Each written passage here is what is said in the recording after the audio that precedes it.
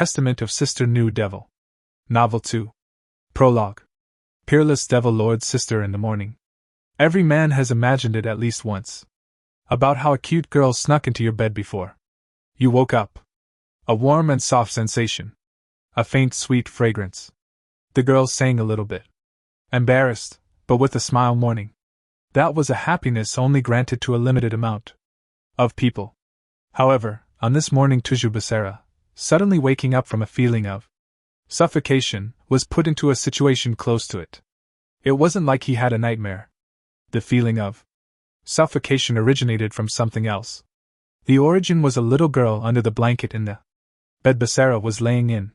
The little girl had crawled up below the blanket, right into the t-shirt Basara was wearing. Moreover, the little girl's adorable face was right in front of Basara's eyes. In other words, the little girl's head shot out of the collar, where Basara's head was already coming out. Good morning, Basara-san. Maria! Wait a sec, Since they were stuck together face to face, not even the slightly movement was possible. No, physically it wasn't impossible. The wide t-shirt Basara wore instead of a pajamas was made of a good material and flexibility. But even though it was made like that, would it endure this excess? Oh no, you cannot do that, silly Basara-san. It is quite dangerous to force yourself to get up. He got pissed off at that reaction but couldn't give a retort. In exchange, Basara stiffened up. Because Basara felt a soft and smooth sensation over the broad area of his chest to his stomach under the t-shirt, under which Maria had slipped into. Without doubt, it was from Maria's bare skin.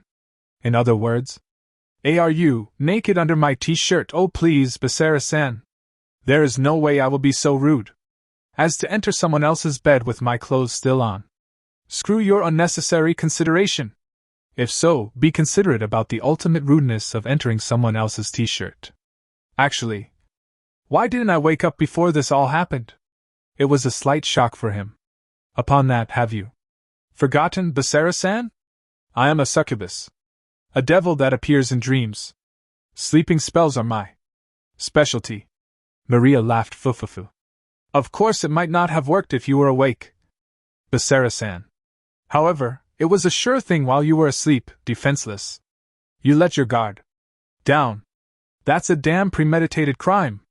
So much for the police when he couldn't even sleep calmly in his own room. Oh please, Basara-san. Even though you are really happy about it. Come on, be honest.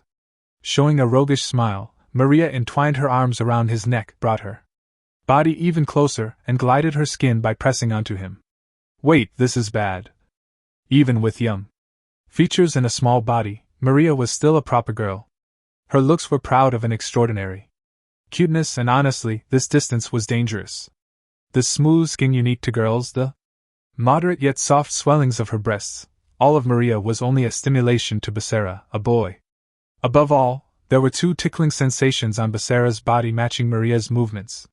It most likely were Maria's nipples, whose sensation became firmer with every rub.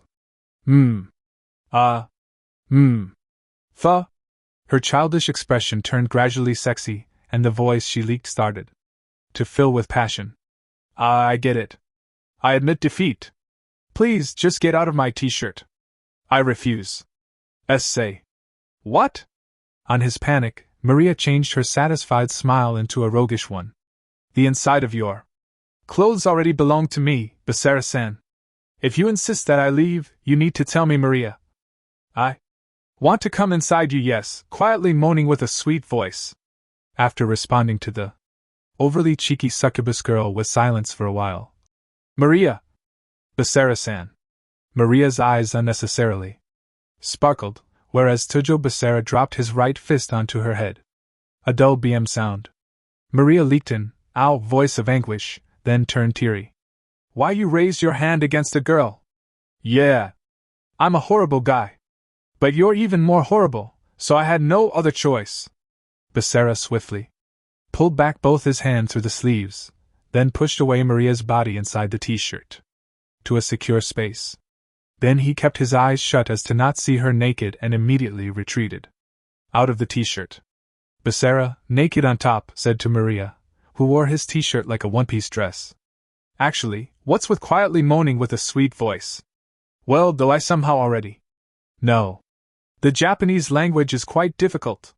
But I believe the important part in communication is to convey your feelings. The mind. No. The important part in communication is etiquette and common sense. First of all, never enter my t-shirt without my consent. I'll sue you for illegal trespassing. Geez, what a morning! Basara left his room wearily. He couldn't let Maria be naked, so he gave up on getting his t-shirt back for now and went down the stairs dressed in shorts and topless. The end of summer with no sight of fall coming. The temperature was still high, so he didn't feel cold. To awaken his half-asleep head, Basara headed to the washroom. While scratching the back of his head, he opened the wood-patterned door and went inside. Inadvertently, he stood still. Because there stood the other girl that was living together with Basara Naru's Mio. Basara came to the washroom to wash his face and brush his teeth, but the place had another function. It was the changing room for those that entered the bath in the back. Therefore, Basara was captivated by Mio and her appearance. A single bath towel, that was how Mio right in front of him looked like right now. She was beautiful. He didn't know if she took a morning bath or shower. Nevertheless, her flushed face, of course, but also her body still covered with water drops and her shiny wet hair that reached till her waist, all of it was beautiful. Moreover, her proportions were already closer to an irregularity than unsurpassable. Her overly tempting big breasts and curves that ran from her slender waist over her bottom down to her thighs drew a charming body line that wasn't typical for the Japanese. That body was clad in a white bath towel, which boosted her sex appeal, and perfectly emphasized that Mio was a girl. Basara inadvertently stood stock still from the stimulation that was too strong right after getting up, whereupon he saw Mio's face getting red, taking a breath. She's gonna scream. The moment he thought so, Basara moved reflexively. He opened the door of the washroom/changing room behind him, rushed out at once and considered how to apologize. However, to avoid such incidents, they supposedly made various arrangements as a countermeasure when they started to live together. Even so, the sign with "Girls' Time" hadn't been hung on the door. Did she forget to hang it? No, Mio wouldn't make such a careless mistake. Then, must have been Maria. Most likely. Before Maria came to Basara's room, she passed by the bathroom and removed the sign that Mio had put up. Nothing unusual for the prankster Maria. How troublesome. That said, he knew what to do. He didn't know if Mio would believe his excuse, but he could only properly explain the circumstances to her and beg for her forgiveness. So Basara nodded with, "Okay," and suddenly realized. Before he had noticed, Mio stood right before him. He had thought for sure that she would be filled with rage, but Mio didn't say anything. Huh? There Basara realized another thing. His left hand was around Mio's waist while his right covered her mouth. And for some reason, Basara was inside the bathroom instead of outside. Just what's going on?"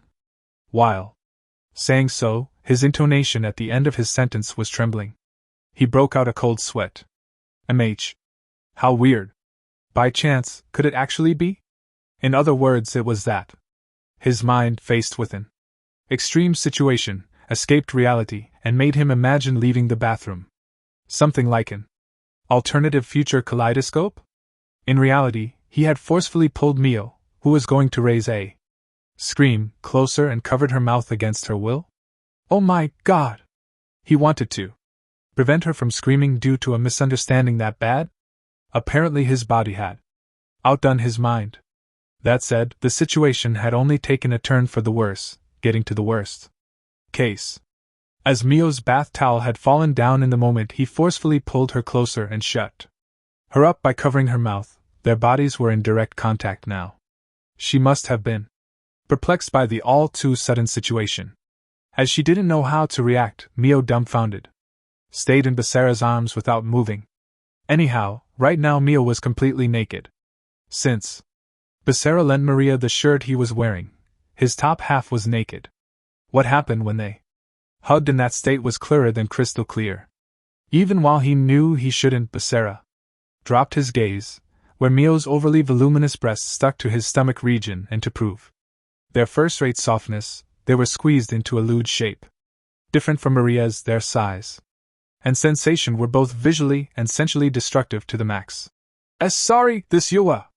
Basara tried to hastily jump back and grandly slipped on the water that had dropped from Mio's body and hair. Naturally, the embraced Mio was dragged into it too. Kaya! Basara instantly reacted to the scream from within his arms. While forcefully twisting his body in midair, he pulled Mio closer and somehow managed to bring his body under hers before they hit the ground.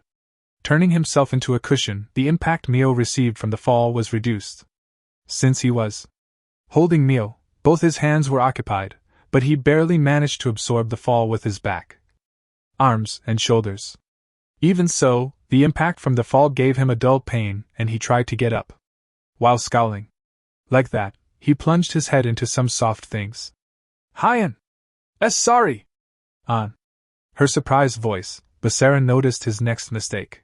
He most likely had buried his face into Mio's breasts. He hastily grabbed Mio's shoulders and tried to get away. Hey ya! Not there! But Mio raised a sweet voice in bewilderment, leaving Basara surprised about the sudden occurrence. Because of Mio's voice, but also because the shoulder he supposedly grabbed was surprisingly soft. Of course, a girl's body was softer than a boy's, with no exception at the shoulders. However, this sensation was clearly from something different than a shoulder. And then Tuju Basara finally realized the situation he was in. Mio's face, who he had thought was right before him, wasn't there. There was only a crack. Her bottom. Whensoever it happened, Mio was on top of Basara the other way round than him. Basara hadn't plunged his head into Mio's breasts, but her groin area. And what he grabbed, believing it to be her shoulders, was her bottom. On top of having ended up tightly holding the curving portion on both sides that lead to her thighs, he ended up spreading that crack by pushing up what he believed to be her shoulders. Basara unexpectedly got a look at Mio's everything. Kyaa! This time Mio hastily jumped away from Basara along with a scream. Grabbing the bath towel on the ground with a red face, she pulled it to herself to hide her body. Why are you coming in when I'm already inside? Pervert! I'll kill you 100 times! Even though there was a more important matter, Mio shouted the original problem as she got upset. Sorry! The door didn't have the sign, so I thought, liar! Come up with a better lie for an excuse, Basara! No, it's not a lie! Really, believe me! Basara opened the bathroom door by pulling it to himself while shaking his head to the sides. See, no sign. Right? No way. I certainly put it on. Mio, seeing that there was no sign, couldn't believe it. Don't tell me you hid it. Did you want to peek at me bathing, and if you were to get caught, you wanted to blame me for forgetting the sign while saying it's an accident? As if. Besides, if I did a cowardly act like that, everything would be over. Living together with Mio and Maria started with the talk about Jin's remarriage. In the end, the remarriage was just made up, but even so, Basara considered Mio and Maria as his little sisters, as his new family. That didn't even change after he found out that Mio was actually the daughter of the previous Devil Lord Wilbert, and that Maria is her succubus attendant. The reason was that the same applied to Basara and Jean as well. However, their relationship was far from normal, and to live together under the same roof, trust was needed. More than anything. Just the other day, Basara drove away the enemy that came after Mio and succeeded in saving Mio from her inherited power that had gone out of control. One way or another, he managed to help the girl he wanted and swore to protect. Before, there had been some anxiety in their mutual trust, but Basara believed that thanks to that incident they would be able to get through together now. As proof. I see. Yeah, right? Mio, calming down a bit, accepted Basara's words. If he had done any dirty act that betrayed Mio, the finally established trust would be ruined. Basara wouldn't do something so stupid, she must have believed so. But then, why? I didn't remove the sign you put up. That only leaves one suspect, right? To be honest, Basara didn't want to suspect the other person living with him. He didn't want to, but she slipped into his t-shirt early in the morning after all. He might have taken her side if that hadn't happened, but now he could no longer cover for her. I see. That's how it is. Then I'll have long talk with her later, Mio said while showing an intense smile, but suddenly. But you should be able to know my whereabouts with the master servant magic. Why did you come inside? Hey, have you forgotten about it in your rage? Basara sighed on her question. Certainly. Basara and Mio had formed a certain contract with magic, and if they wanted, they could locate each other. But we agreed to not search for each other with it unless it's an emergency, since it's an invasion of privacy. At worst, they could find out various things like when one was taking a bath, when one was on the toilet, and for how long they did that. Even if they were a family living under the same roof, it honestly wasn't wise to know that much about the other. Above all, they were teens. A minimal amount of privacy and consideration called for the appropriate indifference needed for a boy and a girl living together. It was a pact made out of necessity for them, and they agreed to not search for each other habitually. You're right, sorry.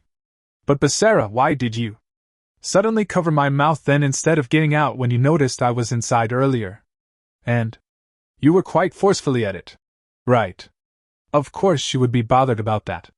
Moreover, why aren't you wearing anything on top today of all days? Asked further with an upturned gaze. Basara was at a loss for an answer. Forcefully covering Mio's mouth was a reflexively unconscious action. To explain the matter about him being topless would also require telling her about the incident with Maria. But he got the feeling that explaining either of these would only sound like an excuse. I'm sorry. Basara lowered his head. He himself was partly responsible for making Mio feel embarrassed. I see, but it's fine, you don't need to apologize, Basara. On this calm voice, Basara made a sigh of relief while raising his head, and then he saw Mio, clad in the bath towel again, grinning while emitting a pale glint from her body. I'll forgive you with 50k volt. The moment she said so, the small lightning she released turned into a high-voltage stream and ran through Basara's whole body. Ah, damn! What a disaster! After Mio gave him that lightning attack and left the bathroom, Basara got into the bath and took a shower. He wanted to wash his body that had carelessly dropped on the floor topless, and while it was the end of summer, the heat was still enough to make him sweat during sleep. Because of that, Mio must have taken a shower like Basara now too. There was a reason to why Basara could accept a situation like that. It wasn't only because he ran into Mio in the bath numerous times or had bold morning happenings with the other gender due to Maria. Maria was, like she proclaimed herself, a succubus, meaning a devil that appeared in dreams, whereas Mio was raised as a human, but could use powerful magic as she was the child of the late previous Devil Lord. Naturally, it would be rather difficult for a normal human to live together with these two. Even so, Basara could stay and live together with Mio and Maria, because he had a tolerance for principles that escaped the common world. That tolerance was related to Basara's birth and past. Suddenly, recalling his past, Basara got a gloomy expression. Even so, I have to keep it together. Basara's reliable father Tujujin was currently out of house due to certain reasons. Put in charge, he had to protect his sisters, Mio and Maria, by himself as the oldest son. While washing away the sweat, the shower gradually warmed up Basara's body. It was a human instinct to wash one's head too when getting it wet. Arg! His body was still a bit numb from Mio's lightning attack, so he couldn't properly wash his head. Leave it to me. Along with a calm voice, slender fingers entered Basara's hair and started to gently wash his head and hair. Just like at a barber, it felt pleasant to have someone else wash your head. Oh, thanks. How thoughtful. Basara noticed the abnormal situation too late, since it was conducted all so naturally, and finally turned around. There was a girl clad in a bath towel making a puzzled face.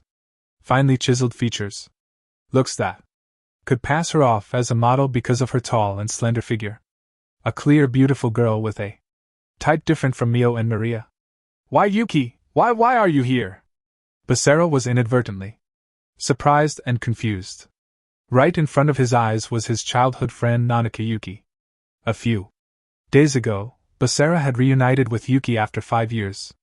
Yuki had become so beautiful that she appeared to be a different person. Basara had only known her young appearance, so he was honestly surprised at her change and growth. That said, they only met each other again and certainly didn't live together. In fact, Yuki shouldn't be in the Tuja house, let alone the bath in the morning. She made her usual expressionless face. I came to pick you up. I wanted to go to school together with you. Is that so? No, wait, how did you get into the house?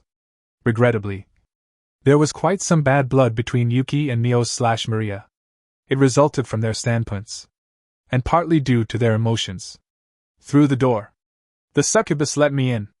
That damn lowly succubus. She wasn't satisfied by just slipping into my t-shirt, she also had to play yet another ridiculous prank. Well, but when did you get into the bath? I didn't want to disturb you so early. In the morning? So I completely erased my presence. Your modesty is getting out of hand. A guy with a weak heart would die when someone suddenly washed his head from behind. Yuki uncaringly brought her body closer. Basara, can I wash you? And no, it's not good to be in here together, Yuki. You know that, right? Why? We often did so in the past. No, that was 5 years ago when we were kids. They both were no longer innocent kids. Even through the bath towel, he could tell. Yuki's body strongly emphasized that she was already a fine woman. Basara hastily wrapped a towel around his waist. Besides, you can try to play calm, but your face is red. Yuki, you're embarrassed, right? Yeah. A bit. But I wanted to take a bath with you. One breath. Do you hate taking one with me, Basara? No, I wouldn't say that I hate it. Being looked at from below at a very close distance, Basara inadvertently averted his eyes out of shame. He was hesitant to say, I would love to. So he equivocated, but she seemed to understand that as a refusal. Yuki-san? Yuki had gotten a somewhat displeased expression. And you took one with Naru's Mio and that succubus, yet you ain't taking one with me? Her speech showed a bit of her dialect. It was a habit that occurred when she couldn't suppress her emotions. The stuff Maria revealed the other day on the rooftop must still affect her, but it was already too late by the time he analyzed that. Hey. Not listening to Basara's attempt to stop her, Yuki undid the knot of her own bath towel. The white cloth fell onto the ground and Yuki's smooth and beautiful skin was exposed. He hastily turned around, but even so he had gotten a good look on how much it grown and how beautiful Nanaka Yuki's body had gotten. Moreover, Basara, let me wash you. Saying so in a more demanding tone than before, Yuki pressed her body firmly onto Basara's back by hugging onto him. Yuki put her cheek against Basara's back, who had gotten all stiff from the earlier destructive sensation. If you don't let me wash you, I'll do something even bolder. Her calm voice was filled with seriousness, so Basara resigned right away. Fine. Wash me. So spare me of anything more. He was neither a hermit nor a saint. He was a healthy young boy. It was bad enough already, so if she were to do anything more, his reasoning would completely break. As she regained a bit of her spirits by getting his approval, Yuki changed her tone back into a calm one with, Then don't move, and started to wash Basara's head. Her gentle and careful handiwork made him feel Yuki's serious personality and, above all, her precious feelings towards him. 5 years, huh? Compared to the time when they were young and innocently washed each other's body, both Basara and Yuki had changed in various ways now. Not just their age, but also their standpoints and relationships. However, there was still something that hadn't changed. How Yuki preciously felt about Basara. Likewise, Tuju Basara kept thinking unaltered about Yuki as someone important. At some point both of them had fallen silent, and a silence came over the bath. But it wasn't awkward. It was just a silence brought about from their feelings. Before long, the water from the shower washed Basara's head clean. Then, Basara suddenly Yuki called out to him from behind. In a really quiet voice. You and Jin-san won't ever come back to the... Basara replied with silence to the asked question. That was the very reason why Basara could accept Mio, a descendant from the Devil Lord, and Maria, a succubus. The Yuki mentioned wasn't referring to a simple village in the countryside. Earlier, Yuki had said that the succubus had let her into the house. That was a statement from someone that admitted the existence of devils like Maria. To protect this world from devils they kept fighting since ancient times. That was Nanaka Yuki's true identity. And Tujo Basara as well had once fought for the same mission. Yes, until 5 years ago, when the cruel tragedy befell the a lot of villagers were massacred by a young man that was possessed by a sealed S-rank evil spirit. At that time, Basara saw a lot of comrades getting killed before his eyes, and even his friends were in danger, so his own power went out of control.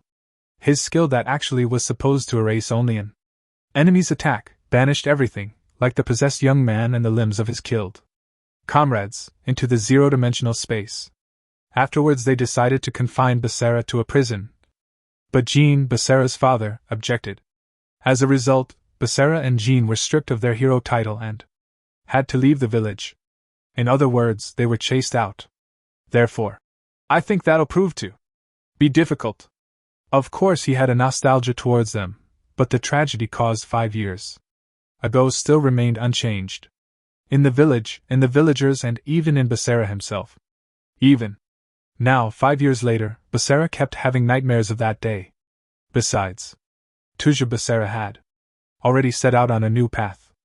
To protect the Mio, who unwillingly inherited the power of the previous Devil Lord and was chased for it by the current Devil Lord and his subordinates. Neru's Mio. Neither the Devil Lord, Mio's standpoint as a devil, or his past as a hero matter. He swore to protect the two as a family, as their brother.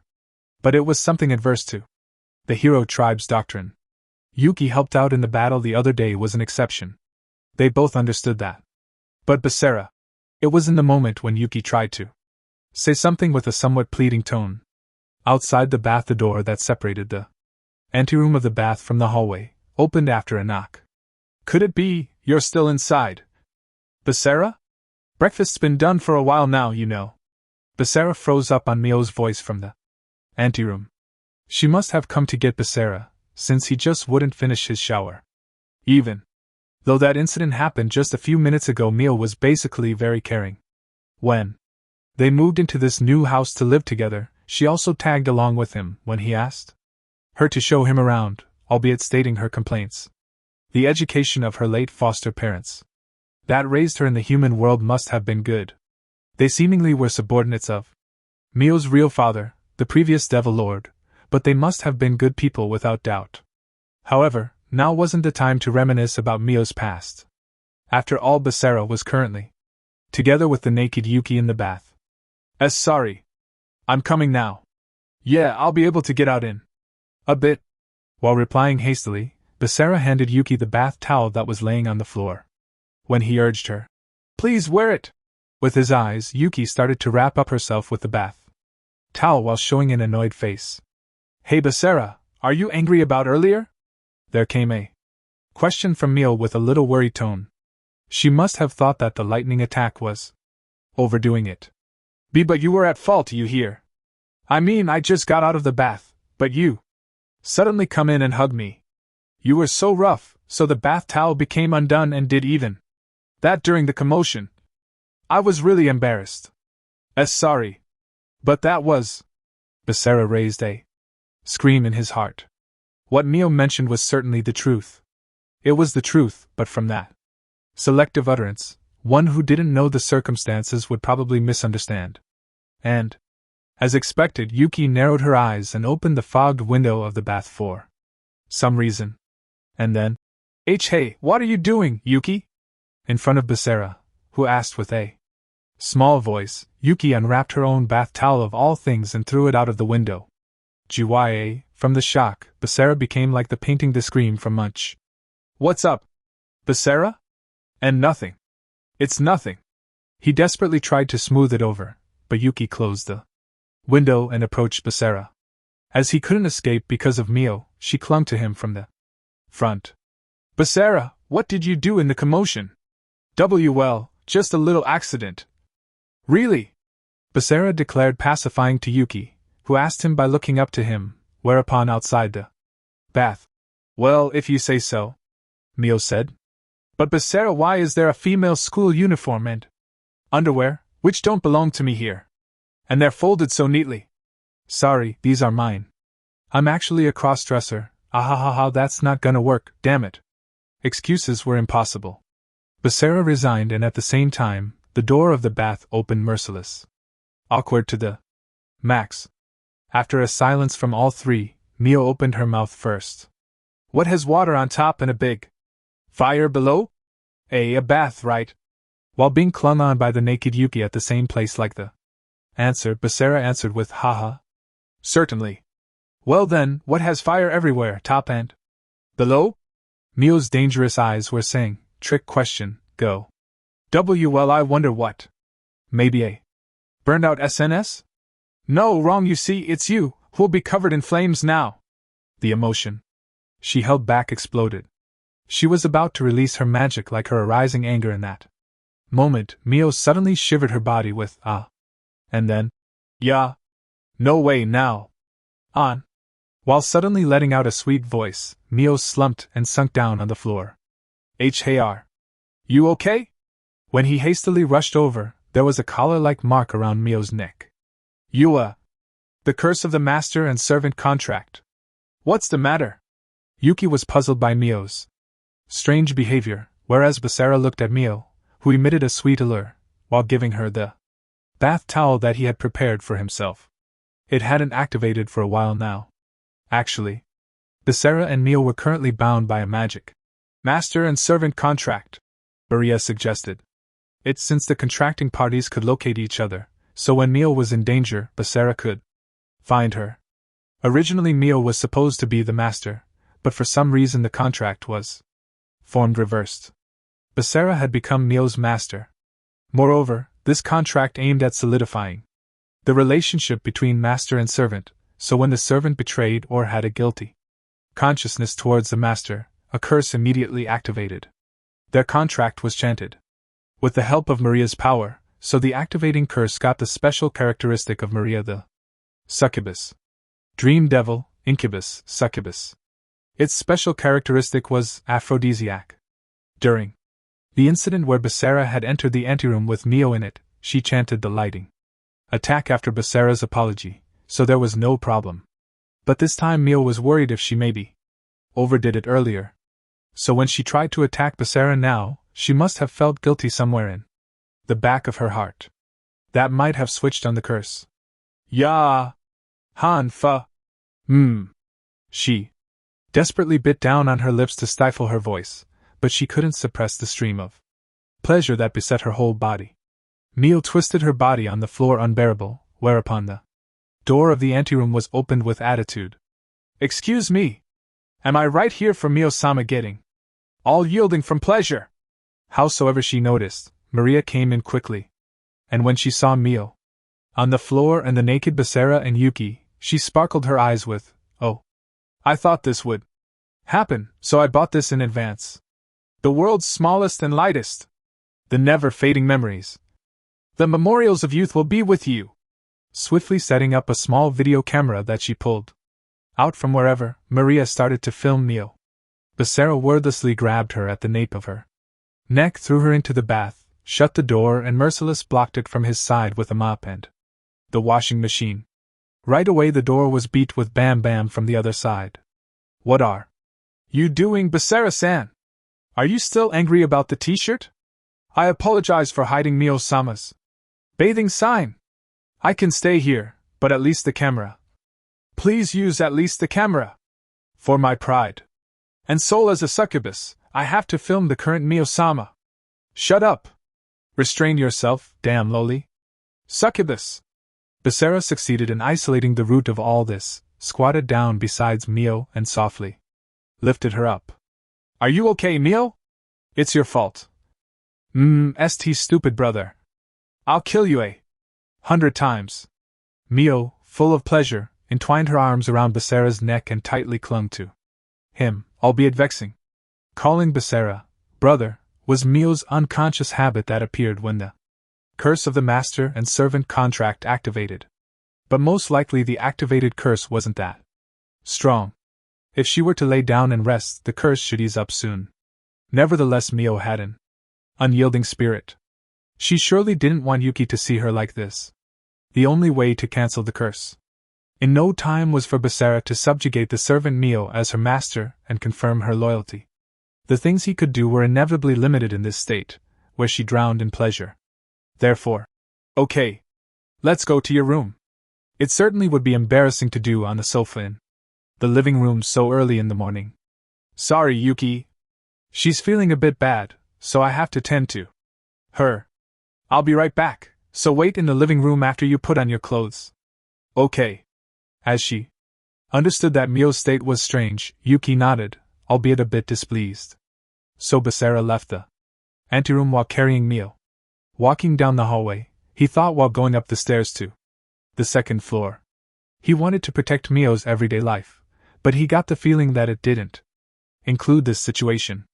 At this rate, Basara's reasoning, endurance, soul and body definitely wouldn't last. At some point he would certainly commit a mistake. He couldn't afford to hurt Mio, his little sister, in that horrible way. Therefore Basara mumbled quietly. It was a shame to abandon the merit of being able to locate each other, but on the next full moon, where we can annul the contract, I'll break this master and servant contract. My body can't take it. Chapter 1. Yakiniku and Youth Special Edition. A sight that was worth being called a masterpiece. A contrast of white and red, stimulating the appetite of the watcher. A brilliant colorfulness that covered the whole of the big table. It was beef that was cut so that it looked extremely delicious from any angle. Yakiniku. In the restaurant, which was like an everlasting absolute justice for him, Basara sat at the table across his classmate Takigawa Yahiro. What's with these beef tongues? They look like they're laying sideways. They're at least 1 centimeter thick, Basachi. Yeah, let's grill them quickly and eat. There's still a lot of other meat too. Oh, okay. Then here I go. Summoning his resolve, Takigawa threw the beef tongues on the field called charcoal grill. Along with the sizzling sound, the delicious smell of grilling meat instantly hung in the air. Then I'll help myself first. With a gulp, Takigawa nervously carried the beef tongue towards his mouth in the next moment. So good. What's this? This is no longer just beef. He widened his eyes and shouted.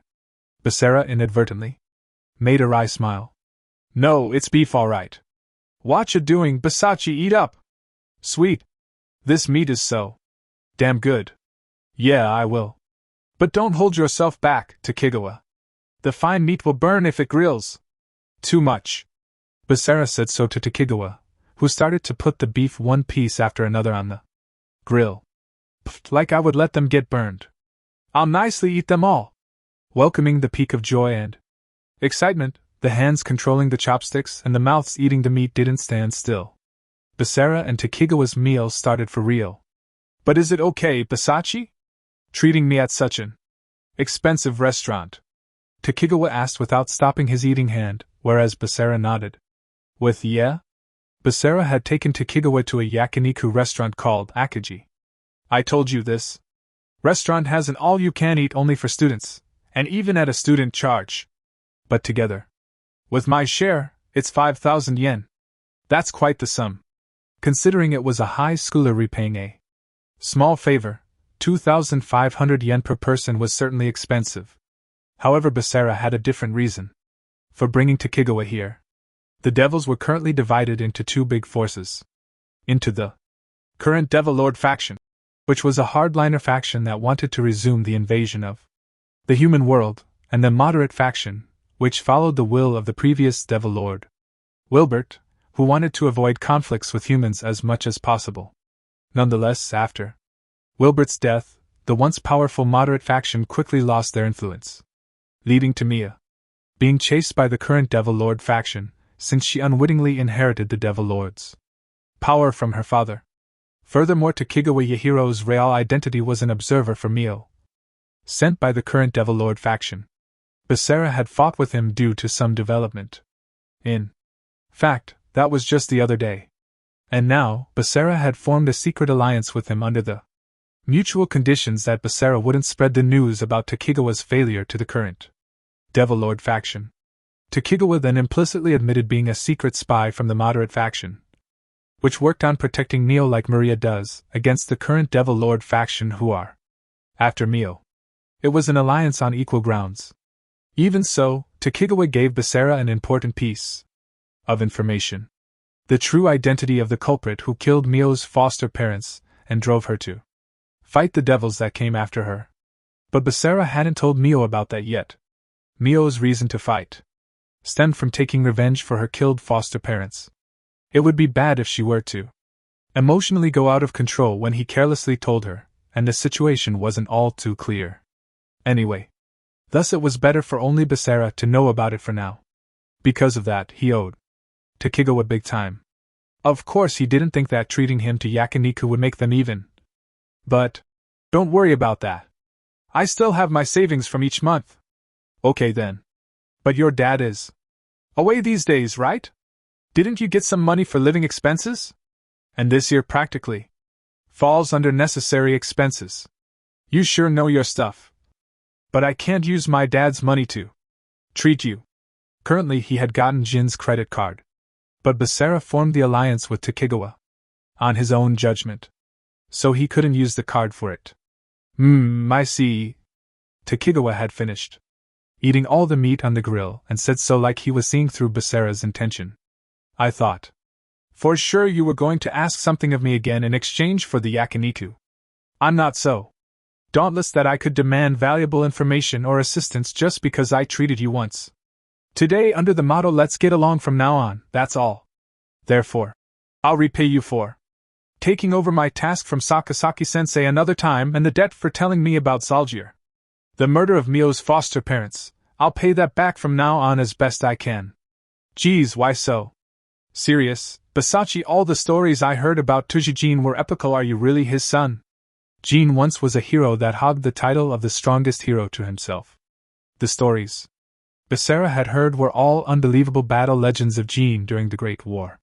According to the stories he had heard from all those that knew the past Jin had apparently become quite pacifistic now, but guess he's famous in the demon realm too? Well, duh. He killed quite a number of our high-class devils in the Great War. Amongst us devils, Tujijin is feared as our strongest enemy, like a war god. When the previous Devil Lord Wilbert ordered the retreat, there were two reasons why the guys, who wanted to keep fighting, reluctantly obeyed. One was Wilbert's clout, who was the strongest devil back then even as a centrist. The other was the fear of Tujijin's monstrous fighting strength. As expected, Jin was such an outstanding man that even Tokigawa, a devil, told him the same again. As his son, it didn't feel bad to have his father praised. In fact, Basara is actually proud of him. And then their conversation temporarily came to a halt. In this silence, they nicely ate the yakiniku with relish for a while, continuing to eat even more silent than at a crab meal. They were about to get to the last plate of their first order when, oh, right, that reminds me, I have some information I'd better tell you, Basachi. Information? You? Sure? Well, it seems like I can trust you. Besides, now that we have teamed up, it would be bad for me too, in various ways, if you were to get into a disadvantageous situation. With that, Tokigawa wearily made a wry smile, and suddenly, his eyes turned serious. During the incident at the park before, Naru's meal let her power go out of control, right? It was quite devastating. I had to secretly patch it up with magic. The news of it still reached the current Devil Lord faction, but also the moderate faction. I don't know yet how the moderate faction will make their move, but the current Devil faction has decided to appoint a new observer, since they have judged that Naru's Mio has awakened the inherited power from Wilbert. Basara froze up on these words. A new observer? Don't tell me, you're being replaced and returning to the demon realm? He had no plans to fully rely on Tokigawa, but right now Basara and the girls overwhelmingly lacked battle strength compared to the current Devil Lord faction. Thus he wanted to borrow Tokigawa's strength until he could read the situation a bit better. If Takigawa goes back to the demon realm. Now. No. My surveillance mission continues. The point is, it feels like they're sending in reinforcement just in case, since there's been development. I mean, the top brass has always been. After the power Naru's Mio inherited. I see. I got cold feet, thinking you would leave. Still, don't let your guard down. With another observer, it surely will be harder for me to cooperate. And while I said reinforcement, it isn't necessarily someone weaker than me. Besides, the master and servant contract between Naru's Mio and you is still new, right? What do you mean? There's something with the master and servant contract that he had to be careful about. That magic has a long history. Since long ago, it has been used quite often and was improved on various occasions.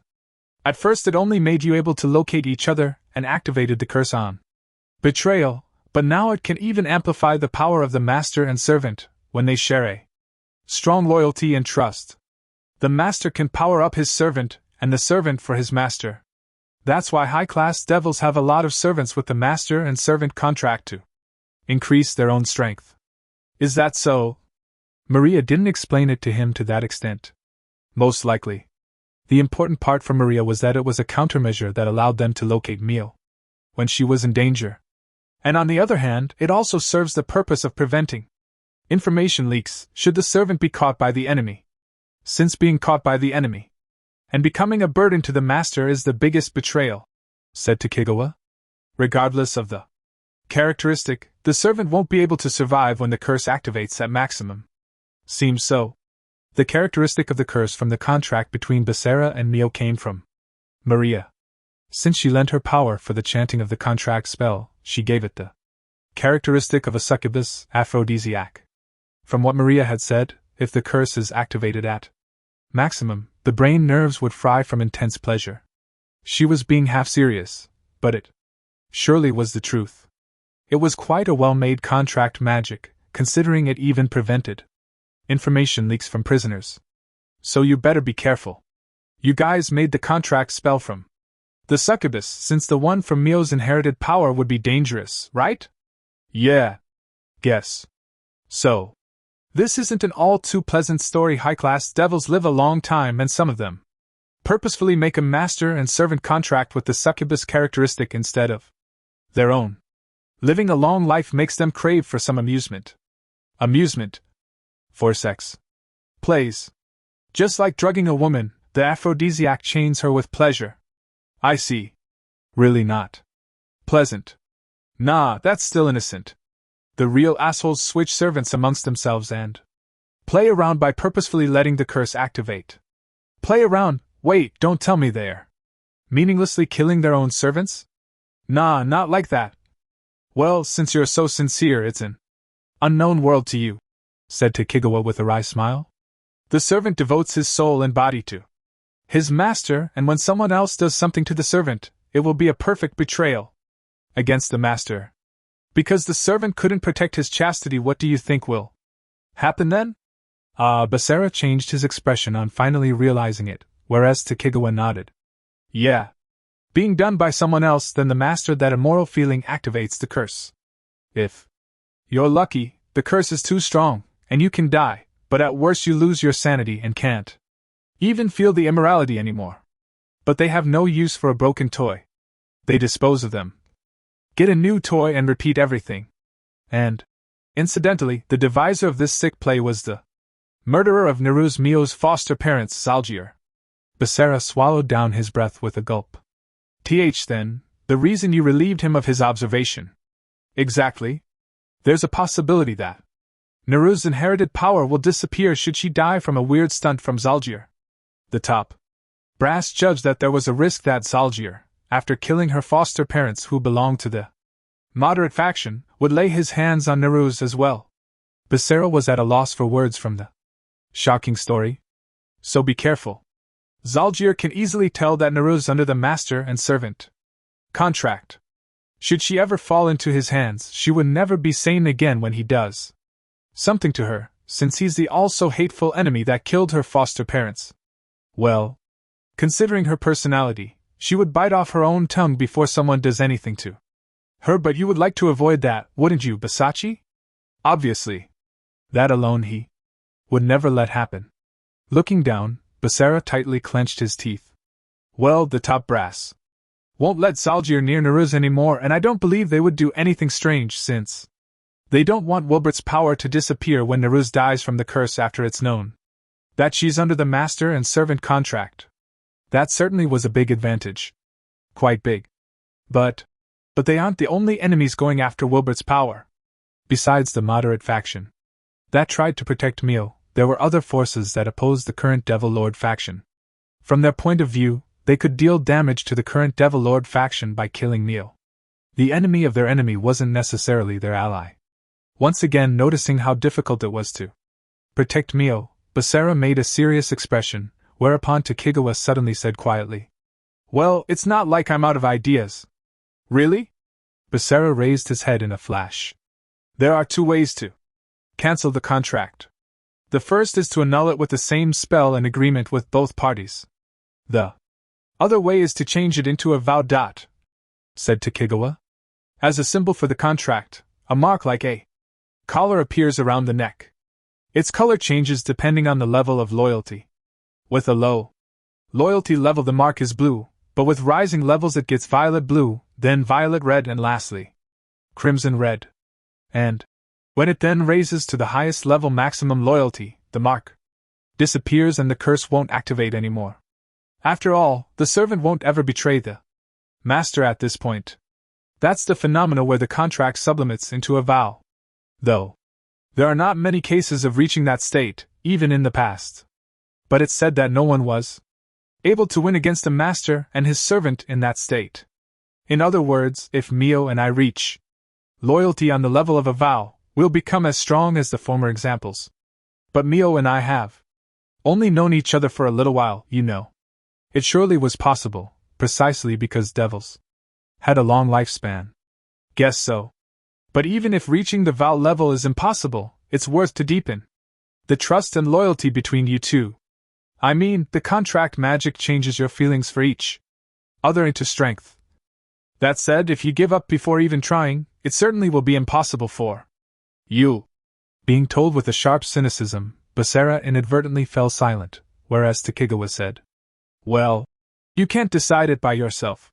Discuss what to do with Naruz. Yeah, I will. In regards? Basara said just that with a low voice. It wasn't like he couldn't trust Mio. Basara had no confidence in himself. He was not a person that could ever get Mio to trust him.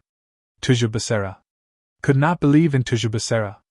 In himself, who once committed a sin and banished a lot of comrades. He couldn't tell her to trust him as he was, even if it ripped his mouth. Basara once again recognized the grave situation they were in and fell silent, whereupon, We have fine meat here, so let's stop the gloomy talk now.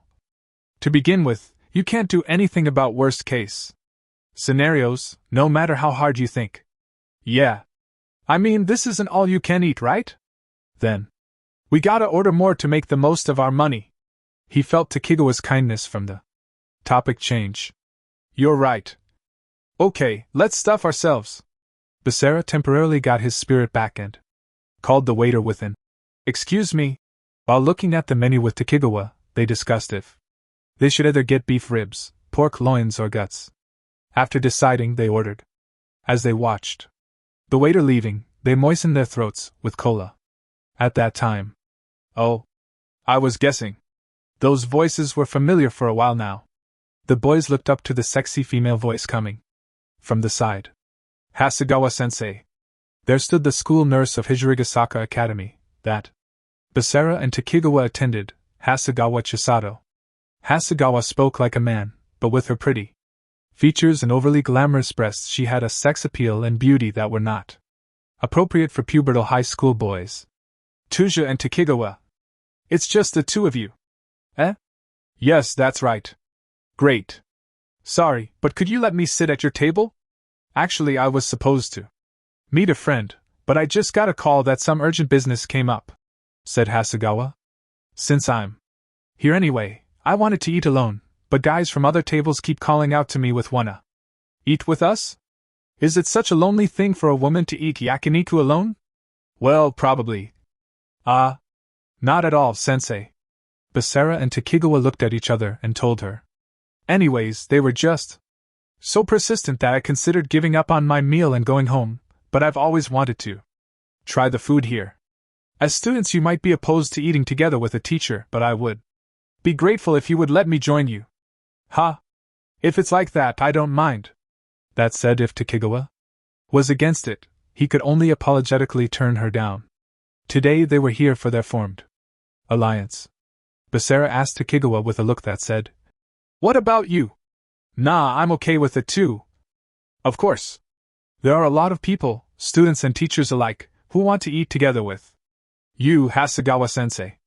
So he says? I see. Then allow me to take a seat. Okay, sensei, since it's decided, next to me is free. Tokigawa grinned and offered Hasegawa the seat next him, but the Hasegawa in question readily sat down next to Basara with an, Excuse me. Ah, but we're having the student all you can eat, so sharing a table would be, don't worry about that. The shop isn't at fault, but they don't want to have me troubled. I'm sure they'll comply with it. Just like she had said, the waiter came with a cold and wet towel and bowed with a, We're sorry. Right after, Hasegawa sat down at the table. Apparently the staff felt sorry for not being able to keep the other customers in check. Hasegawa ordered a drink and a few kinds of meat from the waiter. But I must say, I didn't know this restaurant had an all-you-can-eat for students. Could it be our students often come here? I doubt it. Because it's quite a distance from school, with the station in between. And while it's cheap considering the taste, it's still a bit expensive for a student to casually come here. Right. I didn't know of it either until Basachi took me here today. So you knew about this restaurant beforehand, Tuja? Do you come here often? No, it's my second time. Today. I only moved here during summer vacation. But I came here once with my father, said Basara. My father is a professional photographer, and the owner here is apparently a fan of my father. He once requested a photo and the landscape photo at the entrance that was taken by my father. And additionally to the fee of the photo, we were invited here and treated to a meal. Who? To think this restaurant had a fan of Jain too. You know my father? Surprised? I'm not a passionate fan, but I like his photos. A critic said in a magazine or so that his photos capture the original charm of the subject, a moment that no one else can capture. It can be called an art. Even an amateur like me gets fascinated by it. Thanks. I'll tell my father that you said that next time. With that, Basara lowered his head embarrassed, whereupon the ordered meat and drinks arrived. Since Basara and Tokigawa's additional order and Hasegawa's order arrived together, the table was filled with plates at once. Well then, time to eat. Okay, we better get serious too. Along with their words, the various meats started to dance on the grill, giving off a delicious smell. Amidst that, Basara remembered Hasegawa's earlier words. Jean had left the village along with Basara to protect him. The new path that Jean had chosen to make a new living from was the camera. Basara had suffered a deep mental wound from the tragedy 5 years ago, and seeing Jin's photo that stirred up one's emotions from the bottom of the heart saved him numerous times. At that time, Jean had no longer been the hero that saved the world, but even so, for Basara he was the hero that saved him. Precisely because he saw Jean like that, Basara could honestly think now that he wanted to protect Mio and Maria. Basara and Tokigawa kept eating until the time limit. And this yakiniku day ended with full satisfaction. Since their houses were in opposite directions, he split up with Tokigawa right after leaving the restaurant. And currently Basara walked home together with Hasegawa. But you really don't mind, Tuja? Hasegawa next to him asked. I asked. You to let me sit with you, so I could have paid your bill. No, it's all right, really. I had to pay for it today. It would have been meaningless if Basara hadn't paid for Tokigawa's share. However, still, as Hasegawa still couldn't agree, Basara made a wry smile, thinking what a duteous person she was. Then please treat me on the next occasion, at the restaurant of your choice. Okay. If You're fine with that, I'll invite you another time. Huh, she won't invite Takigawa. Well, I did pay for his share. But I must say, all this about devils and loyalty, you two sure talk about strange things. I don't know if it's a game or manga, but is it popular these days? Apparently she had heard their conversation. Even so, Basara did not panic. Even if they were overheard, most people would mistake it for a game or something on their own, like Hasegawa did. In fact, if you openly responded, it would be no problem. Thus, well, yeah, it's a game. I see. I have no clues about this, so I don't understand, but youngsters sure get hyped up on it. Is it that fun? Well, depends on the person. Everyone has his own enjoyment. I guess so. But at least it seems like you're quite hooked on it, Tuja. What makes you say that? Because you sounded so serious when you talked about it with Takigawa. Hasegawa pointed out with a teasing tone. Yeah, you might be right. While dropping his gaze a little bit, Basara declared. Even if it's a game, I definitely can't afford to lose. It wasn't like he was optimistic. The situation they were in was indeed severe. The newly dispatched observer. The existence of Zalgir, who killed Mio's foster parents. The advantages and problems of the master and servant contract. There were a lot of things he had to consider dealing with. Then, Suddenly Basara was enveloped by a soft warmth. Then he noticed in what kind of situation he was. Hasegawa, who had walked next to him, had entwined her arms around his neck and embraced him. Her big breasts enveloped his face like they were burying it. As sensei, not knowing how to respond to the sudden event, Basara was in a flutter. Don't move. It's okay, so stay still, Hasegawa said with a rebuking tone. Geez. Out of the blue you fall silent, only to make such a worried face then. Think about how a teacher feels when her student makes such a face in front of her. He thought he had suppressed it, but his irritation and impatience must have shown on his face. Sorry. There's no need to apologize. Worries are a part of life, especially for a boy your age. But remember that there are people who can't leave you alone when you're like that. Basara nodded lightly, then allowed himself to rely on Hasegawa's attention a little bit. When he closed his eyes, he could feel her kindness and softness much better. Thank you. I'm fine now. Before long, he declared his gratitude, whereupon Hasegawa released Basara's head. But even though Hasegawa pulled away both her hands from around his neck, she now entwined them around his waist. What? Sensei? I told you that I can't leave you alone. You can consult with me now for as much as you can tell me. Well, but... Basara inadvertently uttered hesitation, whereas Hasegawa slowly brought her face closer. Or are you against talking with me, Tuja? He couldn't say no.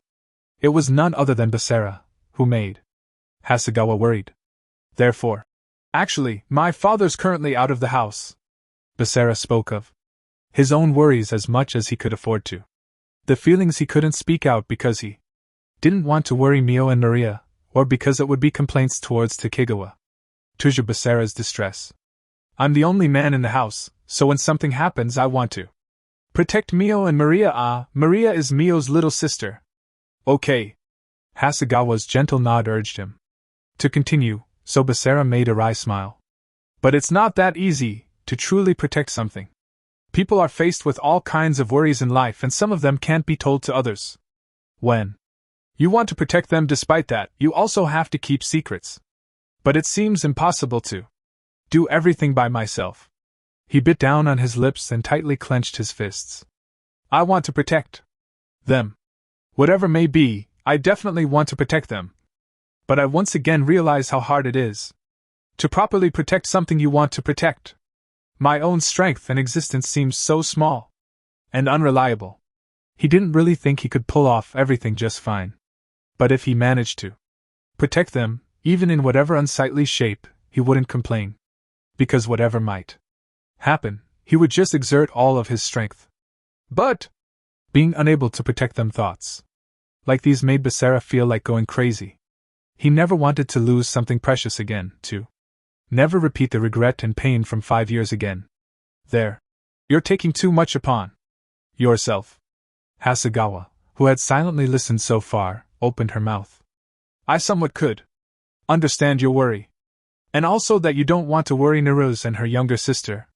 Because of it. But when you're treasuring your new family, your little sisters, then you should properly communicate with them. After all, if it's something you absolutely don't want to lose, you need to properly grasp and understand the situation and position you're in. The most important thing for that is the cooperation and mutual trust between the protector and protected. Once you have that, you can start to come up with an actual countermeasure. But you know, it's mostly impossible to accomplish everything perfectly. So you set your priorities and draw a line from where you won't back off at all costs, and just protect that no matter what. A line from where I won't back off at all costs. Yes. For example, you certainly have to keep secrets, but it's not the secrets you're supposed to protect. You should closely think about what it is that you truly want to protect once again. What he truly wanted to protect, he ruminated those words that Hasegawa spoke out in his heart. I understand. I'll do so. When Basara affirmed, Hasegawa nodded, satisfied with a good. In the next moment, Basara was kissed on the cheek. When his thoughts stopped due to this sudden event. Blessing and guidance, for the future of. Hasegawa removed her lips from his cheek, and he heard her mumbling something. He inadvertently became dumbfounded. Sensei. Sorry, it was a reflex. It's a little charm in the countryside I'm from. Don't worry about it. Smiling with that, Hasegawa removed her hands from Basara and started to walk. Even if it was on the cheek, a kiss was a kiss. He had thought for sure that there was something behind it, but apparently there really was no deep meaning to it, judging by how relieved he felt. Therefore, Basara went after Hasegawa and walked next to her, matching her pace, while thinking about what he truly wanted to protect and the line from where he wouldn't back off at all costs. After parting with Basara and Hasegawa, Takegawa Yahiro headed in a different direction than his house. It was a sport grounds in a somewhat tasteless area between a sewage plant and an industrial waste treatment plant. In the middle of the lawn on the grounds, Takegawa stood still all alone. The grounds were dark, since the opening hours were long over, and no one else was there. However, took you long enough. Suddenly a throaty voice called out to him from behind. My bad. There are a lot of customs I have to follow when acting like a human. Takegawa turned around to the voice. Upon that there stood a devil in front of him that was so big that he had to look up. Just the presence of this huge stature gave off an intimidating air. To think the reinforcement would be you, Vargar. What do you mean by that, Lars? Got a problem with me? Takegawa, called by his devil name, shrugged his shoulders with, not really. The other day Takegawa had filed a report about the incident with Neo letting Wilbert's power go out of control to the current Devil Lord faction. It had 3 main points. First, Neo temporarily released Wilbert's power, but it didn't awaken fully. Second, the surveillance from the hero tribe through Yuki. And third, the previous hero Basara had become Neo's current family. It would be troublesome if the hero tribe interfered at worst. Takegawa had thought for sure that the top brass would peacefully advance things by observing the situation for a while, but of all things, they sent over the aggressive fighter Valgar. It seemed the top brass only saw that Wilbert's power sleeping in Neo was starting to awaken. And as expected, now then, I shall have a look at the target.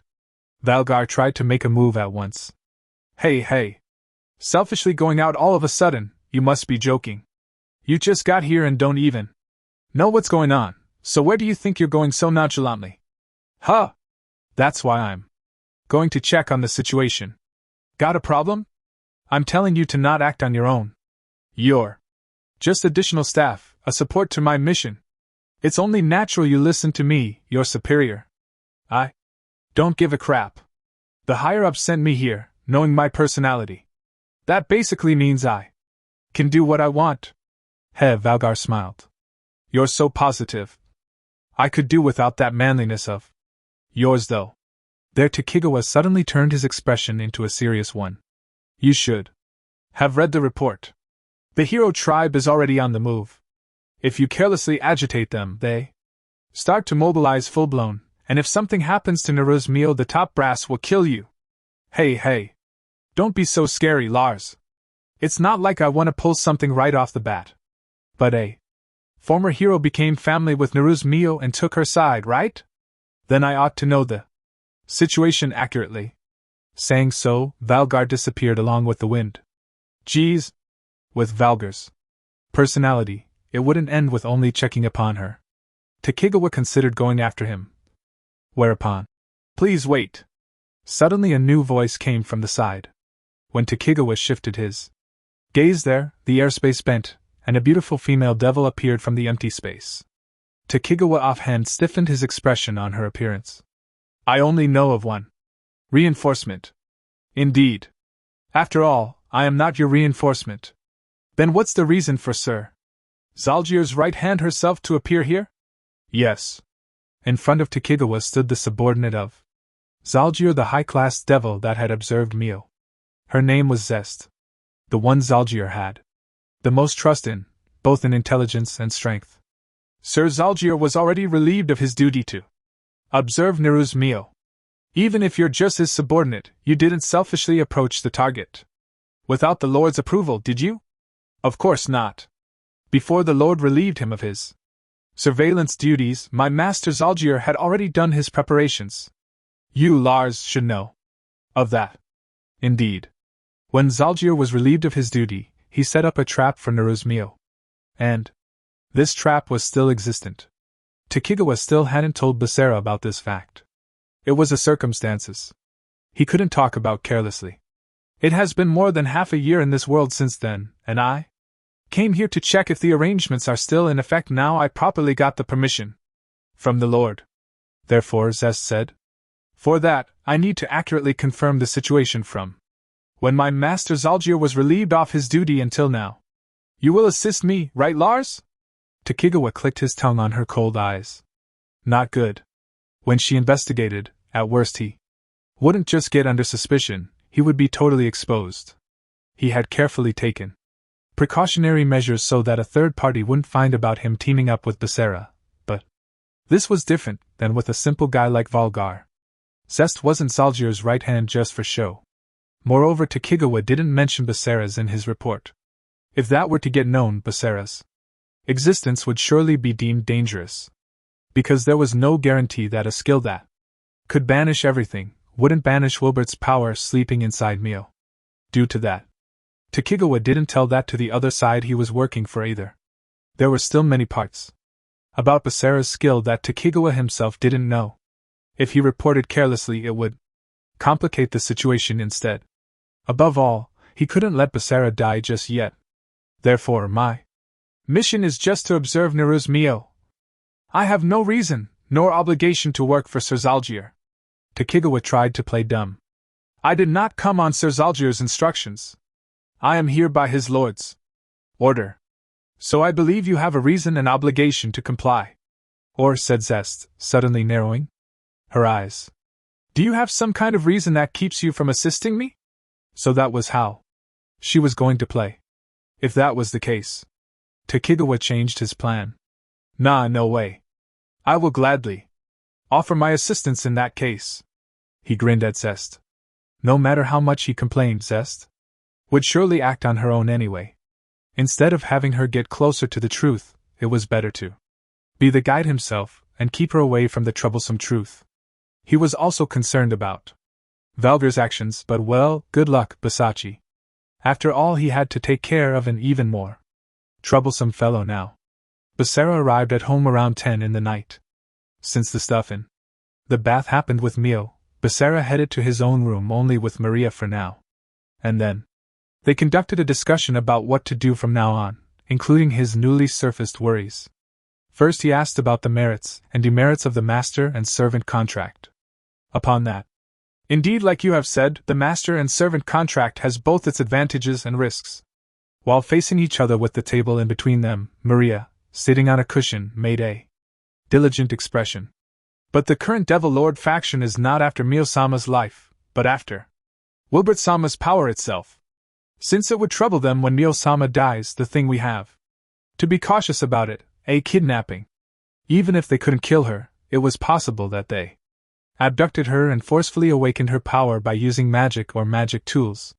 Maria nodded. With yes. However, the master and servant contract allows the master and servant, who have linked their souls, to locate each other when they want, so it is easier to guard, but it also makes it possible to come to one's rescue when abducted. The reason I had you two form the contract was to have a precautionary measure for such kidnappings. The enemy certainly couldn't afford to let Mio die, so more importantly than the risk of having something happen to Mio because her curse activates from the guilt of being kidnapped, it was to not have her get abducted at all. And even if she were to get kidnapped, they ought to think how to save her. In fact, Mio tried to solve things all by herself the other day, as to not drag anyone else into it, when Basara suffered a severe wound in the fight with the masked Takigawa on the rooftop of the school. And the reason Basara somehow could make it in time for Mio's dilemma was that he could locate Mio due to the master and servant contract. Of course, Takigawa had anticipated Basara's arrival back then and purposefully took his time, so that Basara would make it in time. However, from now on it wouldn't go like that. According to Takigawa, a new observer from Mio was dispatched. I get it. But, Maria, why didn't you tell us so then? Including the case of hiding the matter with the curse, she was being way too secretive. Upon that, I am sorry. Considering Mio-sama's personality, I believed it was wiser not to mention it, said Maria. Mio-sama may not be all that honest, but she is genuinely kind and above all very earnest. The instant effective merit of being able to locate each other aside, if I had told her that both your powers would level up when her trust in you increases, she would have unreasonably tried to do something about it, and thus screwed it up. Instead. Sounds plausible. Mio was different from Basara, who had trained as a hero from a young age on. Until her foster parents were killed half a year ago, she lived as a normal girl. To tell Mio to handle her emotions objectively was absurd and impossible. So instead of carelessly telling her the truth, Maria must have thought that it was wiser to wait for her trust to develop naturally. But then you could have at least told me. Well, we haven't been together for long, so it might be difficult to blindly trust me. Oh no, I perfectly trust you, Basara-san. But, said Maria, if Mio-sama were to find out later that only we two knew about it while she was left out, it is possible that she would lose all trust in both you and me. Before, when the living together with Mio and Maria was decided, Jean knew all about their true identities and aims, but stayed quiet and pretended to be deceived. Precisely because of that, Basara and the girls could repair their once broken relationship after finding out that fact. The reason Maria kept quiet about all kind of facts regarding the contract was surely out of her consideration for Basara and even more so for Mio. Therefore I would have liked to keep it hidden from you too, but I never expected that you would investigate about the contract, Basara-san. A miscalculation, said Maria. Either way, did you hear this from Basara-san? The power enhancement from a deepening trust aside, the information about some high-class devils using the succubus characteristic in the contract for fun should be only known to very few devils. Well, I have my ways. I'm a former hero after all. Even if I was chased out of I still have one contact or the other. Since he couldn't tell her about Takigawa, Basara said it in a roundabout way to hide the truth. But I guess it's better to keep the contract for now then. We have to make our plans with that in mind. Please leave it to me, Basara-san. This may sound pretentious, but I came up with the best plan for this situation. Maria expressed her approval. Please come this way. Saying so, she invited Basara over to the back of the room in front of the computer. He sat down on the chair and naturally faced the PC monitor on the desk, whereupon, Now excuse me. Hey, what are you? Maria lowered her waist onto Basara's lap, who was bewildered. She must have taken her bath already. Maria wore a defenseless attire of just a pajama at the top and shorts below. Basara regretted his own decision to change into a t-shirt with matching shorts when he came home and anticipated their discussion to be long. The supple material of the shorts Maria was wearing and her smooth thighs, both of these were strongly emphasizing that Maria was a girl. Her body washed with body soap gave off a sweet fragrance, which only her body could produce with her body temperature. Do you like it? The smell of a girl fresh out of the bath. Like she had seen through his inner turmoil, Maria turned around in his lap. Maria pressed her bottom onto his groin area and fidgeted around. And not really. Anyway, get off. No. What we will do now is something necessary for Mio-sama and you.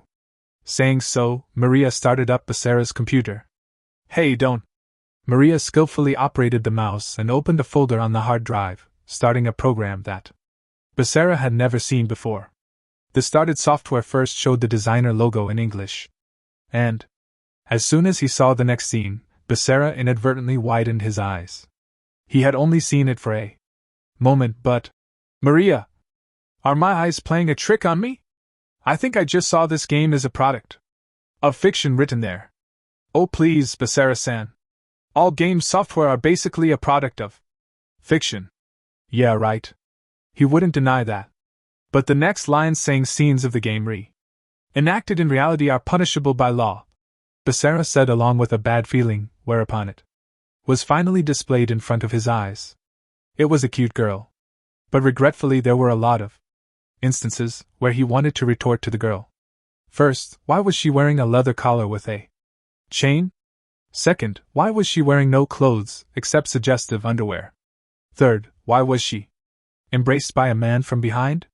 And above all, why was the girl looking at him with wet eyes from ecstasy, even though she was in such a situation?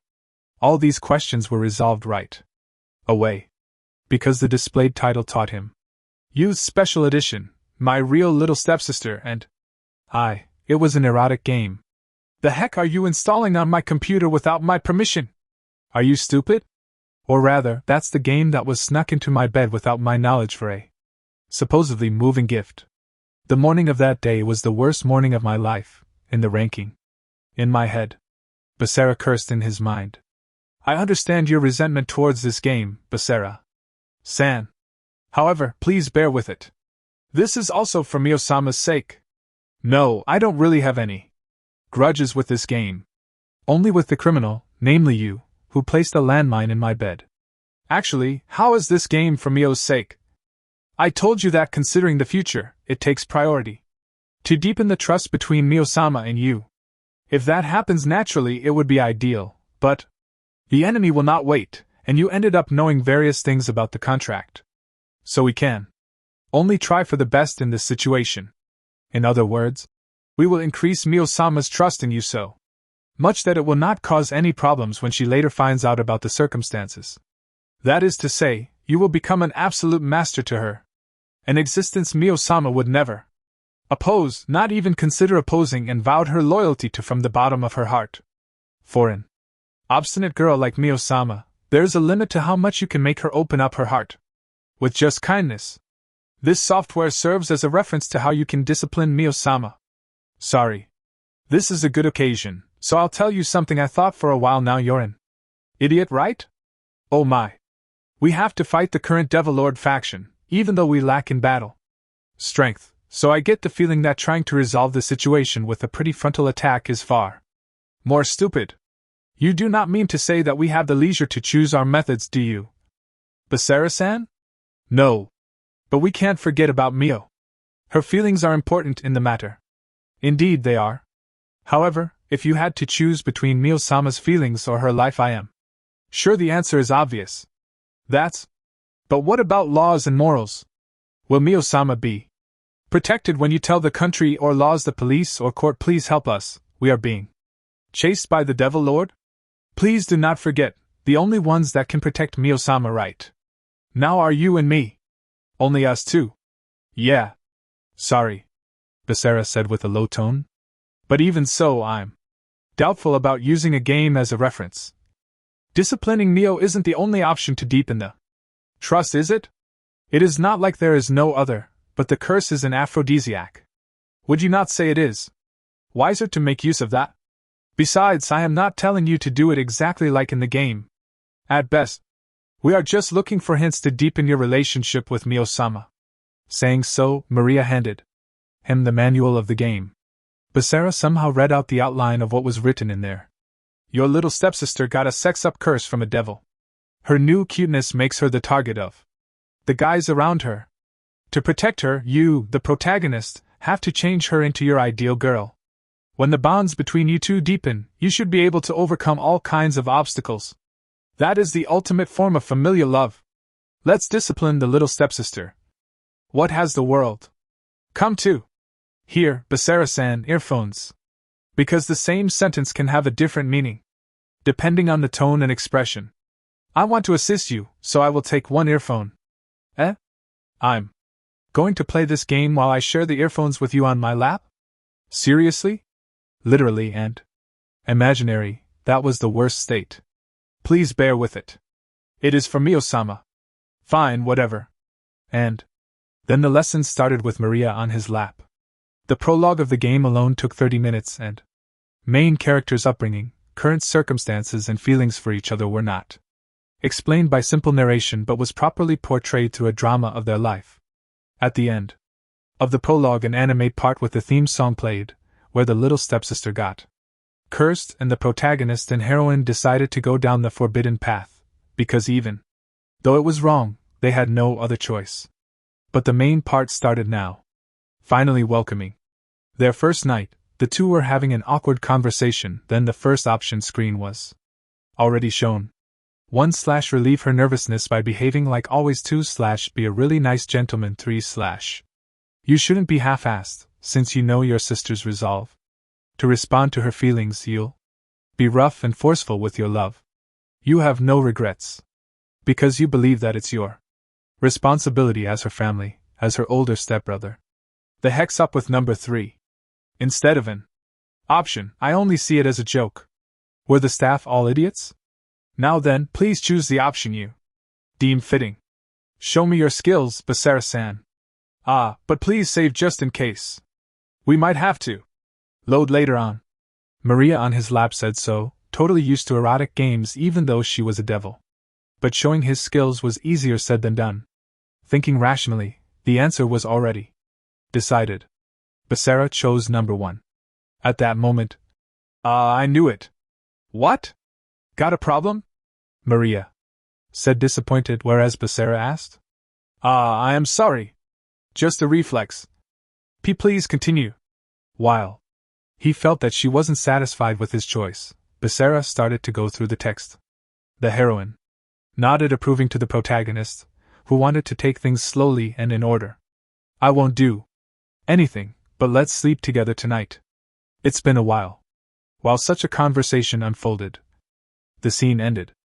And on the next day, when the protagonist woke up, the heroine was gone. Instead, there was a letter. In the letter, it was noted that the heroine apparently had made a bet with the devil to see if the protagonist would show courage, and she lost that bet, so she was going to be the plaything for the devils in hell now, but she was happy to be treated so kindly by the protagonist until the end. Then the screen turned black. The words bad end were displayed. What kind of development is that? You cannot tell?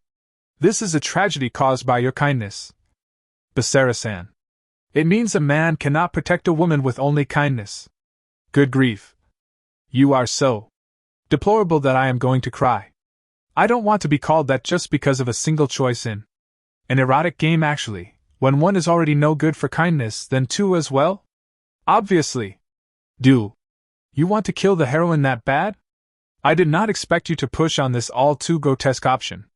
Were your parents killed by her in your previous life, or something? Wait. How are you imagining? My previous life? A previous life, where the heroine of an erotic game killed my parents, was just too miserable. Geez, you are so hopeless. Maria sighed, then overlapped her small hand with Basara's, which was grabbing the mouse.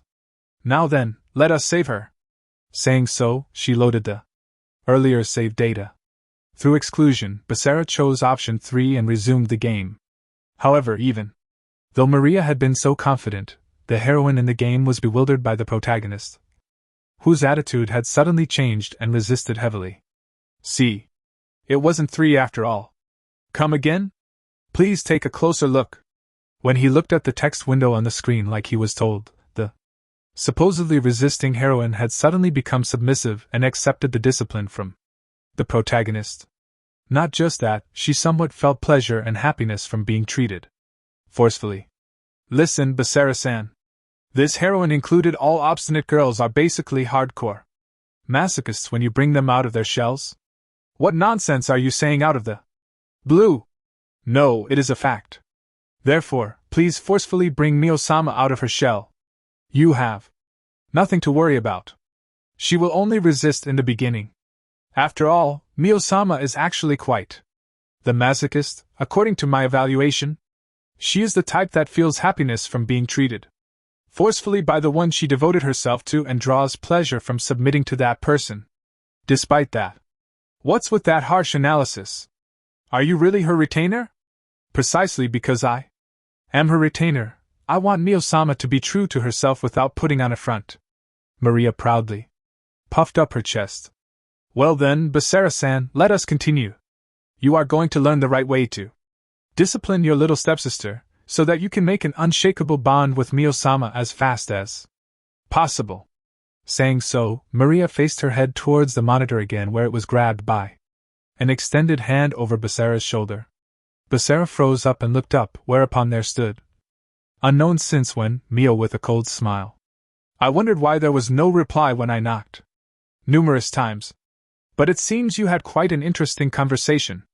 Maria's body went rigid on that uttered chilly voice, and she turned around while instantly breaking out a cold sweat. Mio-sama. Yes? Let me explain. Yeah, go on. I'm curious what you'll tell me. But do. You have a minute before that, Maria? Don't worry, it won't take long. Mio said so and walked away, dragging Maria along at her head. What are you doing, Basara-san? Stop looking and please help me. Did I not teach you to be forceful? Now is the time to forcefully take Mio-sama. Ouch, it hurts, Mio-sama. Maria struggled when the pressure in the hold on her head was increased, whereas Basara put his hands together in a prayer. Forgive me. It's just impossible. Sorry, but rest in peace. He sighed with few saved. But Mio turned around to him at the door. Basara. Just to tell you, you're next. Glared at with sharp eyes that could only be labeled as super sadistic, Basara could only nod. And afterwards it took quite some time to explain the circumstances to Mio and have her understand, after she finished her lecture with Maria. They were difficult hours that reminded them of the value of life. There was something that gradually became darker proportional to the night. A place all the moonlight or streetlights of the world would never reach. Darkness. People avoided the pitch-black darkness, where they couldn't see ahead and seemed to get sucked in, because they instinctively understood that danger lurked there. However, there were those that loved the darkness, in contrast to humans.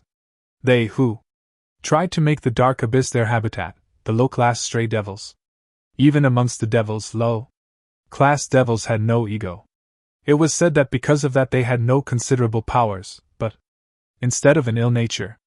To avoid an all-out war with the heroes, the devils didn't excessively attack humans in the human world, but the low-class devils lacked the intelligence to process that.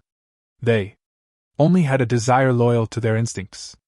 And in this night, when everything except convenience stores, family restaurants or fast food stores had closing time, something arose from the darkness. In a back alley in the corner of the shopping district. That something blended in with the darkness and kept staring at the main street from the dark back alley. Just like it was waiting for its prey to pass by. And then the moment when a young woman passed by before it. The stray devil mercilessly attacked the woman. A human without any special abilities could not see a devil. And while a stray devil's was weak compared to devils, it was far superior to an average human. Thus the woman had no way to oppose and became the stray devil's prey just like that, or was supposed to. However, in the next moment, a suddenly released slash cut off the stray devil life. And existence itself. It most likely didn't even realize that it was erased. The remains of the stray devil vanished into empty space. I knew it, a lot are attracted A voice said so by spitting out a heh. At the same time, 3 silhouettes emerged from the darkness in the back alley from behind where the stray devil had been. They were 2 young men and 1 girl. Was that wise, Takashi?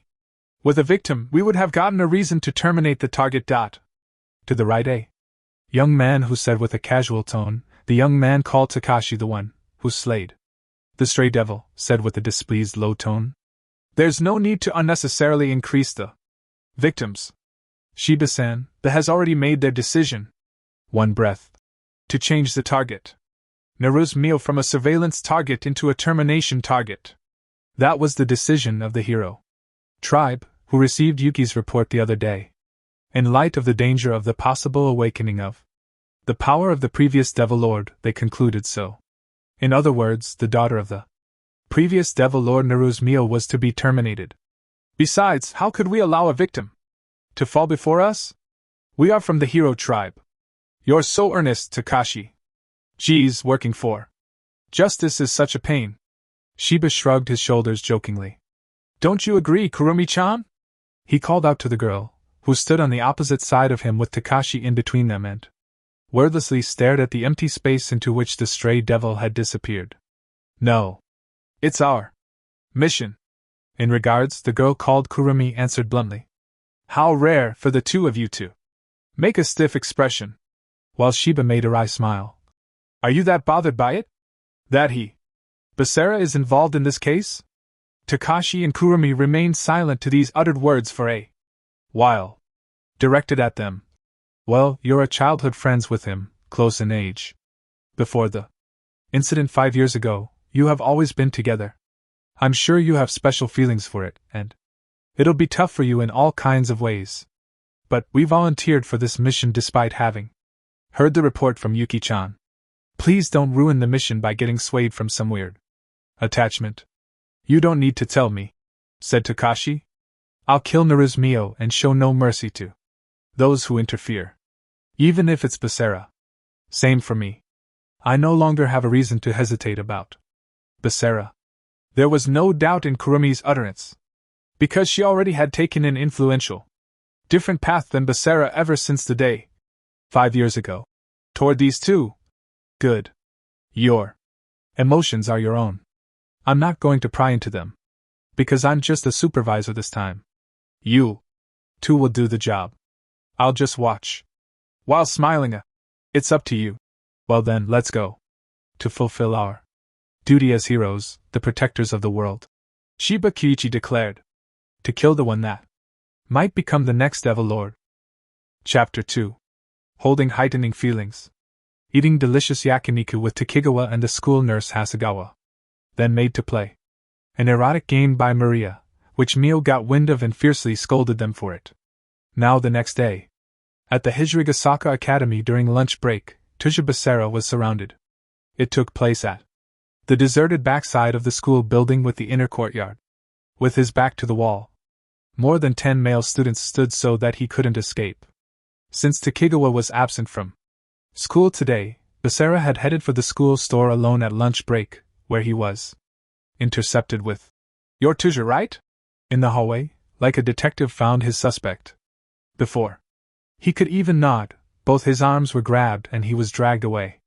Well, Basara himself wanted to confirm something, so he didn't mind that, but, do you need something from me? Since they were his seniors, Basara asked with a polite tone. So I say, but he could mostly guess why it came to this. Naru's-mio, his little stepsister, and Nanaka Yuki, his childhood friend. Both his classmates as well, they were something like idols in the school, respectively called Princess Mio and Princess Yuki. Since Basara only transferred here recently, he didn't know much about the affairs at school, but according to Takigawa, they even had some passionate fans. And it seems you're living together with Princess Mio. I hope you're not doing anything funny to her? We heard our Princess Yuki hugged you, but are you really just childhood friends? 2 guys, apparently each the leader of the Mio and Yuki factions, asked him that. These words were surely based on the fact that they considered Mio and Yuki to be theirs. Still, such guys were really around, huh? The lively type, the serious type, the rustic type, and the slightly frivolous type. There truly was a rich variation amongst Mio and Yuki's fans. But right now these guys were one at heart. The looks filled with hostility aimed at him told him that hard and fast. That said, these eyes weren't of someone who was manipulated or lost one's sanity. A man's jealousy wasn't to be underestimated, but this should work out. Extreme emotions gave openings that were easily exploited. Basara had once checked out what kind of guys were Mio and Yuki's fans, since it was thinkable that they were manipulated by the enemy devils that were after Mio, and at least the guys in front of him weren't a problem. Well, considering Mio's future, it would be safer to dissolve these groups. And Basara, even in his current state, could overwhelm this number of ordinary guys. Basara confirmed the position and breathing of the male students in front of him, and simulated their action in his mind. He would knock out the nearest guy by stepping one step forward and ram his palm into his chin, then he would make the dumbfounded guys on the right and left faint with a strike to the abdomen. During the opening due to the other flinching, he would move forward, where he would make use of the charge from the opponent, who finally started moving on the very right, and throw him to the left. There he would collapse into two others. Closing the distance to the remaining 5 at once with the top speed, he would use the knee of the stiffed-up guy in front of him for a jump, extending his jump by kicking the back of the guy's head with his sole of the foot. He would land behind the 2 leaders, who stood at the farthest back, and knock them out with a strike of the side of the hands to their necks. Seeing their leaders collapse onto the ground, the last 2 guys would lose their will to fight.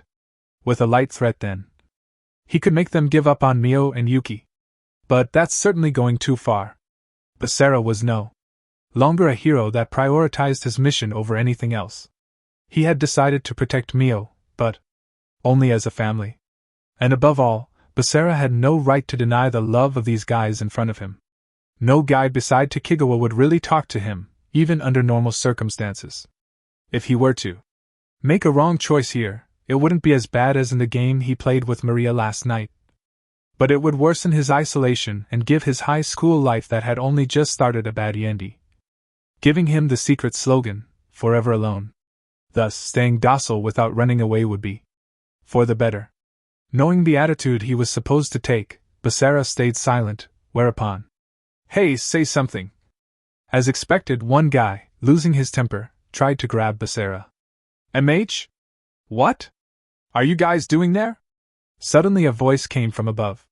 On a look, there was one male teacher looking down from the passage on the 2nd floor. It was Sakasaki Mamoru, the homeroom teacher of Basara's class. Seeing him, the male students, "TCH.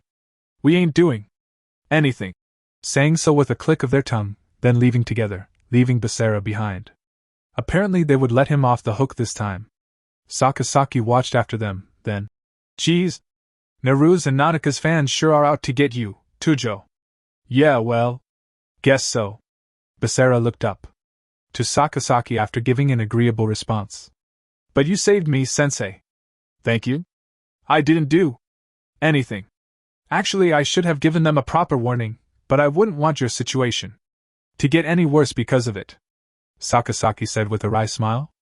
"But if they do something to you—" "No, if it seems they'll do something to you, then tell me right away." "Yes. Thank you." When Basara replied with a nod, Sakasaki said, "See you," and disappeared into the passage. "Now then, I gotta hurry to the store." He didn't really want to attend the afternoon classes without having had lunch. He headed there in hope that something wasn't sold out yet. "Basara!" A calm voice called him to a halt. The girl appearing from the shadows of the tree in the inner courtyard was Yuki. "I see. You called the teacher." Because I thought it would be better than coming out myself." Yuki nodded. Indeed, some of them were fans of Yuki. Before making things more complicated by having Yuki carelessly cover for Basara, it was better to have Sakasaki, a third party, to intervene. "Thanks for the help." "What's up?" His childhood friend stared at him silently, whereas Basara asked, "Actually, I have a favor to ask, so I looked for you."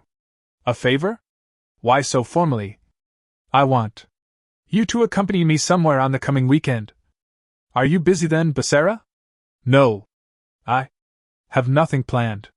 Upon that, Yuki said, I'm glad, and grabbed the sleeve of his uniform tightly. Then Yuki said with a quiet, yet clear tone, It's a date then, Basara, with just the two of us. And now it was Saturday morning. Leaving the house, Basara headed for the meeting place with Yuki under the sky with the perfect weather for a date. The arranged time was 10 o'clock in front of the station. He arrived 10 minutes early, but Yuki was already there. Morning, Basara. Since it was a holiday, Yuki wore casual clothes. He had only seen her in her school uniform so far, so the casual clothes gave Yuki fresh novelty. That said, her personality was showing in the choice of her clothes. The plain arrangement, including a slightly dark cardigan, embodied Yuki's docile personality. However, Yuki's clear complexion wasn't something that could be subdued by plain clothes. In fact, a lot of the passing by people were inadvertently captivated by Yuki for a while now. Amongst them, some even stopped. Basara felt a slightly bit superior. Morning, Yuki. I thought I would be the first here, but I guess I made you wait. No. I only arrived here shortly before 2. Yuki shook her head to the sides. Shortly before since. When? 1 hour ago. That early? Man, that was too early. So much that he was no longer happy about her waiting for him but felt guilty instead. At least give me a call. I would have come earlier too then. It's fine. I wanted to wait for you. Well, okay if you're fine with it. But Yuki, call me next time when you're too early. Because I don't really want to make people wait for me. Next time. Mumbling a repeat like parrot, Yuki brightened up her expression a bit. Okay. We'll do so. Next time. Yeah, please do. Okay, let's go then. Saying so, Yuki and Basara started walking towards the ticket gate of the station. Their destination was the shopping district downtown. Because it was a holiday, the platform was crowded with people who wanted to go downtown like them. After they passed through the ticket gates, they lined up in a relative short line in the train, entered the station soon enough. However, the train was already packed, and when Basara and Yuki boarded the train, the passenger count naturally increased. All seats were occupied and there were no free handrails or straps either, but Basara somehow managed to get to the door that connected 2 wagons together with Yuki. Yuki leaned her back against the door and Basara somehow got into a posture of standing shielding in front of her. Even so, the available space within the wagon was limited, which made their bodies get into direct contact if they wanted or not. Ugh, this is a lucky no, quite the unfavorable posture. A part of his true feelings were showing through. But he couldn't help but feel the warmth and softness of Yuki's body in her sweet fragrance. Are you okay, Yuki? Because the train started moving, Basara asked while turning a bit red. I'm fine. And you? Me as well. On the clattering shaking of the train, the crowd leaning onto Basara's back pushed him forward. Sorry. Yuki turned red along with a short voice, whereas Basara hastily apologized. They were in direct contact anyhow, yet they got into an even more unbelievable posture now. His right leg, more precisely its knee, had gone between Yuki's thighs, spreading them out. And speaking of thighs, it was perfectly under Yuki's skirt. Actually, Yoa is this. The soft sensation that pinched his knee from the left and right were surely Yuki's inner thighs. If so, then the soft sensation on his thigh was Basara, your leg is touching. Sorry. An outrageous it's touching situation. Every time the train shook lightly, Yuki released a nasal voice and lightly trembled her body with a shiver. It was a disturbance beyond awkward. Basara tried to somehow pull his leg back, but since someone was behind him, leaving no space, it was pushed forward right away again. Not giving up, he repeated that procedure numerous times, whereupon Yuki tightly clung to his chest. While flushing her cheeks embarrassed, she had shifted her gaze downwards. Basara, all your movements have been rubbing against it. The words were declared with a frail voice. Understanding the meaning behind them, Basara's heartbeat accelerated at once. Sorry! That wasn't what I. What should I do?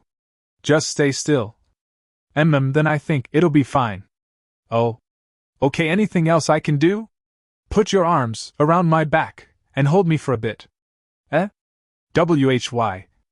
Because my body is being pressed against the door. It's a bit painful. Ah, right. Then he had no choice. He had no choice in this case, hadn't he? Oh, okay, excuse me then. Like? Yuki asked him to. Basara entwined his arms around her back and hugged her. Upon that there opened a small gap between Yuki's back and the door. And? A bit better. On these words, Basara gave a sigh of relief, but his heartbeat didn't calm down. Yuki's body was warm, soft, and gave off a sweet fragrance, and above all, Basara's right leg was still between Yuki's thighs. There were people spying on Basara and Yuki from the next wagon.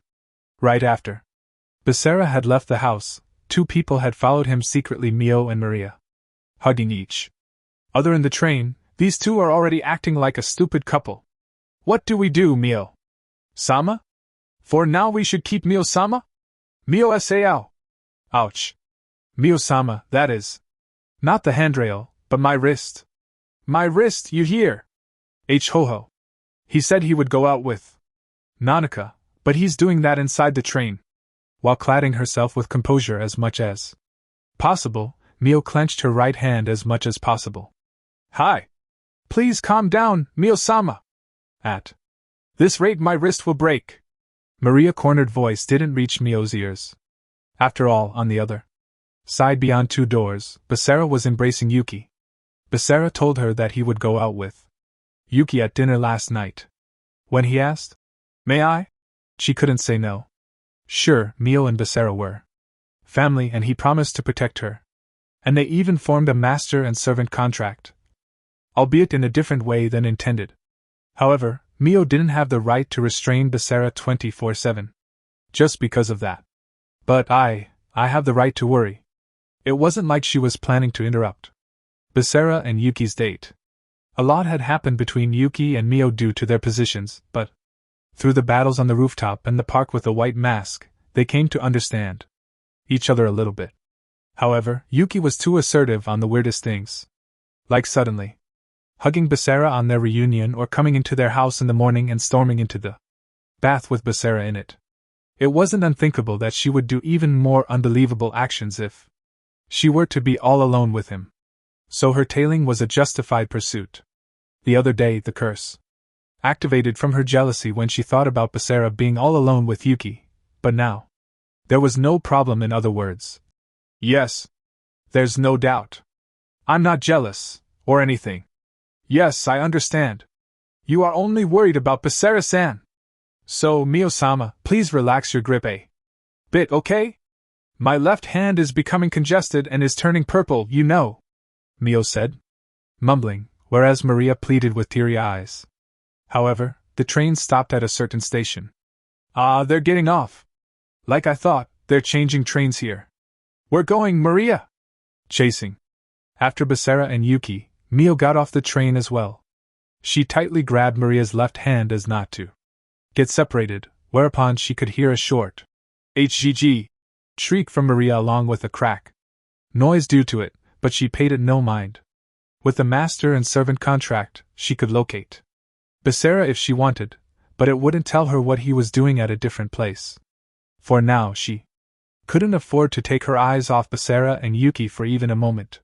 Transferring once, the train arrived at the destination station after the scheduled 40 minutes. It was just before noon. Yuki suggested to have lunch first and Basara agreed. It wasn't like Yuki liked fast food. But she thought that there was no place more benefiting than this for a high school couple eating out. Nanaka Yuki, living her life so far as a hero, didn't know what a normal high schooler was like. The reason she currently attended a high school in Tokyo was that she had the task to observe the daughter of the previous Lord Devil, Naru's Mio. She simply was here for her mission as a hero. But only for today. At least only for today she wanted to be a normal girl. It was a city full of youngsters and moreover a holiday, so the store was already crowded. Yuki wasn't all too comfortable with crowded and noisy places, but the nearby seats were filled with young couples. And above all, Basara was stuffing his cheeks with a hamburger across from her. Amidst this situation, MH? Something wrong? He might have sensed her restless mood. Basara looked at her puzzled, whereas Yuki shook her head with, no. She wasn't used to the taste of the hamburger or the fizzing carbonic acid of the cola, but even so Nanaka Yuki tried to savor the taste as an important memory with Basara and her high school self. When they left the store after their meal, they headed for today's main event, buying clothes. Entering a fashion mall that was even famous as a landmark. Wow! Basara next to her mumbled, overwhelmed. Because the mall was filled with girls looking for popular fashions. The loudly playing BGM made it rather lively. However, a problem arose. While heading towards the elevators, they briefly passed by the shops. But to be honest, Yuki had no idea where she should go. Careless. She had thought for sure that, by coming here, she would naturally find some clothes. The first floor technically had an information booth, but to be honest, she didn't even know what to ask for. Wavering about what to do, Yuki showed a weakness for the first time here. Hello, are you looking for something? Suddenly the clerk of a nearby shop called out to her. Mio watched that scene from a distance. It must have been an unforeseen situation. Yuki was obviously panicking on the sudden happening. Towards her. Excuse me for suddenly calling out to you, you look troubled, so I just wanted to help you. The female shop clerk said so with a carefree smile. What are you here for today? You seem kind of hesitant, so are you just looking around without a special aim? If so, why not take a look at our sales? We have stocked up on our new winter collection. But however, Yuki showed hesitation. Because the one who had called out to her was a clerk from a shop that sold mainly street-style clothes in vivid colors. It wasn't really the type of brand that Yuki liked. As far as Mio knew, Yuki was more of the docile type. She came to the holy land of fashion for youngsters on her date with Basara, but she must have been taken for an easy target. Mio had guessed the aim of the clerk. Yuki obviously gave off an aura that she wasn't used to this place at all. Like the clerk had said, right now it was the period when the new winter collection started to sell. For the shop it was the most profitable season, so the selling quota got harsher. Due to that, some clerks wanted to score sales by persistently palming off customers. The female clerk kept talking on and on as to press for an answer. It is part of my job to help people dress up, you know? I am sure I can help you. For example, I believe this would suit you perfectly. Quickly grabbing a hooded jacket from a nearby shelf, she held it up against Yuki's body. See, totally terrific. It fits with a lot of other clothes, so you can make all kinds of arrangements. Terrific indeed. The shop clerk recommended a shocking pink hooded jacket with lame. It was possible that she recommended it because Yuki was rather meek. Moreover, it fits with other clothes because you want to sell more. Starting with the hooded jacket, the clerk likely intended to sell various products as a whole arrangement. Seeing the persistent clerk, Maria next to her said, his childhood friend seems troubled, yet Basara-san is not helping her out at all, is he? In their field of vision, Basara was scratching his head next to Yuki, not knowing what to do. No, he's trying to offer her help. For a while now. But it seems he isn't used to such a place either. The clerk is a woman too, so he doesn't know how to deal with it. It surely was too much to expect Basara, a boy, to do something that he couldn't even do with Yuki, a girl. Well, even if Yuki was troubled, it was nothing of Mio's concern. Basara wasn't any better. He was all over Yuki in the train earlier, so a bit of trouble for him now was just fine. Mio just watched them from a distance and had no plans to help them. However, Mio-sama? Mio heard Maria's question, who was supposed to be next to her, from behind. Before she noticed it, she had moved forward, briskly getting in between Yuki and the clerk. Sorry for the wait, Nanaka. She linked arms with Yuki and pulled her away. Okay, let's go. Yuki was surprised on her sudden appearance. Same for Basara next to her. However, Mio didn't care about that. Pulling on Yuki's arm, she tried to leave the place, but her supposedly forward-moving legs were stopped against her will. The clerk was grabbing Yuki's sleeve. Oh, are you her friend? How about you come in together? Your friend just took a liking to her new collection. The shop clerk certainly was experienced. She wouldn't let go of her prey she got a hold of so easily. Even while her mouth formed a friendly smile, she pinned down Mio with her sharp look. However, Mio showed a friendly smile as well. No thanks. But this, no thanks. Hey, at least take a closer look. No thanks. When she repeated the same words to the persistent clerk, the clerk let go of Yuki before long. She must have accepted that no matter what she said, she wouldn't sell anything. How she sent them off with a smile and, "Please come by again," in the end, showed how much of a professional she was. As soon as Mio got to the elevator area without any shops by still dragging Yuki on her arm. "Just to tell you, it's only a coincidence," she declared, so shouting, after turning around to Basara, who leisurely followed after Yuki. Mio? It's just by chance. I was shopping with Maria when I saw you guys by chance. And since you were troubled, I had no choice. Really? It's nothing else but that. Please calm down, Mio. Sama. If you get too ruffled, you will dig your own grave. I'm not ruffled, Mio shouted while turning bright red. Not good. Forcing her way in on the spur of the moment was all fine, but she had moved without thinking up an excuse, so she was saying nonsense now. But I mean, it couldn't be helped. Because her body moved on reflex. She probably didn't want to lose to Yuki. During the battle in the park the other day, Yuki had helped Mio, even though she actually had no obligation to do so. That was the undoubted truth, even if she couldn't forgive that it could have killed Basara. Mio got the feeling that she would lose to her if she were to ignore the troubled Yuki. Despite that. Yes, it surely was her nature. Neru's Mio didn't want to lose to Nanaka Yuki. That was all. Anyway, thanks. At this rate we would have been persuading into buying. Right. Yuki? Next to Basara, who said so with a sigh, Yuki nodded wordless. Her slightly frustrated expression probably originated more from the negligence of needing help rather than from displeasure of being helped by Mio. So, how's it, Yuki? Did any shop catch your eye? When Yuki gave no clear answer, Basara softened his expression. I see. Then what do you want to do, Yuki? Look around a bit longer?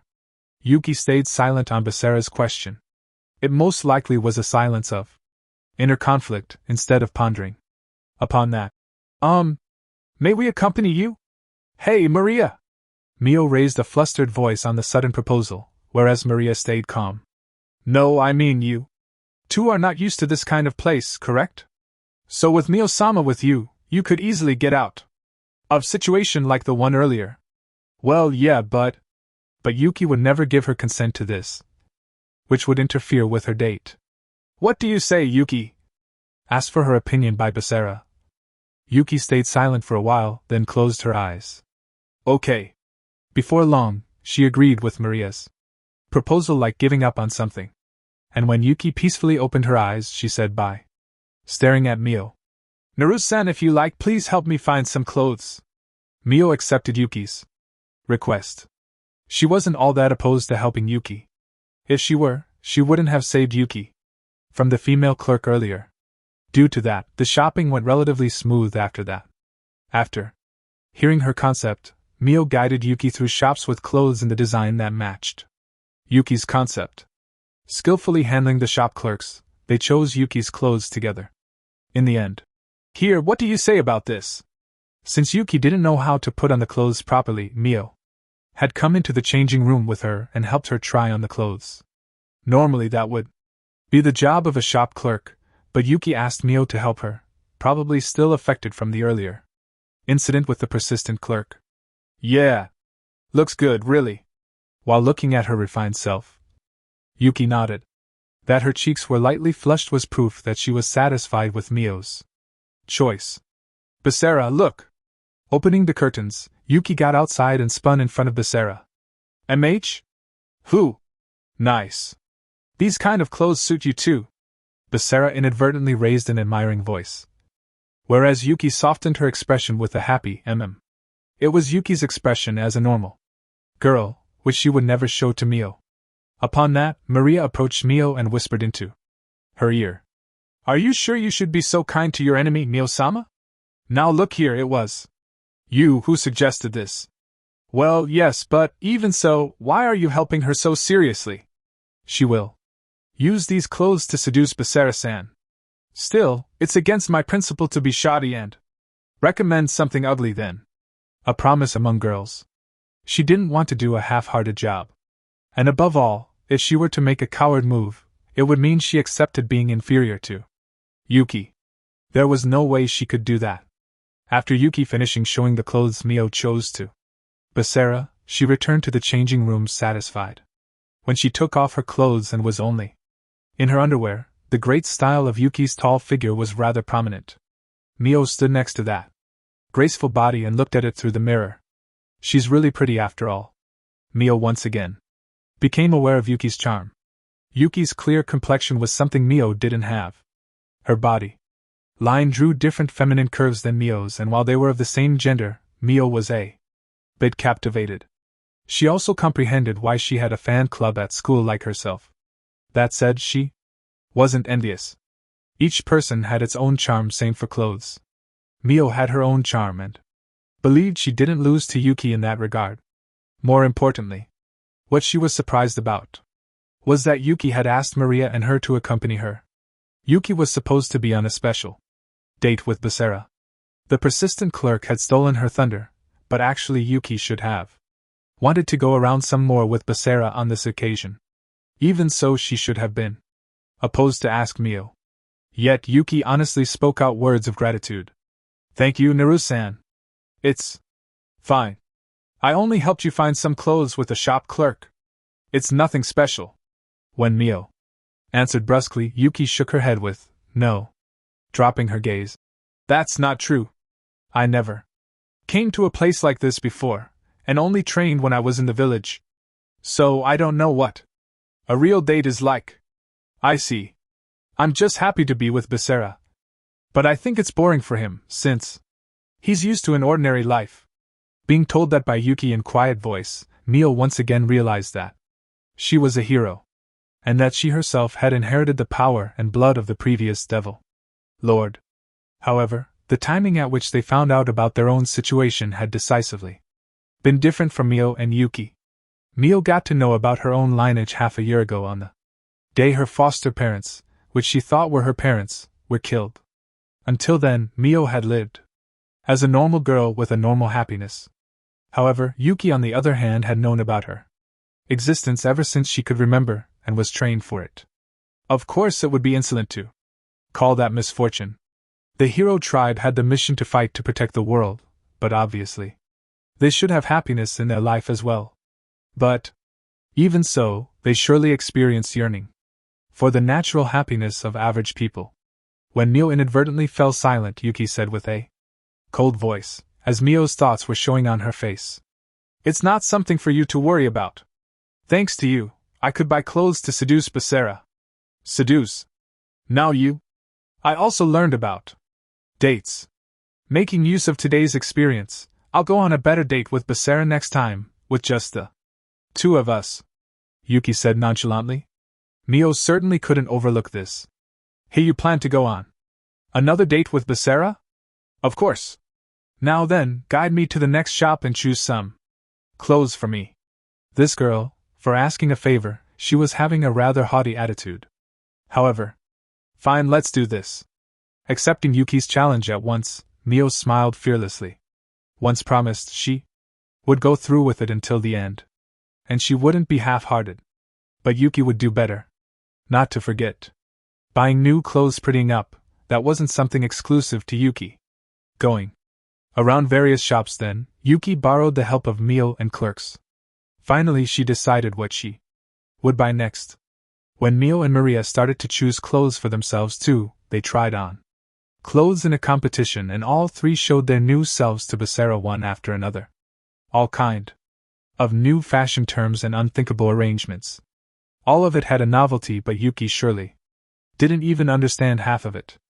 Even so, she had fun, since she could spend a holiday together with Basara. And regarding Mio and Maria, she hardly considered them a bother, since they faced her up front instead of interrupting her date. Of course, she would have preferred to be all alone with Basara, but it was a fact that the two helped her on numerous occasions. Therefore, Yuki believed it was fine like this. Okay, I'll go buy this. Yeah. We'll wait outside. Nodding to Basara, who replied so, Yuki lined up at the register. As they went around a lot of shops, the time had already changed from afternoon to evening upon a look on the wristwatch. It was hard to tell, since they had been in an illuminated building the whole time, but it would surely be dark when they went outside. Oh right. Before going home with the train, she should go eat something with Basara. She wouldn't mind inviting Mio and Maria too, since they helped her with the shopping. Showing a small smile, Yuki glanced behind her, turning around to Basara and the others outside the shop. The scene in her field of vision made her look inadvertently turn bitter. She couldn't hear their conversation due to the distance, but judging from their expression, she could clearly tell that Maria most likely teased Mio, who then got angry, and Basara watched these two with a wry smile. Above all, Basara's side profile while looking at Mio and Maria was gentle. Nanaka Yuki saw the happiness that she wanted at a place that she couldn't reach. Basara, no longer a hero, lived with a new family in a new place and was fighting for the girl's sake. That was Basara's present and desired future. And Yuki was merely a symbol of his past to Basara. Yuki went through the tragedy at the 5 years ago together with Basara, and she embodied the very past that still kept hurting him, so she was nothing but a bother to the future with Mio, which Basara was envisioning. So Yuki averted her eyes and turned her back to them, because she could no longer look at it. Then she kept waiting in the line at the register for her turn with her eyes cast down. Next one, please. It was her turn now, and Yuki was about to move forward, when her arm was suddenly grabbed from the side. She didn't sense anything until her arm was touched. She looked at the other party in surprise. Yuki's breath was inadvertently taken away. It was a familiar face. A girl with the same cold eyes as herself. Kurami. When she, dumbfounded, called her name, the girl said with an indifferent voice, "The maiden official decision. I came to tell you your new mission." One breath. Enough with playing house. Big sis. MH? Basara had been talking with Mio and Maria, but suddenly he felt something amiss and frowned. The presence of Yuki, whom they were waiting for, had disappeared. Yuki! He quickly shifted his gaze to the line at the register, but Yuki, who was supposed to be there, wasn't to be seen. No matter how much he searched for the shop, no matter how much he searched the surroundings, Nanaka Yuki had unexpectedly disappeared from their sight, even though she was with them moments ago. In the end, they couldn't find Yuki after that. They asked the shop clerk, but didn't get a favorable response, and even when they looked around the other shops in the mall and searched for her in the area outside, she was nowhere to be found. All calls to her cell phone just resulted in the out-of-range announcement. She must have turned her phone off. Because of that, the GPS function couldn't find her either. Just what happened? Did she go home ahead of us? Can't be. Us two aside, Basara's here, so that's impossible. While listening to the exchange of Maria and Mio next to him, Basara was thinking about something else. It was something he felt when he was all alone with Yuki, a glance. But shortly after, Mio and Maria had appeared, and then he hadn't really felt it anymore. The timing was too good, so he had thought for sure that it were Mio and Maria watching them. Could it be there had been someone else watching them? After returning to their local area with the train, they headed for Yuki's mansion just in case, but no good. She isn't there. Calling her cell phone one last time resulted as expected in out of range. They were finally out of ideas, so they had no choice but to return to the Tuja house. The sky was clouded and the road at night was illuminated by street lights while the three of them walked home in silence. Even though they had so much fun earlier, even though they spent that time together. The silence made it seem like a dream. At a time like this, if he had a master and servant contract with Yuki as well, then he could locate her right away. However, what am I thinking? Basara immediately discarded the cheap idea. He wanted to ease his worry so badly that his thoughts took a strange direction. But if anything had happened to Yuki thinking so, Basara's chest tightened inevitable. 5 years ago, a tragedy befell the hero's village. On that day, at that time, lots of his comrades lost their lives and Basara's own power went out of control, causing even more destruction. Even so, some lives were saved. And one of them was none other than Yuki's. If something happened to Yuki now, he would. Basara? What's wrong, Basara? Strongly pulled on his arm from the side, Basara came back to his senses. Are you okay, Basara-san? Yeah, I'm fine. Sorry. I was thinking about something. When Basara repeated I'm fine, with a powerless smile, suddenly the ringtone resounded from his pocket. It wasn't the tone for a call, but mail. Even so, Basara pulled out his cell phone reflexively and first confirmed the sender. Regretfully, it wasn't from Yuki. When Basara shook his head, Mio next to him mumbled a quiet, I see. But looking at the field with the sender name, Basara stiffened his expression a bit. There was no name. It was blank. But for someone that sent him a mail for the first time, it should display the mail address. Why it didn't do that was because Basara himself set it up to be like that. It was the person whom he secretly formed an alliance with and thus saved the number differently from the others for an absolute secretive exchange. It was the very first time that this person sent him a mail. The written content was just like Basara had imagined. So when he read through it wordless, he pressed the delete button to erase the mail right afterwards, and the cell phone started to delete it in that very moment. Suddenly, the surroundings got darker. The moment he realized that an attack came from right above. Get away, Maria! While giving an instant warning, Basara picked up Mio and jumped. Hey! Mio raised a surprised voice, but Basara had no time to care. Because the attack hitting the ground gave off a fierce shock wave along with a roaring sound.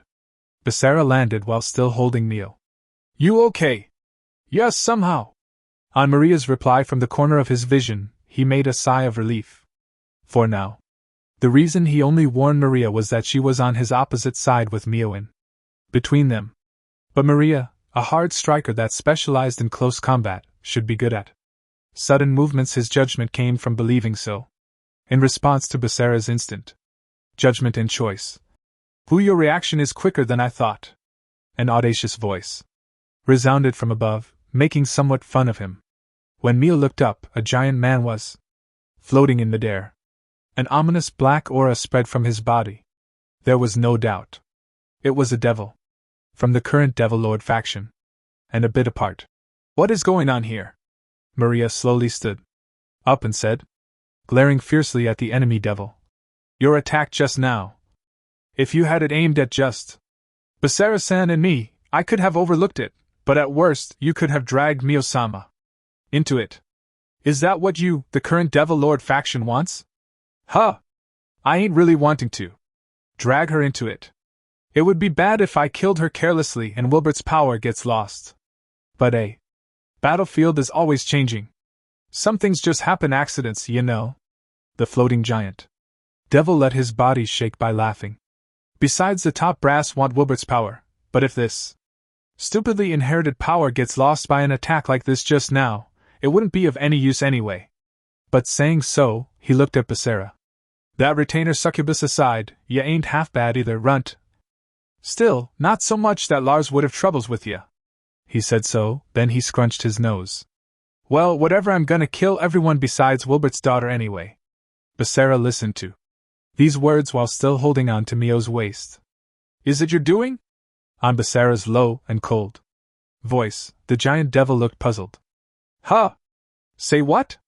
Is it your doing that Yuki disappeared? Basara asked again. Upon that, the devil finally seemed to recall.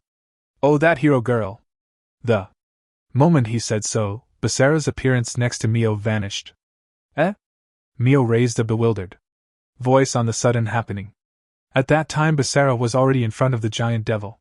And in his right hand was Brynhildr, his beloved sword, already materialized. He swung it. The side slash attack Basara swung went into the giant devil's torso like it was drawn there.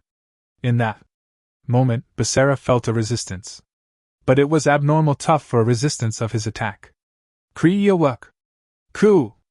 Along with a shrill metallic sound, Basara's right hand became numb. He was warded off.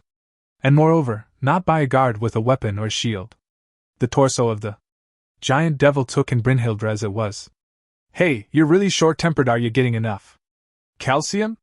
While laughing ahead, the devil, I'll break your body all over, so that you fit into my pocket, runt! Saying so and launching his right fist towards Basara. Instantly Basara kicked the devil's torso and retreated a paper length away from the fist's range. However, the launched fist of the devil produced a shock wave as it was. Ga! Receiving a full blow of the invisible attack, Basara was sent flying backwards, crashing right into the border of the barrier, the wall between normal space and this isolated space. Oh, what's wrong? Done already? There the devil approached. He wanted to give the finishing blow. However, before the newly launched fist could reach Basara, the devil was engulfed in flames along with a roaring sound. Don't pop out of nowhere and act like you're some big shot. Mio released more flames in succession. Ha! This shabby flame ain't even tickling me. Despite that, the devil's charge wasn't stopped. He broke straight through the flames. Then what about this? Using the flames as a cover, Maria had gone in front of him, and her fist rammed into the devil's torso. Bam! A heavy crashing sound. The attack from Maria, a hard striker relying on strength, certainly stopped the devil's charge. That hurt. Ega! The back of his left hand blew Maria's small body away like shaking her off. Right before she crashed into the ground, Basara somehow made it in time to catch Maria's body. But what happened to your earlier vigor? Is barking all you can do?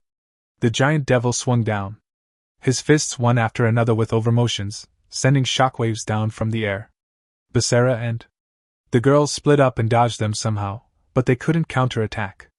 Damn, he's a perfect power type. He looked like a simple brute, but a power type could fight perfectly with an excess of it. Power was strength. A body capable of handling an enormous power obviously had a high defense from tenacity too, and as a matter of fact, it easily blocked Basara's earlier attack. He was most likely superior to even Maria, a fellow power type. Moreover, he was a shooting fighter, even capable of attacking with shock waves.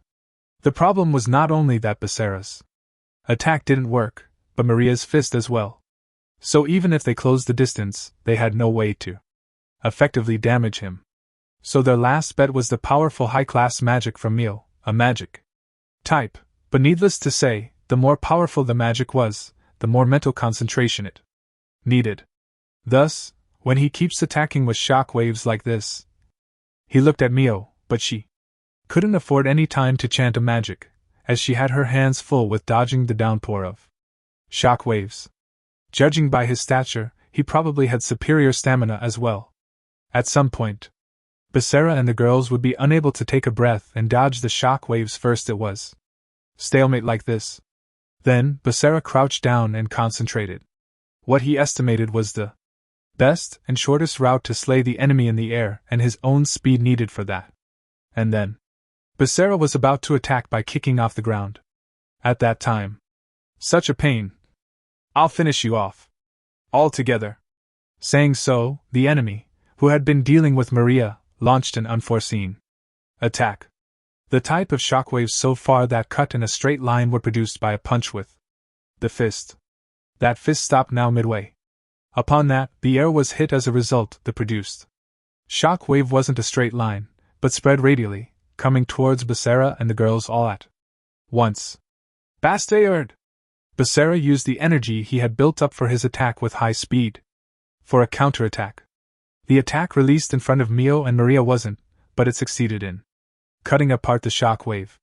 The radial shock wave passed by Basara's side to vertical behind him. Sweet. Now we're talking. Even while his own attack was warded off, the giant devil was rather happy. Then try this! The moment he said so, the already thick right arm of the devil swelled up 2 sizes larger. Not good. Most likely the enemy tried to launch an enormous attack that wouldn't even compare to the previous ones. The old Basara would have surely gone out to the front immediately at such a time. Without doubt he would close the distance with his utmost speed and prevent the enemy from attacking. However, the current Basara hesitated. He couldn't decide on the spot if he should charge into the attack or if he should devote himself to defense to protect Mio and Maria.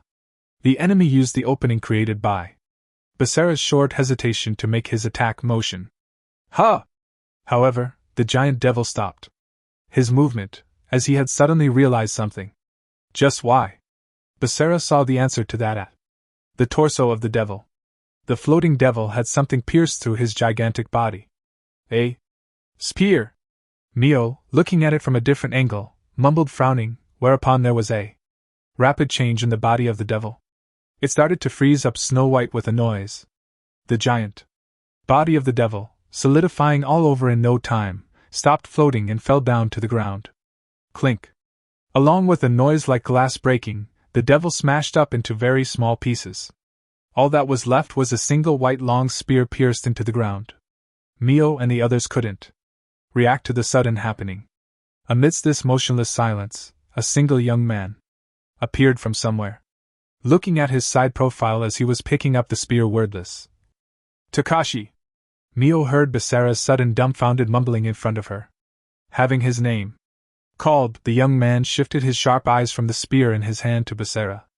Who's that? Basara? Hei's Takashi. My childhood friend, just like Yuki, from back then when I was in the... On Basara's answer to her question, Mio could guess the circumstances more or less. No wonder he was able to get into this space then. Mio knew of the tragedy that Basara was involved with back then when he was still in the hero village. She also knew what happened from Basara's power going of out control. It gave many people never healing mental wounds and was the reason Basara was chased out of the village. There probably weren't many people like Yuki who were friendly to Basara after the incident. At least the look the young man gave Basara wasn't one of a long-awaited reunion with a childhood friend. Takashi, why are you? And that spear, don't tell me. When Basara asked, still somewhat unbelieving, suddenly, yeah, you're right, it's Byako. 1A chuckling voice came from behind. When Mio turned around, there was a slit-eyed young man. As soon as seeing that young man, Basara changed his expression and moved with a jump. He stood obstructing in front of the young man, covering Mio and Maria. Hey Basara. What is the matter all of a sudden? Mio and Maria were perplexed by the uncommon situation, whereas Basara didn't reply. Still wearing a stern expression, he was waiting for the reaction of the young man. Upon that, geez. And here we finally reunited. Don't give me such a hateful look. The slit-eyed young man shrugged his shoulders and made a wry smile towards him. Shiba-san. Why? Are you here? Basara asked with an obviously different attitude than towards the young man. Called Hei's Takashi. Basara? Looking at Shiba, Basara's side profile showed a great alertness and tension. Do you even need to ask? The orders. Don't screw around.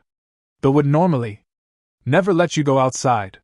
I wonder who's screwing around here, said Takashi, interrupting. Basara. Don't tell me, you're considering this situation normal? What do you mean by that? The girl with the inherited power of the previous Devil Lord is here. Can you call that normal? Are you saying it was decided that Yuki alone isn't enough to observe her? It was Shiba who answered Basara's question. No, Yuki-chan's enough for the surveillance. It's the opposite. It was decided that surveillance wasn't enough. Then Takashi spoke out the decisive words, taking up on Shiba's sentence.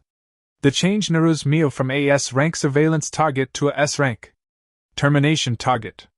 This is an official statement. That's why we're here to fulfill our duties as heroes. Facing Takashi, Mio was inadvertently taken aback.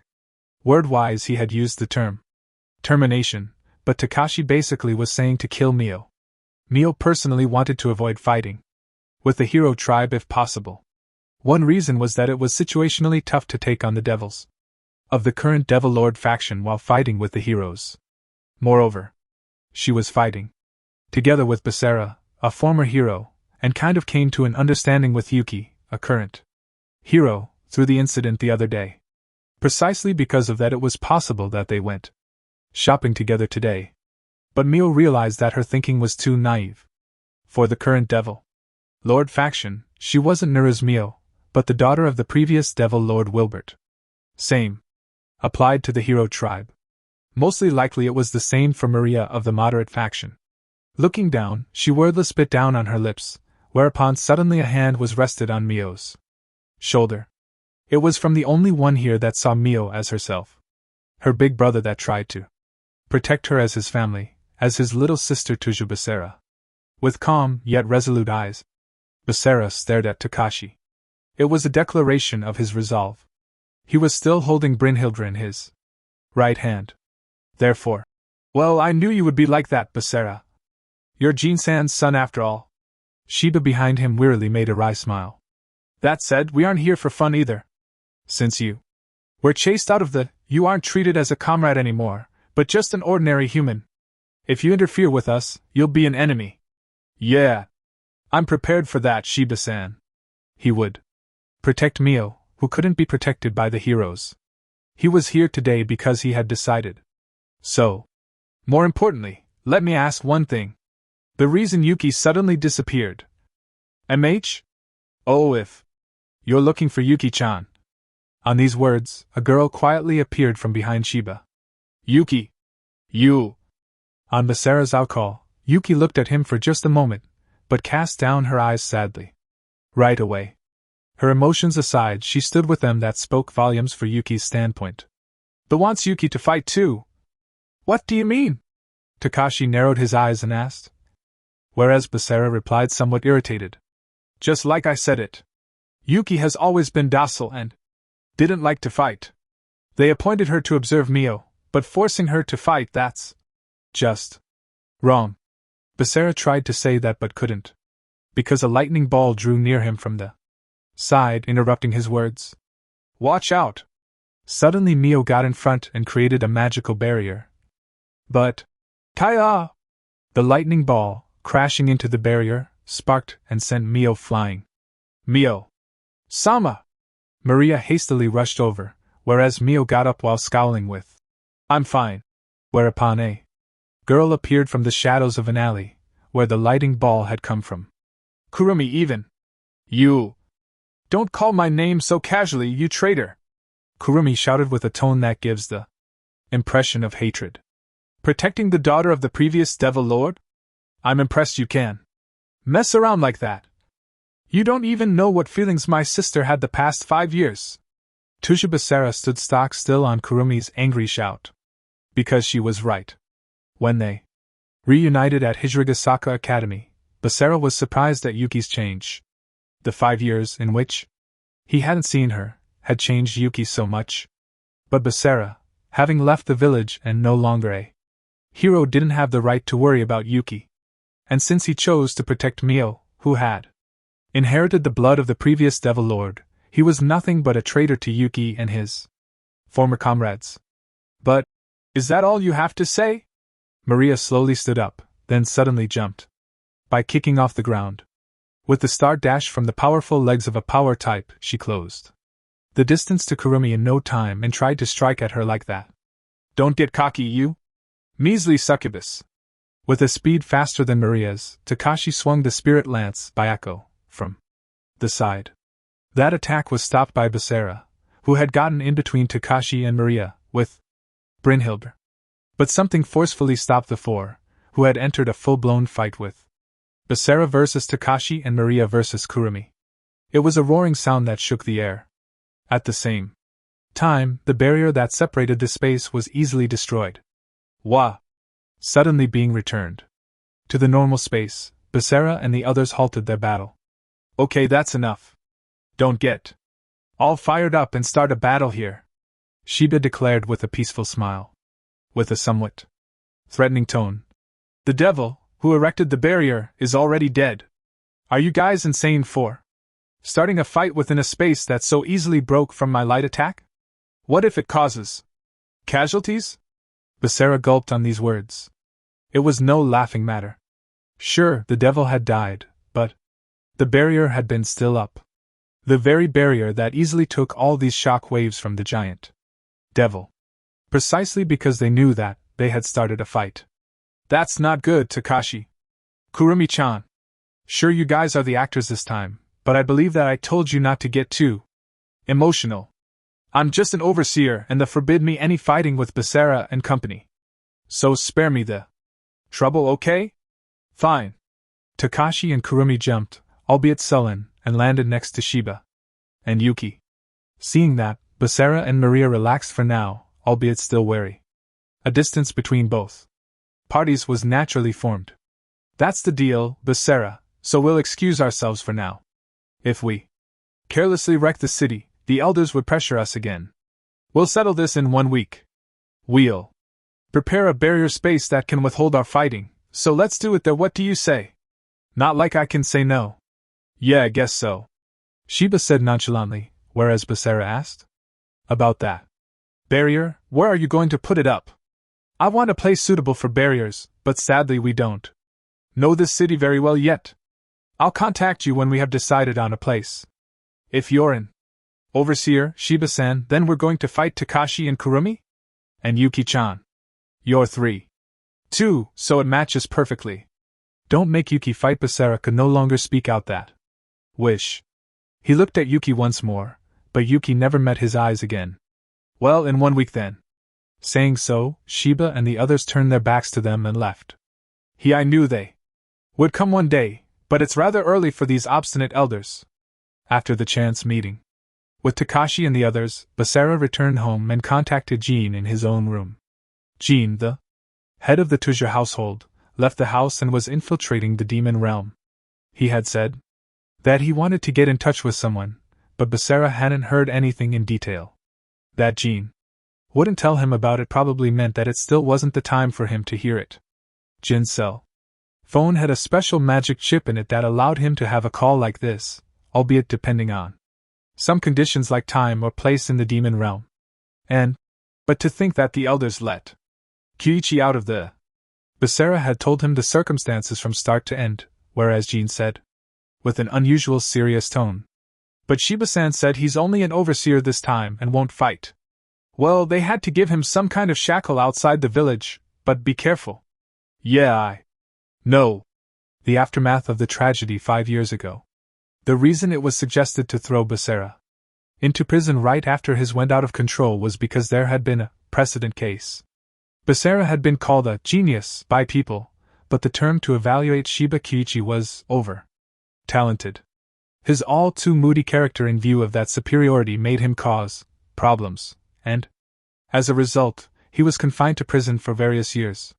To be honest, they were quite lucky under the circumstances without him joining the fight this time. Thus, Basara shifted his attention to the pressing matter first. Yuki fought together with us before, though for certain reasons, so I thought she wouldn't be all that hostile towards Mio. Even today we all went shopping together. Of course, Basara didn't think they would let go of Mio so easily. However, somewhere in his heart, he was embracing a faint hope. Even though she ended up inheriting the power of the previous Devil Lord, Mio never wanted any of this. To begin with, Mio had been raised as a normal human girl until half a year ago without knowing about her devil bloodline. So it couldn't be helped that they kept being wary of her as a surveillance target, but they wouldn't try to kill Mio by setting her as a termination target. That was what he had wished for. What were you expecting? They have the sole mission to protect the peace in the human world. Yeah, I know. But I also have things I want to protect. Basara tightly clenched his right fist. Yeah, right. I'm not going to question the nobility of their mission, but if we can't make a compromise no matter what, then we can only take them on. Are you fine with that, Dad? It was different from taking on the current Devil Lord faction, which was after Mio's inherited power. Even if they were chased out, they had once been comrades. Another trouble was that the hero tribe, working on world peace, only considered Wilbert's inherited power as a threat. That meant that they would mercilessly come to kill Mio, unlike the devils, who tried to get a hold of it and use it. Even if they should win against Takashi and the others this time, it was quite unlikely that they would revoke a statement that was passed once. On the contrary, they would surely deem her more dangerous and send even stronger enforcers. Moreover, the hero tribe didn't just exist in Japan. The appearance of devils and demonic beasts wasn't limited to just Japan. It was necessary to protect the world, not just Japan. So the hero tribe had divided the world into many areas, and each protected its assigned area, Japan being one of that. So when they made an enemy of the hero tribes all over the world would inevitably become their enemy. But I don't really care. That's just what it means to protect Mio, Jean readily said on the other side of the phone. We're talking here about the guys who wanted to chase you out of the village as a surveillance target, were eager to kill you. If anything happens, and even wanted to make me take on the role of observing you. Like I would care about some holy duty now. That's true, but he knew that they had to take a clear stance to protect Mio. But at any rate, there was a reluctance inside Basara about making his former comrades his enemy lose, and it was all over. But winning would just increase the hardships. He didn't know if he could find anything from a fight under these circumstances. Moreover, of all things, his first opponents were Takashi, Kurumi, and even Yuki. That was just too ironic. However, hey, don't tell me you're worrying about what happens after you win, even though you haven't even fought yet? Where does that composure come from? That wasn't my Basara hastily denied. I won't tell you to forget about the future, but don't be too greedy. Even if you wreck your brain, some things just happen. So focus on what's right in front of you first.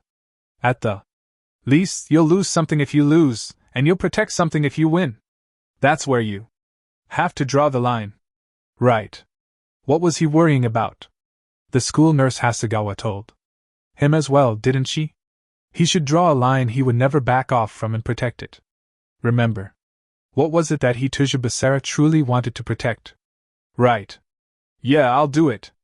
Basara said so, like shaking off the hesitation within him, whereas Jean laughed with, good. I'll take responsibility. It doesn't matter that the opponent has Byako go beat him up. Chapter 3. Beyond the trust between master and servant. 1 week until the battle. However, they would never be able to win against Takashi and the others in their current conditions. Thus Basara and the girls worked out a plan. They would undoubtedly need fierce training to raise their battle potential, but since the time was limited, they needed to act with utmost efficacy. For that, they first had to know more about their opponent. Yuki was the technique type, had perfect control over her spirit sword, Sakuya, and her ability to fight at mid to close range made her a multi-saber. Mio and Maria surely knew that, but unlike Yuki, Takashi and Kurumi were unknown factors to them. First they needed to know about them to fight against them. Mio had cast a spell to keep humans away from the riverbed, which they used for their training. First about Takashi, he's a speed type just like me. Basara started to talk about his former comrade to Mio and Maria. His battle style is a quick lancer. Basically, he attacks directly while hampering you with his speed. However, that's only information from when I was still at the meeting 5 years ago. You mean, it's possible his style changed now? Mio started learning about supernatural powers only for half a year yet, so she must have needed an explanation. She asked, frowning, whereas Basara shook his head with, no. That's not gonna happen. I think Maria knows already, but one's type is greatly influenced by one's inborn nature. Of course you can train yourself in other styles, but it's very unlikely you'll ever exceed the level of your original style. And in the past I might have been better, but judging from our little exchange the other day, I think they're better now. At least, Takashi's definitely on top in terms of power. No way. Rest assured, Mio-sama. He is still a speed type. Even if he has the brute force, he cannot match me, a pure power type. Mio became worried, whereas Maria said while puffing up her chest proudly, Right. And Mio's far superior in terms of magical power. It's just a matter of one's forte. You don't need to worry about it too much. You just have to come up with a strategy. From your own style. You're a magic type, Mio, and a high wizard no less. Just focus on attacking from a distance. But he defeated the devil we three had troubles against so easily. So, that was the reason Mio became so timid on a rare occasion. Certainly, Takashi defeated the giant devil, who had the three of them cornered. However, that was yet another battle style. A perfect surprise attack the exact moment, right before he released a big move, he was neglecting his defense, thus giving an opening. In a face-to-face battle, not even Takashi would have won so easily. Of course you couldn't call Takashi weak just because of that. Anyway, the problem is that spear, is it not? Maria continued his sentence, whereas Basara nodded a yeah. That long spear he was using, that's Byakko, a unique spirit lance. By Byakko, you mean the white tiger that's also shown on the Takamatsuka tomb in our history books? Yeah. Originally it's one of the four symbols from China, the mythological guardian beast of the West. That long spear has the power of Byakko residing in it. I knew of the hero tribe using mythological beasts. However, when it comes down to one of the four symbols, I would believe its power is bound to China, where the legend is from. Of course. To begin with, it's not the original Byakko that resides in the spear. But in the past, a Byakko existed in Japan too, different from the one on the Takamatsuka tomb. On Basara's words, Mio suddenly realized the four gods' suitability of Heian-Q***. Basara nodded. Right. At that time, the esoteric cosmology of Onmyoto was prospering in a part of the Onmyoji, who were left in charge with the protection of the city, deified the four gods, so intermediary sacred treasures were created on that occasion. That spear is one of them. It was a sacred treasure created by pouring in the power of various renowned Onmyoji and moreover strengthened by the faith of numerous people. It was needless to say how tremendous its power was. That said, an overly powerful weapon is hard to handle. There are conditions and limits on how Byakko's power can be manifested in the spirit lance. As long as we're careful about that, we should be able to fight against it somehow. The mythological guardian beast of the West. I guess it would be fatal to let him attack in the western direction? Basara shook his head to Maria's uttered question. Nah, it's the opposite. Since Byakko is the guardian beast for it, it cannot attack in the western direction. But on the other side, with its back to the west and launching an attack into the eastern direction, it utilizes an enormous power. That said, the west originating in China was different from the west of the cardinal directions. 3. However, the Byakko in question was the spirit lance that was created as a sacred treasure from the belief in Japan's Heian period. Therefore it should be safe to assume that the normal cardinal directions applied to it. And, according to 5 elements of China, the Byakko is associated with metal, but in terms of the 4 classical elements, it's assigned the air element for a speed type. Like Takashi, it's the most befitting attribute. Air. Then what froze that devil? That's because Orion and Taurus, which are part of the 7 mansion of the original Byakko, are winter constellations here in Japan. It must have a limited ice attribute from that. But it's a sub-attribute. At best. Otherwise he wouldn't have shown it to us so easily. Basara-san, have you seen the main power of that spirit lance before? Definitely not myself, but I heard that it releases a powerful gust that mows down everything. Even so, said Basara. The long spear has a wide reach, but Mio's magic is even wider and Maria is at an advantage in a close-range fight. Just keep your back to the west while fighting Takashi. But he should be anticipating that, and he moves even faster than us. Even if he manages to get his back to the west, avoid standing in a directional line to the east. By all costs then. One breath. Distance and directions. If we keep these 2 points in mind, we'll definitely beat him. I won't find a suitable place so easily in the city after all. How's it on your end, Takashi? Same for me. It might be better to give up the idea of using a common barrier. Takashi indifferently responded to Shiba's voice, which he could hear from the wireless earphone. Already 2 days had passed since the night of the reunion with Basara. It was now early afternoon. Takashi and the others had split up to look around the city. They were searching for a suitable place for the battle with Basara and the girls. If they simply took human casualties into consideration, the public park with the wide ground and forest would be optimal. But the nature of forests or mountains often happened to be spiritual points, which protected and cleansed the land. There was a proper reason to why the main river of the north intersected with the forest and hill of the park. He had heard from Yuki that during the fight in that forest the other day, Naruzmio let her own power go out of control and wreck the place beyond recognition. And as expected, the flow in the earth there was still in disorder, making the place unsuitable for the upcoming battle. If they carelessly harmed the place, the flow would completely break down, and might cause the destruction of the whole area by natural disasters in the future. Besides, he had Byakko with him now.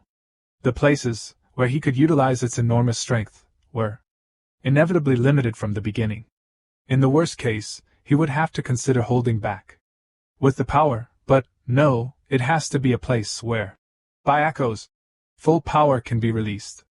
The enemy wasn't just Naruzmio and her retainer Succubus. They would be facing Basara as well. Hayes Takashi hadn't forgotten what an overwhelming existence Basara had been in the village. A genius. The talent he was born with was cruelly out of league with Takashi's, and even while they were both speed types, Takashi never managed to catch up to Basara, no matter how fast he ran. But that was 5 years ago. Takashi was different from his past self now. And not just him. Yuki. And Kurumi too. Likewise, Basara was different from his previous self too. Quite crucially at that, Basara and the girls must be desperately coming up with a plan right now. Let them try. It won't change anything anyway. From that gruesome incident until today, Takashi and the other had undergone fierce training. Not forgetting the tragedy of that day and embracing the despair in their hearts. Precisely because of that they could endure the harsh training and become stronger. However, each of them had a different reason for becoming stronger. Yuki changed her feelings for Basara, who was chased out of the village, into her strength. Kurumi gained her current strength because she wished to help her older sister. And Takashi, he didn't want such a tragedy to occur ever again. Just wishing for that, he became strong. Compared to Basara, he spent his time far more significantly. It wasn't like they were on bad terms. Just like Yuki and Kurumi, Takashi was a childhood friend of Basara. He was with Basara just as long as Yuki and Kurumi were. But what was he doing after leaving the village? Of all things, Basara was together with the previous Devil Lord's daughter, who would only bring disaster to the world. How could he do such a thing when he witnessed such a tragedy? Forgetting his mission as a hero, he might temporarily be driven by an emotional sense of justice, but it seemed that the tragedy of that day had completely become a thing of the past for Basara.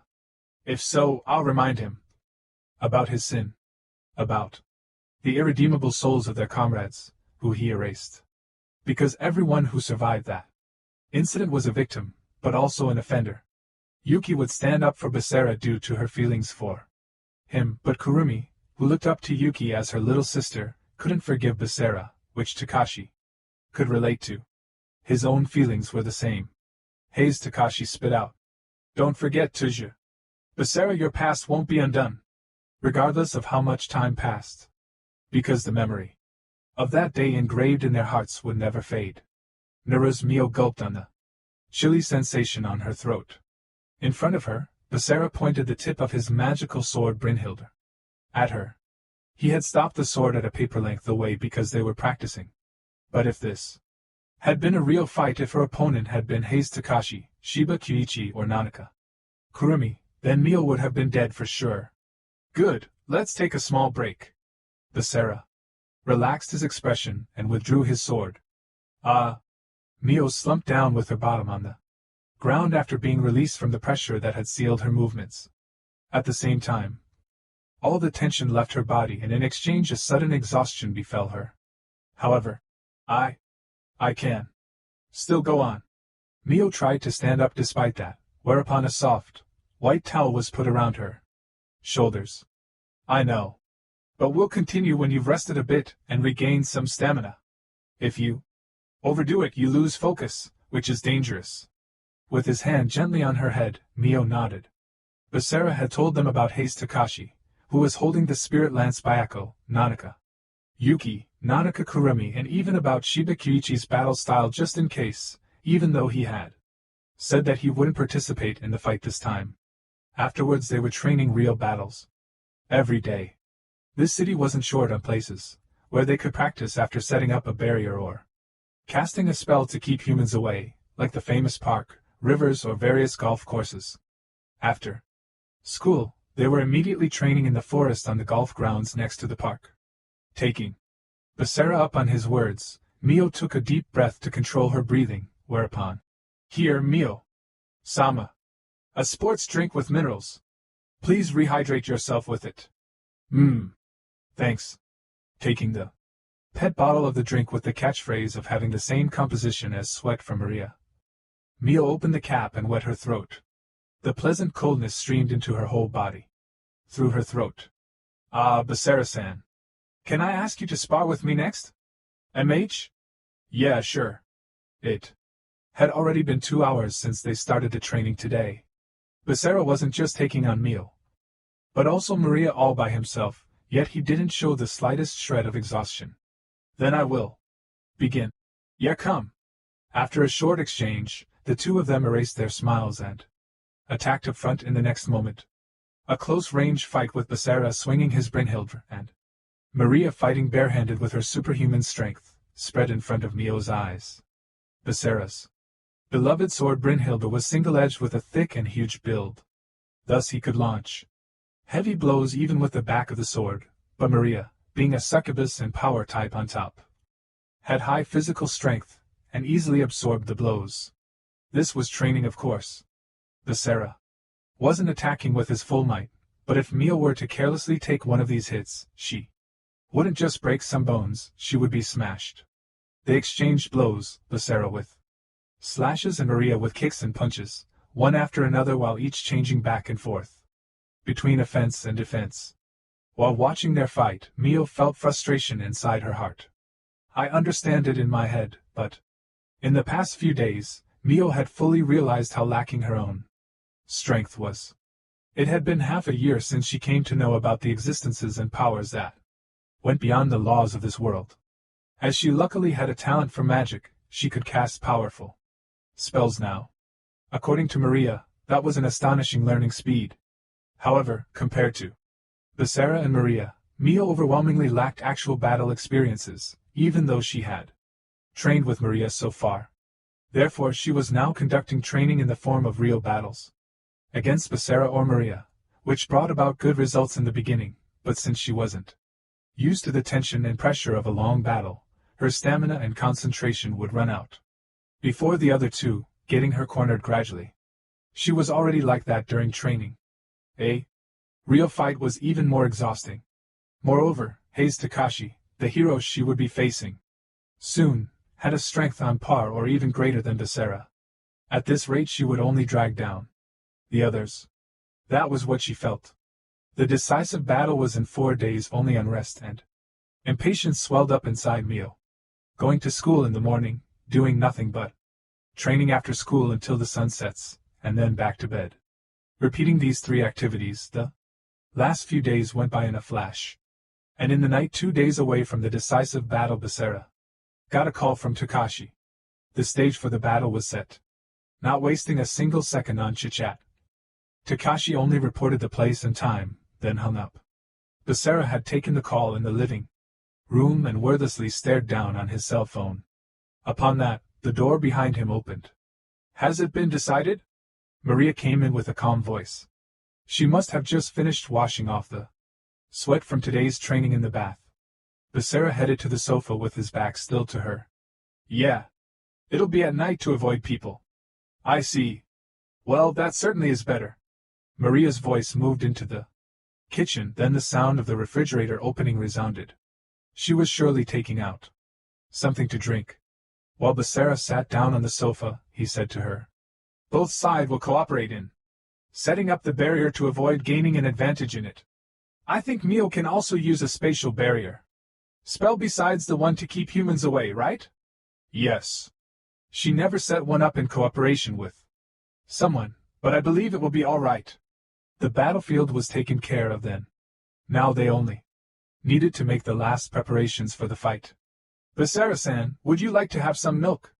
Too? MH? Yeah, why not? Okay, Maria replied like that, but didn't come over to him. He could hear the low electric noise from the kitchen. It seemed like she was using the microwave.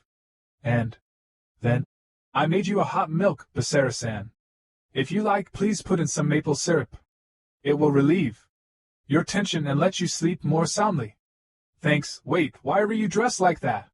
Holding a plastic tablet with a mug filled with hot milk and a big bottle of maple syrup on it, Maria was practically naked, except for a single bath towel. Why do you ask? This is a rather normal attire for coming out of the bath. It would be far more surprising if I were to wear a fancy dress instead. Who told you to wear a dress? There's only one thing you wear after getting out of the bath. Erotic underwear, you mean? I mean pajamas. Maria said, oh dear, to his retort and sat down next to him on the sofa. Her small body steamed a bit from the remaining heat of the bath, and gave off the faint fragrance of shampoo and body soap. You see, Basara-san, I just wanted to ask you for your opinion. And my opinion? Basara became excited from the unbelievable sex appeal considering her young appearance. Yes, on a very important matter, Neruz, Maria said. So and brought her body closer to him. A few minutes after Maria, Mio, who had been in the bath with her, finally came out of the bath. She stayed in a bit long, but she did so that her fatigue was washed away for tomorrow's training. Besides, it was still relatively short today. Usually she would stay in another 10 minutes. The bathing powder she used today probably took its effect on her. Either way, they had Basara take a bath first, so she could take it easy and warm up her body completely.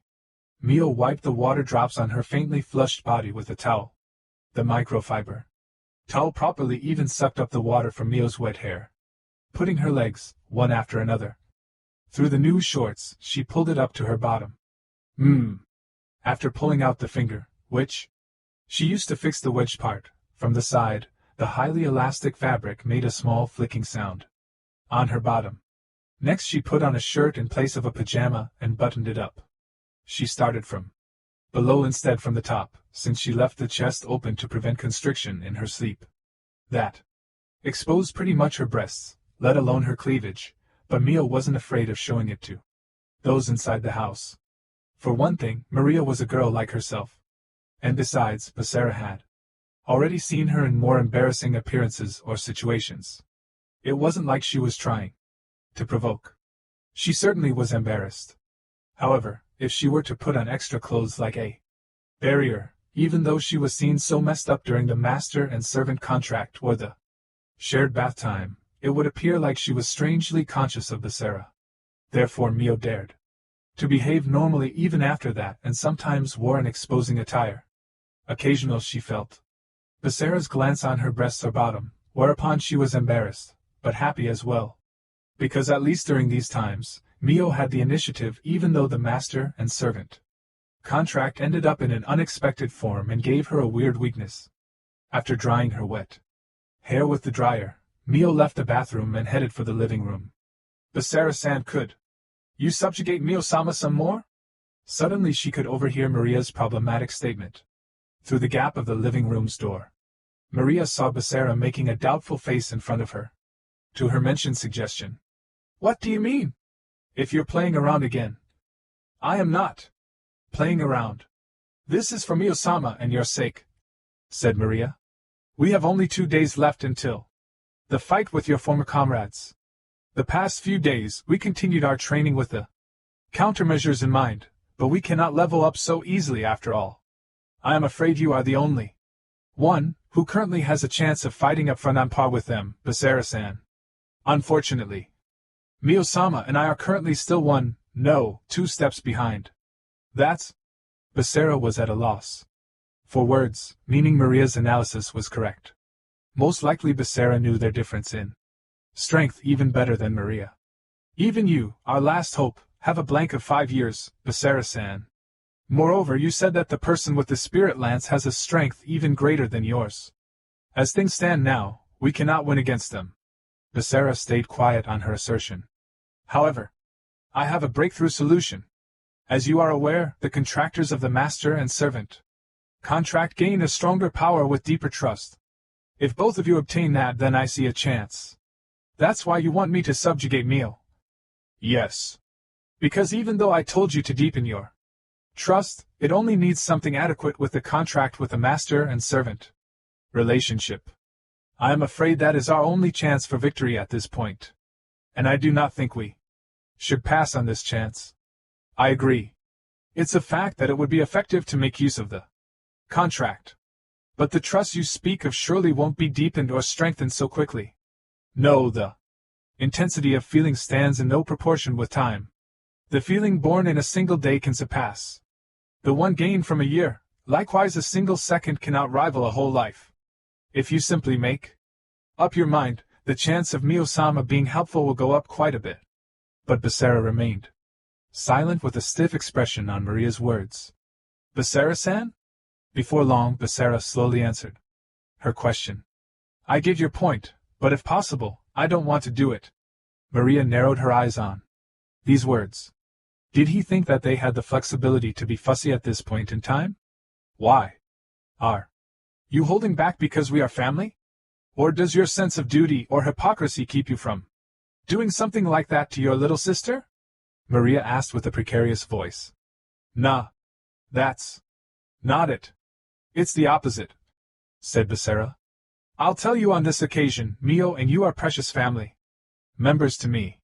I consider you my real sisters. But don't trust me just because of that. I'm not a saint. I'm just your average teenager.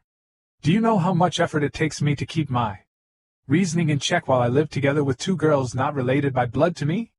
If not for that master and servant contract magic, I might have done something to you long ago. What do you mean by that? The master and servant contract between Basara and Mio had Maria's succubus characteristic added to it. That made it easier to conduct a mistake, but it didn't warrant his uncompliableness. You don't know? For the sake of relieving the curse, for the sake of becoming stronger. This indulgence of, because it's for Mio's sake. And embarrassing her is just cowardly. It's one thing if it's done for pure intentions, but I just can't do it like this. Is that so? But I get the feeling that you were rather calm midway during the time when you made Mio-sama submissive for the first time to form the contact? It would just make Mio more embarrassed if I were to show shame. Besides, I thought I needed to appear calm so that Mio would submit faster. I see. On Basara's explanation, Maria received a light shock. Not towards the fact that Basara had been embarrassed, but because Basara was thinking about how to subjugate Mio better. Even in light of Mio's flustered appearance due to the aphrodisiac effect in addition to her already incredible looks and proportions. Wait, could it be? During the cake scene in the bath, she had half-jokingly teased him as a brute, but he maybe actually had this kind of temper? Maria felt a light shudder.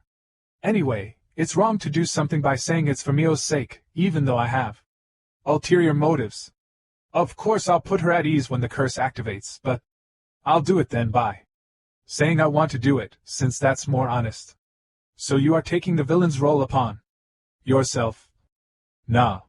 It's not something so noble.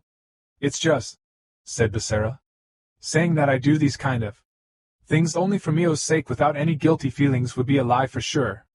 If I cowardly sugar-coated it like that, it wouldn't just damage the trust in our master and servant relationship, but also our trust as a family.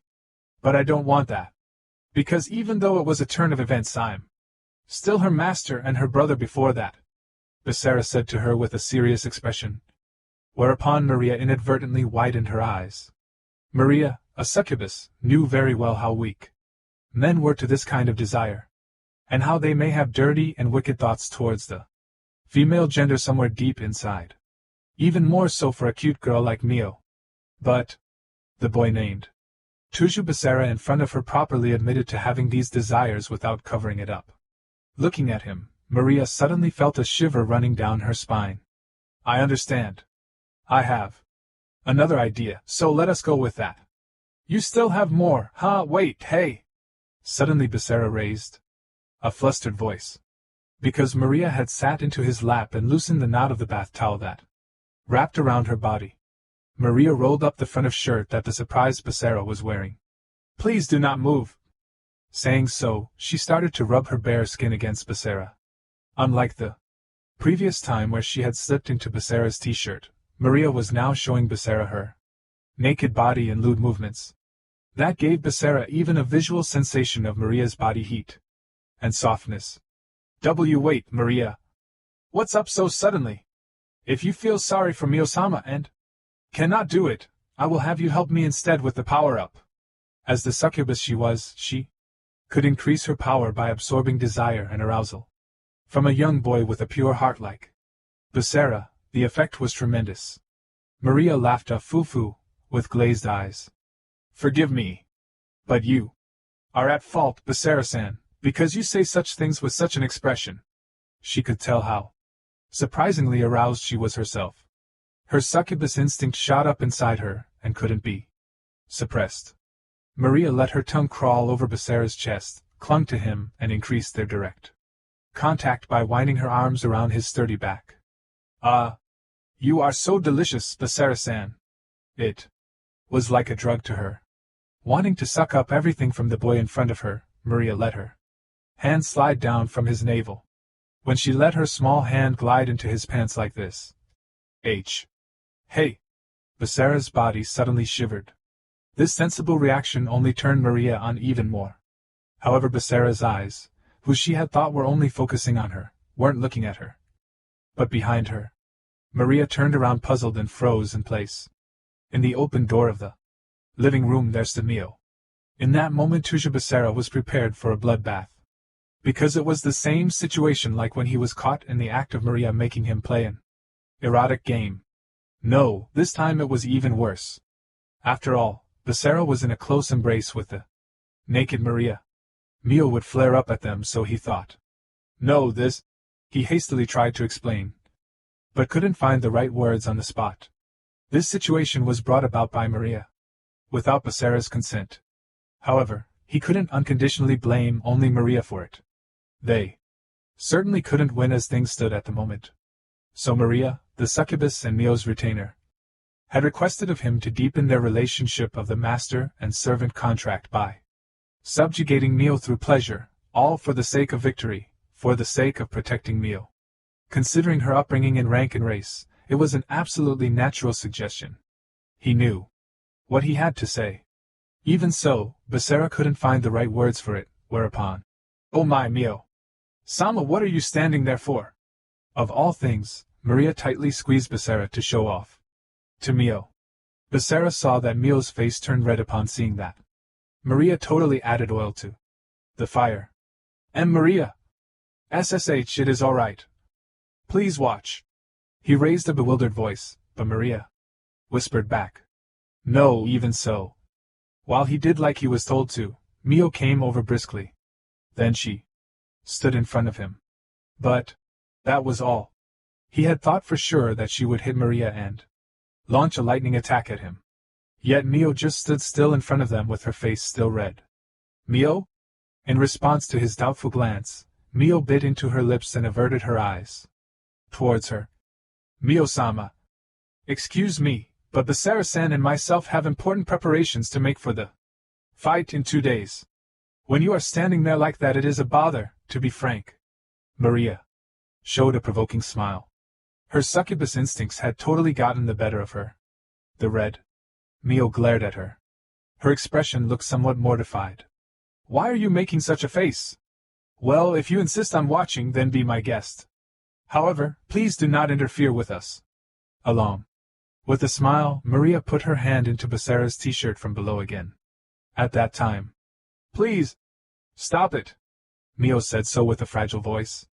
Mio saw Maria stopping her hand on the plead she had uttered. Then Maria looked up to her. Her childish, yet bewitching eyes were telling her, What is the matter? Please go on. Therefore Mio said with a trembling voice. I'll do it. No, let me do it. Because the one that needs to get stronger the most isn't you, Maria. It's me. So please, Basara, subjugate me. No, but... Basara raised a confused voice, whereas Mio shook her head to the sides. I don't want to be a burden.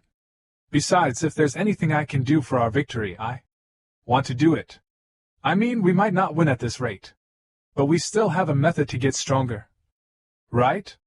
So you were listening in too, after all. Mio nodded a yes to Maria's words. If the contract has such an effect, I don't mind. If we lose without having tried anything possible, then I would find no peace in death. And Mio wouldn't be the only one losing her life in a lost battle. They were after her, but Basara and Maria, fighting with her, might get killed as well. That alone she would never let happen. Still, you say so, but do you know what'll happen to you? Yeah. Probably. It'll be like when we formed the contract, no? If you know all that, even so, I want to get stronger. As if to ask why, Basara tightly clenched his fist. Of course, it's really embarrassing, to be honest. And I would have never thought that I could become like that. I got the feeling that I gradually stopped being myself, and was really scared. While lightly embracing her own body, Mio remembered the time when she formed the master and servant contract with Basara. On that day, where she laid her true nature, Mio called Basara brother for the first time. And while she felt numerous times a pleasure that nearly drove her crazy, she accepted Basara, who gave her this pleasure, as her master. The memories of that day were hazy, yet only the engraved pleasure remained vivid. Even now she sometimes dreamed about it. Basara wasn't the only one conscious of the opposite sex while living under the same roof. Mio was the same. But she didn't expect Basara to hold her so dear. She didn't want Basara to get the upper hand, and sometimes teased him by wearing revealing clothes, yet Basara was thinking about Mio's well-being and endured desperately every time. I have always been treasured. The moment she overheard Basara and Maria's conversation from the hallway, Mio felt a shiver from deep inside her body. It was a sensation on par or even greater than the one she had when she overheard the conversation with Yuki in the cafe about how Basara felt about her. Therefore Mio showed a smile, even while her face remained red. Thank you, Basara, for worrying about me. It made me really happy to hear that you're considering my feelings and slowly want to build up trust. Mio. Basara called her name, whereas Mio nodded with a yes. But I'll be fine. If enduring the embarrassment, no. If pledging a greater loyalty by letting you subjugate me can get us even a bit stronger, then I don't want to throw away this chance. I too want to become stronger together with you. When she put her own feelings, her wish into words and declared it to Basara, Mio said nothing anymore and waited silently. Because Mio knew the boy called Tiju Basara, that he wasn't the kind of man that would let her down after hearing all this, no matter how strong his feelings were for her. And, okay. Mumbling so before long, Basara let Maria get off his lap and slowly stood up. And looking at Basara standing before her, Mio remembered the incident from the other day. The time when Basara had forcefully pulled her closer and covered her mouth with his hand. Mio had been in disbelief. Not towards Basara, but towards herself, who couldn't resist while she was handled roughly like that. She had been in the shameless attire of just a bath towel after coming out of the bath. When Basara had came at her, she had thought for sure that he would push and pin her down. She had tried to resist at once. But when his hand went around her waist and forcefully pulled her closer, she couldn't resist at all, even though the curse of the contract hadn't even activated. She had been herself a sane Mio, yet she could only think about how she should take on, how she should accept whatever Basara was going to do to her now. Because Basara had fallen into a panic then, she was able to return to her senses. But if Basara had really tried anything back then, what would have happened to her? The answer to that was told to her by the current Basara, who was different from back then now. Basara's hand that softly touched her cheek slowly started to go down, gliding down her neck and tracing her collarbone. When Mio let her body tremble a bit from the pleasure mixed in the ticklish sensation, her big breasts shook just as much. Here it comes the moment, she thought. So, her breasts were fondled. Her breasts were Mio's greatest weakness. When her breasts were fondled directly at the end during the binding of the master and servant contract, she had gone crazy at once, but this time she was wearing a shirt, albeit without a bra, fondled over a layer of clothes. Thus she had thought it wouldn't become so intense. However, she had been naive. Foi. Even though the curse of the contract hadn't activated. Even though it happened over her clothes. An unbelievable pleasure ran through her, and Mio raised a sweet voice. Why? Along with her surprise, she desperately tried to hold back her voice, but the pleasure gradually grew more intense. Losing the strength in her knees and waist, Mio was about to fall over, but Basara caught her. Hey, are you okay? And no. Wait. Why did I? Basara asked, surprised, whereas Mio became dumbfounded from the sudden and intense pleasure. That is no good, Mio-sama. Just because the curse has not activated, you cannot consider yourself to be like before. Fufu, Maria laughed with that. Obstinate as you are. You just would not subjugate to Basara-san during the binding of the contract. The pleasure back then exceeded what a person could ever feel the normal way. And you had a taste of it 9 times. Moreover, we all took a bath together, and with time the curse activated numerous times too. From all this pleasure your body has become way more sensitive than before. No way. That's just... She couldn't believe it. Of course she comprehended that a person's body grew more accustomed to arousal the more it was exposed to pleasure. However, it hadn't even been 1 month since they formed the contract. My body has already started to be nurtured by Basara. Basara laid Mio, who inadvertently shivered her body from that fact, onto the couch. His face was a bit red. Even so, he looked deep into Mio's eyes and reached out his hands towards her. Understanding what Basara intended to do, Mio raised a short voice. Then Basara's hands, who had reached out for her chest, started to unbutton her shirt from top to down. Basara, you're gonna look at my breasts? Even while saying so, Mio didn't resist. However, her embarrassment skyrocketed after all, and she averted her eyes a bit. Perverted Basara. No, that's right. Basara didn't conceal his own feelings and actions.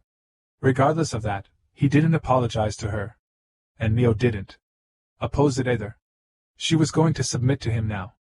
So she accepted it as best as she could. His hands moved somewhat clumsy, but even then, it didn't take him too long to unbutton the front of Mio's shirt completely. With all the buttons undone, the shirt lost its function as a one-piece and revealed the shorts she was wearing. Just like back then, when they formed the master and servant contract before her breasts were fondled directly in the end. At that time she wore a bra top, so it had been rolled up, but now that wasn't needed with the buttons undone. I'll have my breasts fondled directly again when that thought crossed her mind. Basara-san. 1. Develops a resistance against actions that were done to oneself previously. Of course Mio-sama has become more sensitive than before right now, but I believe it will be more effective to go with a different approach. You think so? On her words, Basara suddenly stopped his hands, which were on their way to Mio's breasts. And then, do you have any ideas? As a succubus, this must be your expertise. Maria showed a smile to Basara's question. I want to live up to your expectations. That said, Mio-sama is still inexperienced, so I cannot give her a succubus full course. Let's see, with several seconds of considering. Well then, how about you use this, since we already have it at hand? Saying so, Maria showed him an item. Maple syrup. Yes. Please. Spread this over Mio-sama's body, and use it like a lotion. Hey. Mio inadvertently alarmed herself, but Maria only intensified her smile. Your reaction shows how embarrassing it is for you. But shame is one of the most effective emotions to subjugate someone. Now then, go ahead. Basara-san. Basara had taken the maple syrup bottle from Maria and slowly opened the lid. Before long, And then Mio saw the golden brown fluid drop onto her own body. It was pretty. Much like slow motion. The liquid with a sweet fragrance dropped onto Mio's breasts, and the syrup accumulated in her cleavage. Mio's body, which was hot from the earlier bath, and the fondling of her breasts by Basara, received a coldness, and then preparations were done. Mio prepared herself for the intense pleasure that Basara's hands, which were reaching out for her, would give her any moment now. However, the action Basara took right afterwards was completely against Mio's expectation. Reminds me, Mio, you were eavesdropping on us earlier. That Surely he chose the most effective method to subjugate Mio. The flustered Mio felt guilty from having pointed out the fact about the earlier eavesdropping. In the next moment the curse of the contract activated. Due to the aphrodisiac effect from the succubus characteristic, her senses sharpened to the maximum, and when her breasts, covered in maple syrup, were fondled directly in that state. Neru's Mio suddenly felt all her senses go blank. Just what she only thought that for a second, then comprehended the situation. When bumping your toe into some corner, there follows an abrupt absence of feelings before the pain comes. A period of grace from God. Right now, she was experiencing the exact same thing. Right after she comprehended that fact while her consciousness was on a higher state of fluidity. A swirl of intense pleasure swallowed Mio entirely. A world, where everything was colored in white. Enveloped by a tender warmth, Mio received comfortable vibrations that made her doze off. Incredible, comfy, and blissful, that was all she could think about. That state continued for a while. Suddenly the white fog cleared from her field of vision. However, she didn't know where she was. Thereupon, looks like she came to. Mio-sama, can you hear me? A young girl shook her hands in front of her eyes. But even though she saw her, her brain didn't process it. Nor did she find it unnatural to see that the girl was naked. She knew that the girl was saying something, but it didn't make it into her head. Instead, what's this sound? Mio heard a dripping sound from around her chest. Just what's that? She thought absent-mindedly, whereupon, it seems, she is still not out of it, and does not comprehend her own situation. Are you okay? Suddenly a gentle voice sounded near Mio's ear. Who? It was a voice that deeply penetrated her heart. Thereupon, judging by this, it might be better to have her look at herself instead of explaining it to her. Saying so, the girl in front of her left her field of vision once, and after a while, suddenly Mio saw an unknown girl in front of her. She was instinctively surprised, because that girl was making such a lewd face. That expression, full of lust with flushed cheeks, reminded the spectator of a woman, to the extent of gulping down their saliva. But how is it? Do you understand now? The face of the young girl from earlier showed up besides that girl. And when that young girl stood next to Mio, her appearance was next to that sexy girl for some reason. And then, Neru's Mio finally realized that the bewitching girl in front of her was herself. It was Mio herself, reflected in a mirror big enough for her to see her whole body. Only, wearing the shirt as a sorry excuse, Mio was spreading her legs widely and straddling someone's lap. And she saw that her breasts were being firmly rubbed from behind. Her breasts were wet and shiny from some kind of fluid, making lewd sounds every time they were fondled. These breasts gave off a fragrance sweet enough to choke on it, and brought back Mio's consciousness. She turned around to her back at once. There was Mio's master, the boy she swore her loyalty to. Mio, can you tell in what kind of situation she was in right now? Basara. Yeah, Floa? Her senses came back at once together with her consciousness, and the torrent of pleasure made Mio climax once again. Her whole body convulsed on its own, and a shivering pleasant feeling ran through Mio. She didn't even have the time to close her eyes on the sudden happening. Thus, Neru's Mio witnessed the crucial moment of herself reflected in the mirror, of her face before it, during it, and after it. Fufu. Mio-sama, you are making such a lascivious face. Yeah. No, Seeing herself in the mirror, Mio tried to cover her face with her hands at once. But she couldn't. Because she saw herself in the mirror exposing something that shouldn't be seen. And no. The plentiful maple syrup had dripped down from her breasts and ran down her belly over her navel, wetting the shorts she was wearing. Inside her shorts, which had become transparent from absorbing plenty of fluids, there was a warmth that couldn't have been brought forth by the cold maple syrup. It was Mio's very own syrup, produced from the arousal. The shape of Mio's most embarrassing spot was distinctly rising to the surface. As she was a fellow female, Maria had followed her gaze and noticed her condition. And no. This is... Mio hastily tried to smooth it over, but it was too late. Maria showed a faint smile, then, Basara-san, listen. Of all things, she went around her back and whispered something to Basara.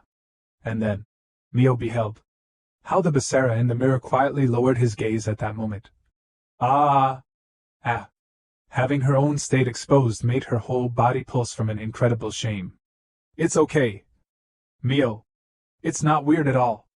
Basara, who was holding her, gently whispered into her ear words that meant that he was accepting Mio's most embarrassing appearance, having lost the need to put up an appearance. Mio let all her strength drain away from her body. She admitted her aroused self and accepted all of what Basara was doing to her. That was why Mio was disturbed. Every time her big breasts were fondled recklessly, she raised a dirty and lewd voice. It were her breasts that were being touched, yet she couldn't stop herself from moving her hips indecently. It was embarrassing, but that very embarrassment made Mio feel good beyond help, and on top of Basara's lap, she got even more ecstatic, just like during the time when they formed the master and servant contract. And then, brother, Mio put her own hand on top of Basara's, which were fondling her breasts. When her palm, seeking an existence to rely on, felt Basara's warmth, a relief came over Mio's whole body at once, and the pleasure she was feeling on her breasts changed into bliss. And she wanted more of that bliss. Before she noticed it, she had been gone in a posture of facing Basara, straddling him extremely close to his crotch. Her breasts were naturally exposed, right in front of his face. The big and soft swellings were already scurrilous wet from the maple syrup, and their pink-colored pointed ends were stretching like a budding flower bud. Did I turn crazy from the curse of the contract? She wanted Basara to taste her breasts that had become the sweetest and lewdest in the world. After all, she could submit to him better like that. And Basara and herself could become stronger accordingly. That being the case, she wanted him to dominate her thoroughly. This feeling gradually swelled up. At last, Mio entwined her arms around Basara's neck. Of course, she herself couldn't speak out what she wanted him to do, but even so, brother, please. My breasts are on fire, it's agonizing, Mio pleaded instead. And it worked. After Basara showed a surprised expression. Okay. I'll set you at ease now. After tightly embracing her waist, he wrapped his mouth around her breast. Needless to say, it was her first time of having her breast sucked. It felt way better than she had imagined. Ah, yan ha? Broth, brother. Foi. Throwing back her head, Mio bended backwards in pleasure. The shirt she was wearing fell onto the ground and her upper body was completely naked, but she didn't care. Overcome with a pleasant feeling of weightlessness, Mio twined her legs around Basara's hips and clingingly clasped his head to her chest, while her breasts were intensely sucked. Wow, what's this? She knew that she was climaxing intensely. Befuddled by the overwhelming pleasure, she felt that the foundation of her current values was redrawn. And in time, Basara's existence inside Mio's head began to change to a different one from so far. From a brother, family member and master in name only, to an absolute master, who she wanted to devote and submit herself to thoroughly. The moment she thought so, Mio and Basara's body were suddenly enveloped in light. Mio was dumbfounded from not understanding the sudden happening, whereas Maria showed a calm smile. Congratulations, that light is proof that the contract acknowledged that your relationship has advanced to the next level. Remains of the hot pleasure were still glimmering within her, so Mio couldn't feel the change in her. But, the Mark on the neck. The collar-like mark on her neck had changed its color to faint reddish. Now we have become stronger? Yes. Currently, you are getting a basic power-up, ranging from physical abilities to magical power. By the time that light has settled in, you too should be stronger than before. On the occasion, I allowed myself to suck up the arousal you felt, Mio-sama. So I too could gain a power-up for a week. When she faced forward in a daze on these words, there was the boy she had pledged loyalty to from the bottom of her heart. You sure did your best. Saying so, Basara tried to pet her head, but as he remembered that his hands were covered in maple syrup, he was about to stop from touching Mio. Therefore, Mio took that left hand of his and put his fingers, from which the maple syrup was about to drip down, into her mouth. It was the hand of her master, which thoroughly engraved pleasure onto her breasts. Upon that the taste of maple syrup and an even sweeter pleasure spread in her whole mouth. I wonder if I did all right in submitting to him. While sucking on Basara's fingers, Mio thought so absent-mindedly. But every time she licked with slurping sounds, a shiver of pleasure ran down her spine, and in time Mio became engrossed in licking his fingers, running her tongue over them numerous times. She minutely tasted every nook and corner, and after she cleaned Basara's hand with her tongue, Mio finally let it go from her mouth and held that hand against her own cheek.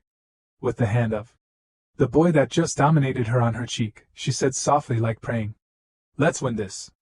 Basara whispered back into her ear the simple but reassuring four-lettered word of assent. Various voluptuous actions were conducted in the living room of the Nanja house to deepen the master and servant relationship between Basara and Mio. Some people watched a portion of that, from beginning to end, from outside. They stood on the rooftop of the neighboring house. The ones that watched the happenings inside through the closed curtain, which was bypassed by magic, of the Nanja house's living room were two demons, Takigawa and Zest. But no matter how stimulating that scene was, Zest, standing next to Takigawa, watched it calmly. Geez, what a pain. The reason they were here wasn't because they were peeping toms or anything. Surveilling Mio was Takigawa's mission, and Zest too came here to check upon Mio's current surroundings on the order from Zalgir. Thus they had seized Basara's and the girl's actual situation in the last few days. That included the fact about the fight with Takashi and the others, the heroes that came to kill Mio. So they had observed Basara and the girls the whole time to see how they would act now. But even though it was his mission to surveil them, Basara and Mio were still classmates to Takigawa. Even by himself, it would have been pretty awkward to see a friend dripping wet, yet what do I do about this atmosphere? It was awkward to no end. Valgara's man would have been one thing, but Zest was a woman. The past few days, Takigawa had skipped school and gone around with her an escort, so to speak. Coming here wasn't Takigawa's suggestion, but simply Zest's demand. Takigawa couldn't be held responsible at all. However, even without responsibility, what kind of torture was it to have to watch a friend dripping wet together with a woman he wasn't all that close to? There had to be a limit to unbearable situations. That said, it wasn't like he was blaming Basara. Basara surely would have never guessed that he was being watched, and above all, it was Takigawa himself at the yakiniku restaurant who persuaded him to strengthen their master and servant relationship. Apparently the bond between Basara and Mio had become one level stronger than before due to getting her dripping wet. Of course they wouldn't be able to even hold their grounds against Takashi and the others just because of that. But at least they raised their chances out of the hopeless margin. In that case, about time we scram. You wanted to check out Mio's household situation, but they seemed to take a break now, so it should be enough now, shouldn't it? Takigawa suggested. But even when he was about to turn on his heel, Zest didn't move at all. Instead, she kept staring at the Tuja living room, while Takigawa got a bit fed up. Listen here.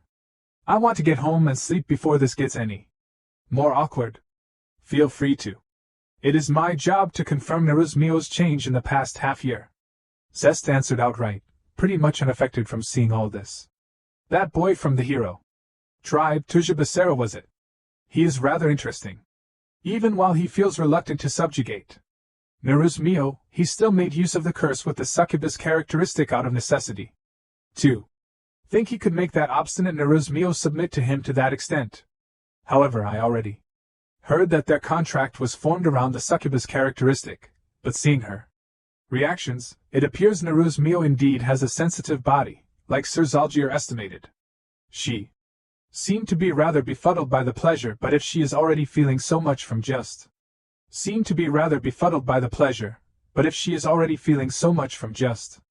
these actions, then Sir Zalgier can give her much more pleasure. It should be an easy feast to budge her heart and snatch away her loyalty. Oh really? I congratulate you for being so devoted to your job. But to think that you didn't even bat an eye from seeing that, you even gauged her arousal. Nothing less from Sir Zalgier's right hand, you see things in a different light. Tokigawa shrugged his shoulders, and on his sarcasm, Zest finally faced him with cold eyes. Are you being sarcastic, Lars? If your statement just now should have been meant to insult my master, then I would give an appropriate reply. No, not at all. I wouldn't dare. It was just admiration, said Tokigawa while laughing.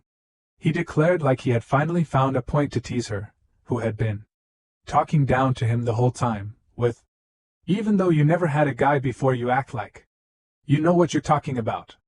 Well, I guess just by staying near Sir Zalgier you get a bunch of chances to see such activities. Zest fell silent for a moment on these words. Then she frowned.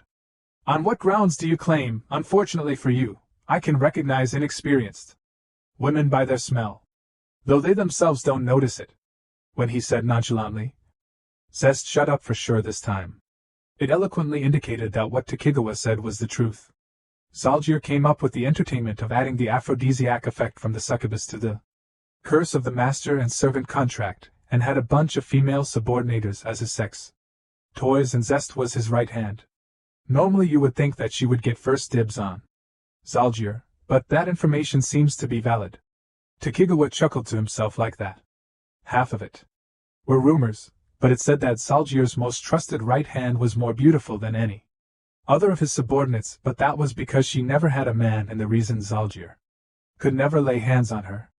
Incidentally, Tokigawa, who was neither an incubus nor a vampire, had no way to confirm a woman's chastity from her smell.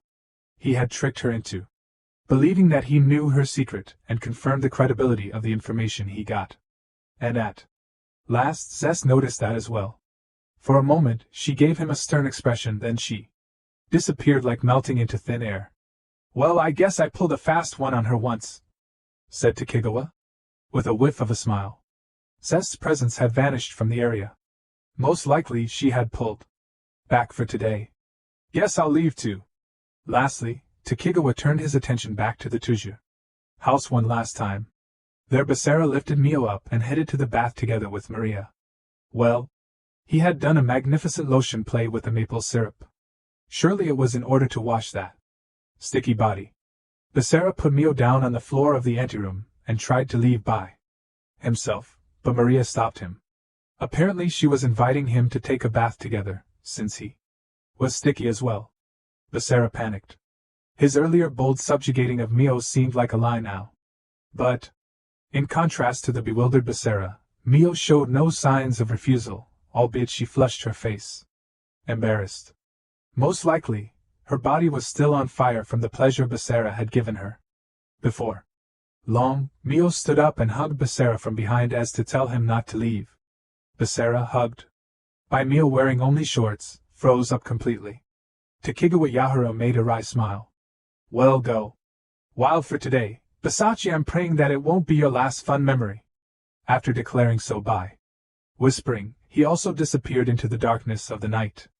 And then the day of the decisive battle came. Since the battle would take place at night, Basara and Mio normally attended school without skipping. After school they would meet up with Maria and head for the appointed place. As for Yuki, she never came to school after that. She might be avoiding meeting him. No wonder, since they would be enemies next time. Meeting up before the fight would confuse one's feelings. Still, he had wanted to talk to her one more time before the battle. But what could he say when they met? The current situation arose from Basara and Yuki making each their own resolve. And then morning classes were over without having found an answer, making it lunch break now. Mio's together with Aikawa and Sakaki. After watching Mio leave the classroom with her friends to eat lunch together, Basara too stood up from his seat. Thanks to his connection with Takigawa, Basara wasn't isolated in class anymore now. But even though he exchanged small conversations with others, he still wasn't close enough to someone to eat lunch together. In the past 10 days where Takigawa had been absent, Basara had eaten lunch by himself.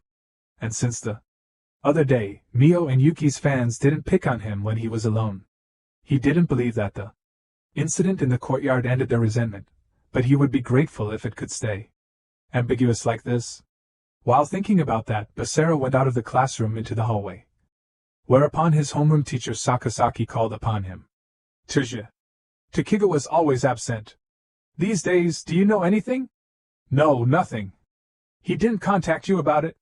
Well, on his first day of absence, I got a call from him saying that he's taking off school for a while due to family circumstances, but since then I haven't heard a word from him. I see. Takigawa hadn't been coming to school since the day after they went to eat yakiniku together. As for contact, only one mail came, saying there was a possibility of an attack from a demon of the current Devil Lord faction. Most likely he was busy with all kinds of things too. Clueless about these circumstances, Sakasaki scratched his head. Not only didn't I reach his apartment where he lives alone, no one answered the phone at his parents' house either.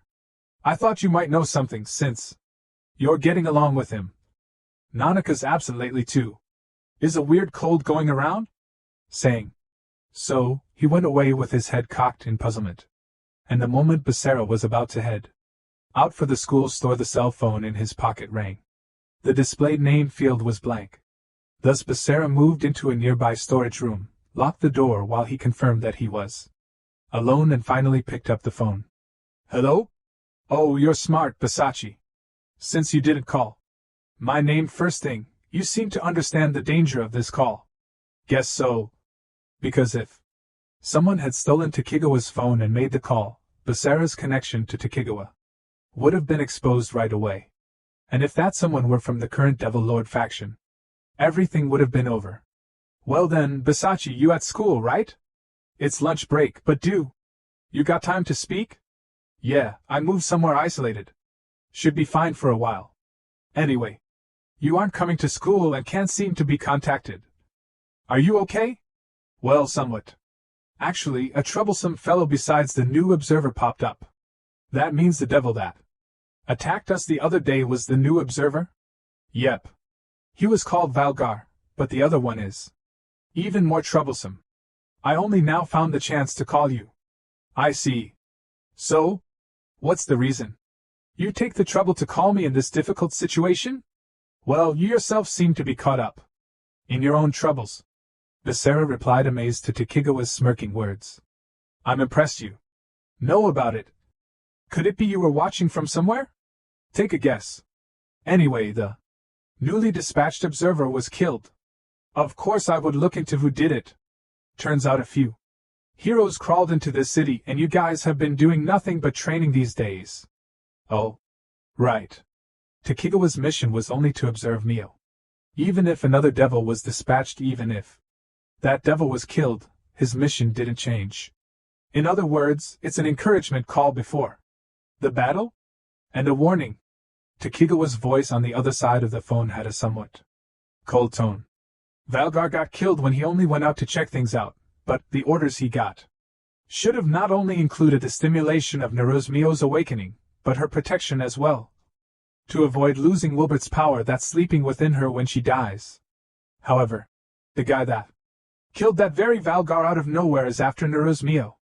Sorry, but if the situation calls for it, I'll have to intervene. We'll dispose of those that try to kill her, with force, even if it should be Nanaka. You. To the surprised Basara. Hey, what are you surprised for, Basachi? It's only natural. Let me tell you this while I'm at it. If you die, our agreement naturally becomes invalid. I mean, you're the only one that knows the truth and I'm just forced into cooperation through threatening. Takigawa said, sneering. Don't forget. We're only teaming up because it holds merit. For both of us. If you also want to protect Nanaka along with Mio, then you've to win against these guys with your own strength. These words that could be seen as a provocation made Basara tightly grasp his phone. Okay. Just watch, Takigawa, we definitely won't lose. Tuja Basara declared outright. And let me tell you this as well.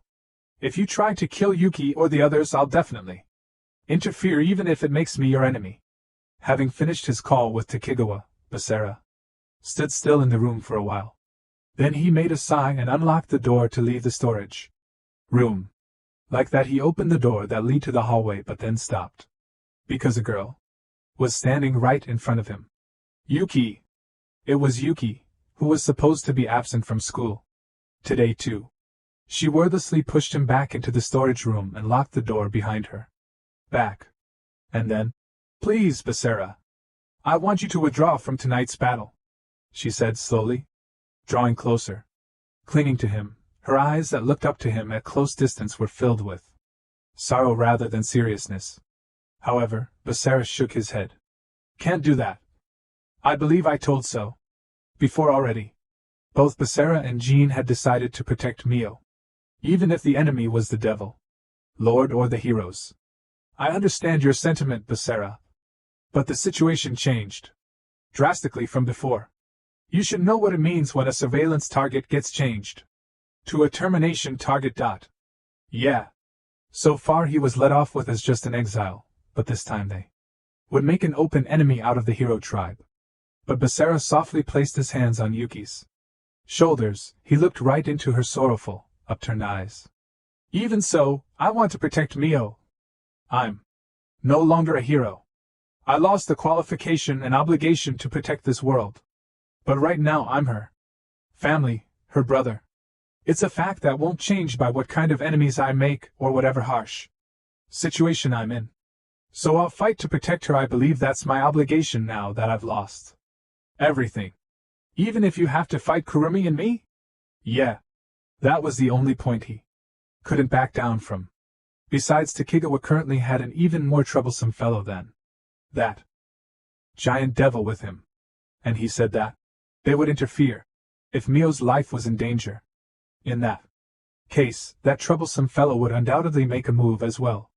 Basara wasn't taking the strength that Takigawa showed in the battles on the roof of the school or the forest the other days as his full potential. Most likely, Takigawa was still hiding his true power. And that very Takigawa called someone troublesome wherefrom that one's strength could easily be imagined. If that strength exceeded his own or Takashi and the others by far, then that person would surely make a move. That Shibakichi, who said he was only an overseer this time. Therefore, to protect everyone, Basara and the girls had no choice but to drive away Takashi and the others. She then must have understood that Basara's determination couldn't be shaken. I see. Whispering. Isolated, Yuki slowly got away from him, turned on her heel and was about to go away. However, whoa! Basara hastily grabbed Yuki's arm. Because he couldn't let her go yet. Let go. We have nothing to talk about anymore. Looking down sadly, she tried to shake off his hand. Sorry, but I wanted to give you something for sure when we met again. Saying so, Basara took out the prepared item from his pocket and made Yuki take it. A key? A duplicate key to our house. Basara smiled on finally handing it over, whereas Yuki widened her eyes in surprise. Why? Back in the days when my father and I were in the village, you had a key to our house, right? That was a long time ago. We both have changed now. Besides, tonight, yeah, I know. Basara nodded.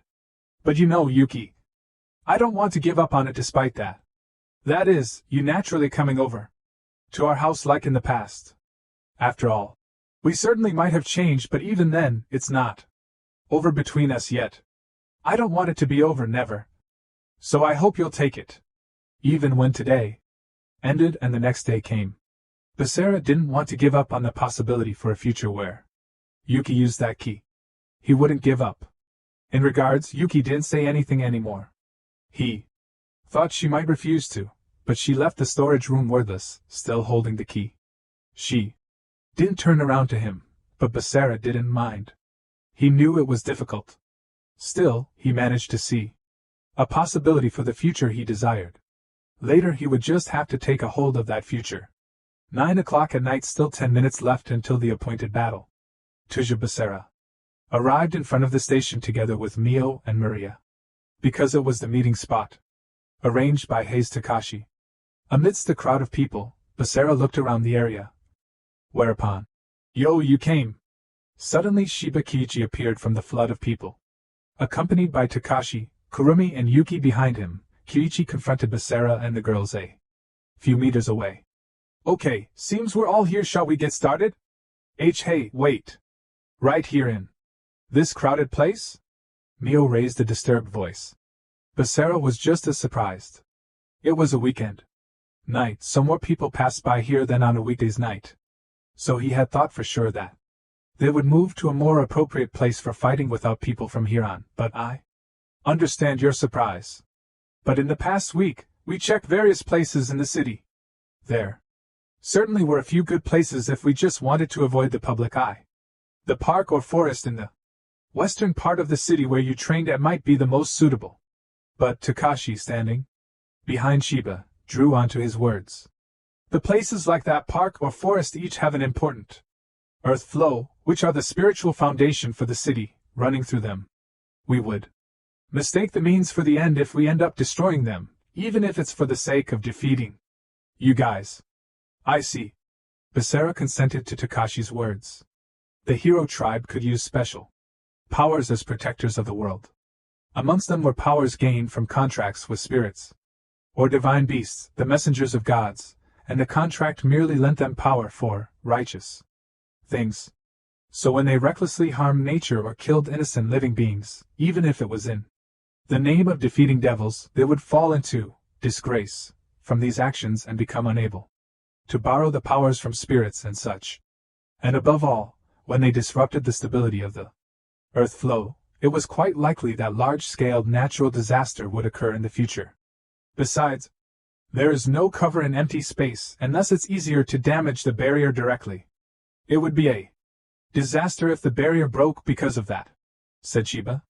But we don't have to worry about that here, because we'll erect a barrier of the type that shifts dimensions and even duplicates the place. There are so many buildings around here, so even if we break anything, it would be the duplicates within the barrier, and only we will enter into the barrier, no average people. But the risk remains that the barrier will break, said Maria. If we are going to fight, I believe we should at least do it in the middle of the night, where there are fewer people. On these words, oh boy, to think you, a devil, would be worried about others, said Shiba with a sarcastic laugh. We certainly considered that risk as well. The buildings around here are complex.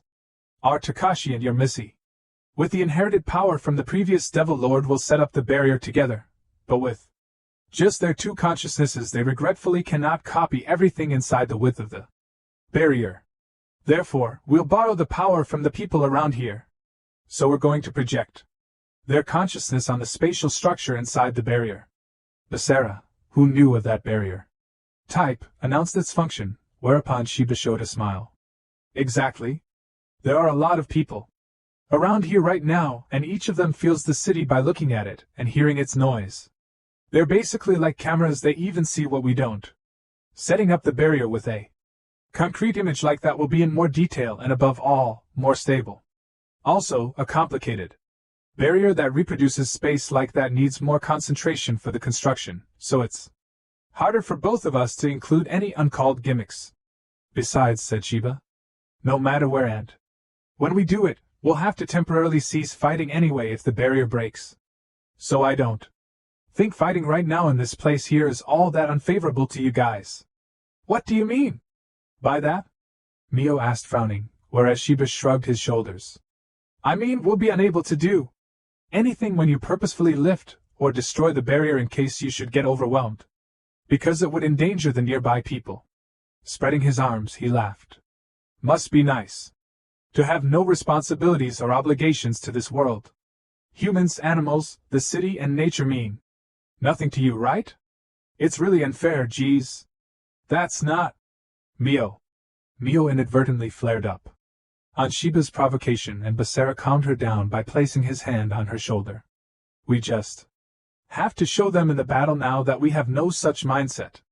There's no need for you to fall for his provocation and lose your cool. As frustrating it was, Mio nodded. And Basara suddenly looked at Yuki, who stood behind Sheba. But she didn't try to meet his look. Slowly casting her eyes down, she stood there with a sorrowful expression. However, Basara had no time to concern himself with her right now. Though that only applied to right now. So Tusha Basara looked at Sheba again and declared, Fine. If that's what you want, we don't mind either. Let's get started. Here. Then the construction of the barrier began. First off, Takashi pierced Bayako into the ground, and with it as a go-between, Mio cast a barrier magic. An average person with no special power could of course not see Mio's magic, nor the spiritual lance, Bayako. Thus, Mio could erect the barrier calmly. Naru's Mio let her own mind focus. The barrier's range was a sphere, with a diameter of half a kilometer, centered around Bayako. Even if it was the enemy's weapon, the self-protective Bayako lent her power to erect the barrier, since it served to shield the surroundings. At the same time Mio finished her chant, the barrier magic, amplified by Bayako, activated. The surrounding buildings were reproduced in all kinds of substances and shapes, giving the space within the barrier form. But something disappeared in the progress. It was the unrelated average people, who could absolutely not be dragged into this battle. And by the time the barrier was about to be finished, Mio suddenly raised a surprised voice. Therefore, opponents had been standing a few meters away, and Shiba Kiichi disappeared from them. She was bewildered by the sudden happening. Don't worry. I asked my Bayako to shut him out. While Haze Takashi told her indifferently, he pulled out Bayako from the ground. What do you mean, Takashi? Basara asked doubtfully. He's nothing but an overseer this time. Meaning, an outsider to this battle, said Takashi. I don't want him to interfere with our battle if by any chance he's swayed by some kind of one, that's all to it. I see. Basara mumbled back to Takashi's words. Seeing their expressions, Mio thought that these two surely held some kind of sentiment towards Shiba, which Maria or Mio couldn't understand. Most likely. There were still plenty of points Mio didn't know about Basara. Compared to Yuki and Takashi, the time she spent with him was utterly lacking. Still, Mio stood here after deepening the trust between him and her. In her own way, she ought to have done everything she could. And then, it's time. Let's get started. After saying so, Takashi flashed Bayako diagonally into the air, then slowly turned his back to them and returned to Yuki and Kurumi. Realizing his intentions, Mio and the others started to take their distance as well. At the same time, the top part with the light of a nearby street light was cut off and slowly started to fall onto the ground. And in the moment a clattering announced the impact onto the ground, everything began to move. The battle had started. Chapter 4. Fixing your eyes on the irrevocable past. At the very moment the battle started, Takashi saw Basara come rushing at him while materializing Brynhilde. The sudden takeoff and acceleration from a speed type. However, Takashi remained calm. Same for Kurumi and Yuki, who were next to him. Making a quick move as soon as the battle started was nothing uncommon. It was a tactic close to an ambush, conducted by the party that was inferior in strength. Thus, Takashi chose to make a move himself too. The same acceleration of a speed type closed the distance between them in an instant. Ha waya! Oh hide! Bayako and Brynhilde, their attacks clashed. But the resistance was different from what he had expected. So that's how he's gonna play. Takashi understood Basara's plan, who was right in front of him, at once and approved it in his heart. They both had launched a downward attack. But Basara had done so to ward off his attack, not as an attack itself. Now he tried to get into his reach. Heh! But Takashi jumped to the side by kicking the ground and swung Bayako edgewise while turning in midair. An attack outside of Brynhilde's reach that worked because Bayako was a spear. But only the hollow sound of cutting through air followed. Takashi had hit only empty air. What? Without decreasing his speed, Basara had slipped past Takashi, heading towards Kurumi and Yuki. It was a 3 versus 3. An important point was who took on whom. After taking Shiba the Overseer out of the game, Takashi, Yuki, and Kurumi had currently the upper hand without a doubt. After all, the elders had permitted him to take Bayako with him to eliminate Mio. Knowing Basara's personality, he had thought for sure that he would be facing him, but if that's the case, Takashi returned his gaze from Basara's back to the front. Correct. That's right. He saw the little succubus girl and Naru's Mio make a move against him 10 meters away at the same time. The succubus girl Maria punched her right fist into the ground, whereupon a destructive wave came at Takashi, who was running over the asphalt. Moreover, take this too! Countless fireballs filled the air and they were released at Takashi all at once right afterwards. Shock waves and explosions engulfed him. While hearing continuous shock waves and explosions behind his back, Basara rushed forward. There were 2 girls in the field of his vision, Yuki and Kurumi. Kurumi was already chanting, but Yuki hadn't even materialized her spirit sword, Sakuya. She must have still been hesitant to fight him. Therefore, Basara fixated his gaze on the opponent he had decided on before the battle. Here I go, Yuki! Basara raised Brynhildr against Yuki, who still had no will to fight. Like I would let you! But a strong gust sent Basara flying before he could launch his attack. Coup! The gusts interlinked and became a storm, raising Basara up into the air at once. He was forcefully blown up so high that he could see the beautiful night scenery of Tokyo. An altitude of a few hundred meters. Basara inadvertently gulped, since he would die instantly when he fell from such a height, and suddenly heard a cold voice. I never expected you to go after my sister. From all of us. Basara reflexively looked up over his shoulder, where Kurumi already had finished setting up a magic circle, as she most likely rode an even faster wind up there. How much more? Do you intend to hurt her until you're satisfied? At the same time she shouted that, a torrent of fierce gusts was set loose at point-blank range. He launched a counter with Brynhildr immediately. But Kurumi's wind eluded his attack like it possessed a will of its own and directly hit him just like that. A wow! With no ground under his feet, he couldn't maintain his posture. Taken in by the strong wind, Basara started to fall to his death. Damn, if I could at least break it up. He could try out of that would only repel the wind that was restricting him, instead of erasing it, but damn! He had his hands full just holding on to Brynhildr so it wouldn't be blown away, since its broad frame picked up a lot of wind pressure. Even if he managed to swing an attack, activating was totally out of the question. While he fell like that, the ground gained on him. Fine. Reading the flow of the wind, Basara used all of his strength to slow down his body.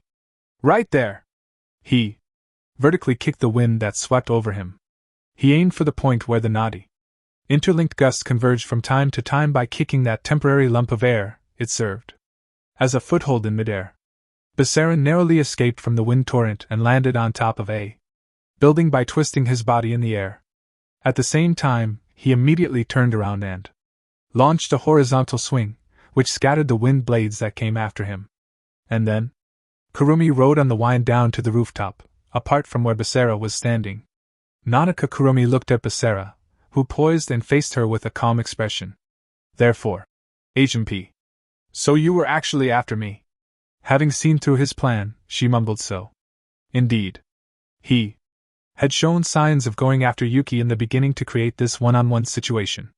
He anticipated that she would flare up when he went after Yuki by intentionally calling her name, and even the actions she would take to stop him. You sure are looking down on me.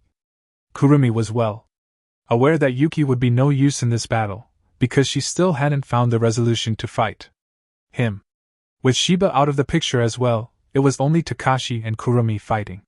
That said, she didn't think Mio and Maria by themselves would be able to win against Takashi with his Bayako. In short, Basara assumed he could defeat Kurumi by himself. He must know as well that Kurumi's abilities were restricted in the present situation. Without a doubt, he intended to defeat her as fast as possible, then head over to Mio and Maria to defeat Takashi together. Surely even now Basara considered Kurumi as the same as 5 years ago, the little sister that always followed around behind him and her older sister Yuki. In that case, I'll make you realize your mistake while you drown in the regret of having lost to me. Saying so, Kurumi emitted a green aura and released her magic power. Oh, I knew it. He went after her. Well, not like there was any other way. Driven out of the barrier, Shiba Kyuichi had checked the situation inside from a rooftop of a distant building. He showed a faint smirk as the battle unfolded just like he predicted. He speculated beforehand that Takashi would shut him out of the barrier, since Takashi was driven by various emotions in this battle. Therefore, Shiba wasn't bewildered. He couldn't look through the barrier, but his own ability allowed him to feel the happenings, events, inside the barrier. In a variety of his scenarios, Basara would choose Kurumi as his opponent. Back when Basara was still in the lively, Kurumi had been like a little sister to Basara, like the docile Yuki. If he was forced to fight her now, he must be thinking of making her unable to fight by making her pass out or something by himself without involving Mio and Maria. And if he was fighting Kurumi, he could also draw Yuki's attention to him. Even if she was passive in the fight against Basara's team, she couldn't ignore a fight between her beloved childhood friend and her little sister. In fact, Shiba felt how Yuki was trying to rush toward Basara and Kurumi. Still, this development was ideal for Basara's team, but not the very best one. Even if it was a 2-on-1, Takashi's Bayako was a special spirit lance that they allowed him to take out in order to defeat the daughter of the previous Devil Lord. Their tactic puts a huge burden on Mio and Maria, who had to fight against Takashi. That said, Basara and the girls must know that as well. After launching continuous attacks, Mio and Maria were now taking their distance from Takashi to avoid fighting. That behavior made it obvious that they wanted to buy time until Basara arrives, and Takashi noticed that as well. Well, not that I can't relate to it. Basara's team wasn't after a simple victory of this battle. They had assigned Naru's Mio as a termination target, and she was targeted by a hostile faction of the Devils. Even if the only way to protect her meant fighting, Basara should know better than anyone how big the risk was to seriously turn the hero tribe against them under these circumstances. Furthermore, his opponents were his close childhood friends. He must have wanted to avoid harming them as much as possible, but being kind at a time like this is all fine, but you never learn your lesson, Basara. Saying so, Shiba Kyuichi laughed coldly. If you're too greedy, you'll lose everything again. Just like 5 years ago. There was a quiet sound in the dim empty space. It was Haze Takashi's footsteps on the linoleum-covered floor. After he warded off Mio and Maria's continuous attacks, he chased after them. They were avoiding further combat, going into the large shopping mall in front of the station. Although no other people were inside the barrier, the mall had various floors and endless space, since it consisted of 3 buildings connected through passageways. The perfect location to hide and buy time. However, that only applied if Takashi was without his Bayako. Bayako had the duty to protect the West, so when there were hostile enemies in its entrusted region, it could vaguely sense their whereabouts. That way, huh? Following Bayako's reaction, Takashi set foot onto the 4th floor of Building B. It was a fashion floor that dealt with women clothes. The floor had its power turned off with only the emergency lights on. Did they break the breaker in the fuse box? The barrier reproduced the state of affairs, not just the material. Even so, by destroying the breaker, it was possible to create a state of affair corresponding to that. The ambushing side was at an advantage since they could be mistaken as a merchandise's shadow in the darkness. But Takashi slowly proceeded to the center of the floor. I know you're here, come out. He declared so in a calm tone to these two, but there was no response, as they were thinking that they hid well. So Takashi started moving west, towards the end of the floor.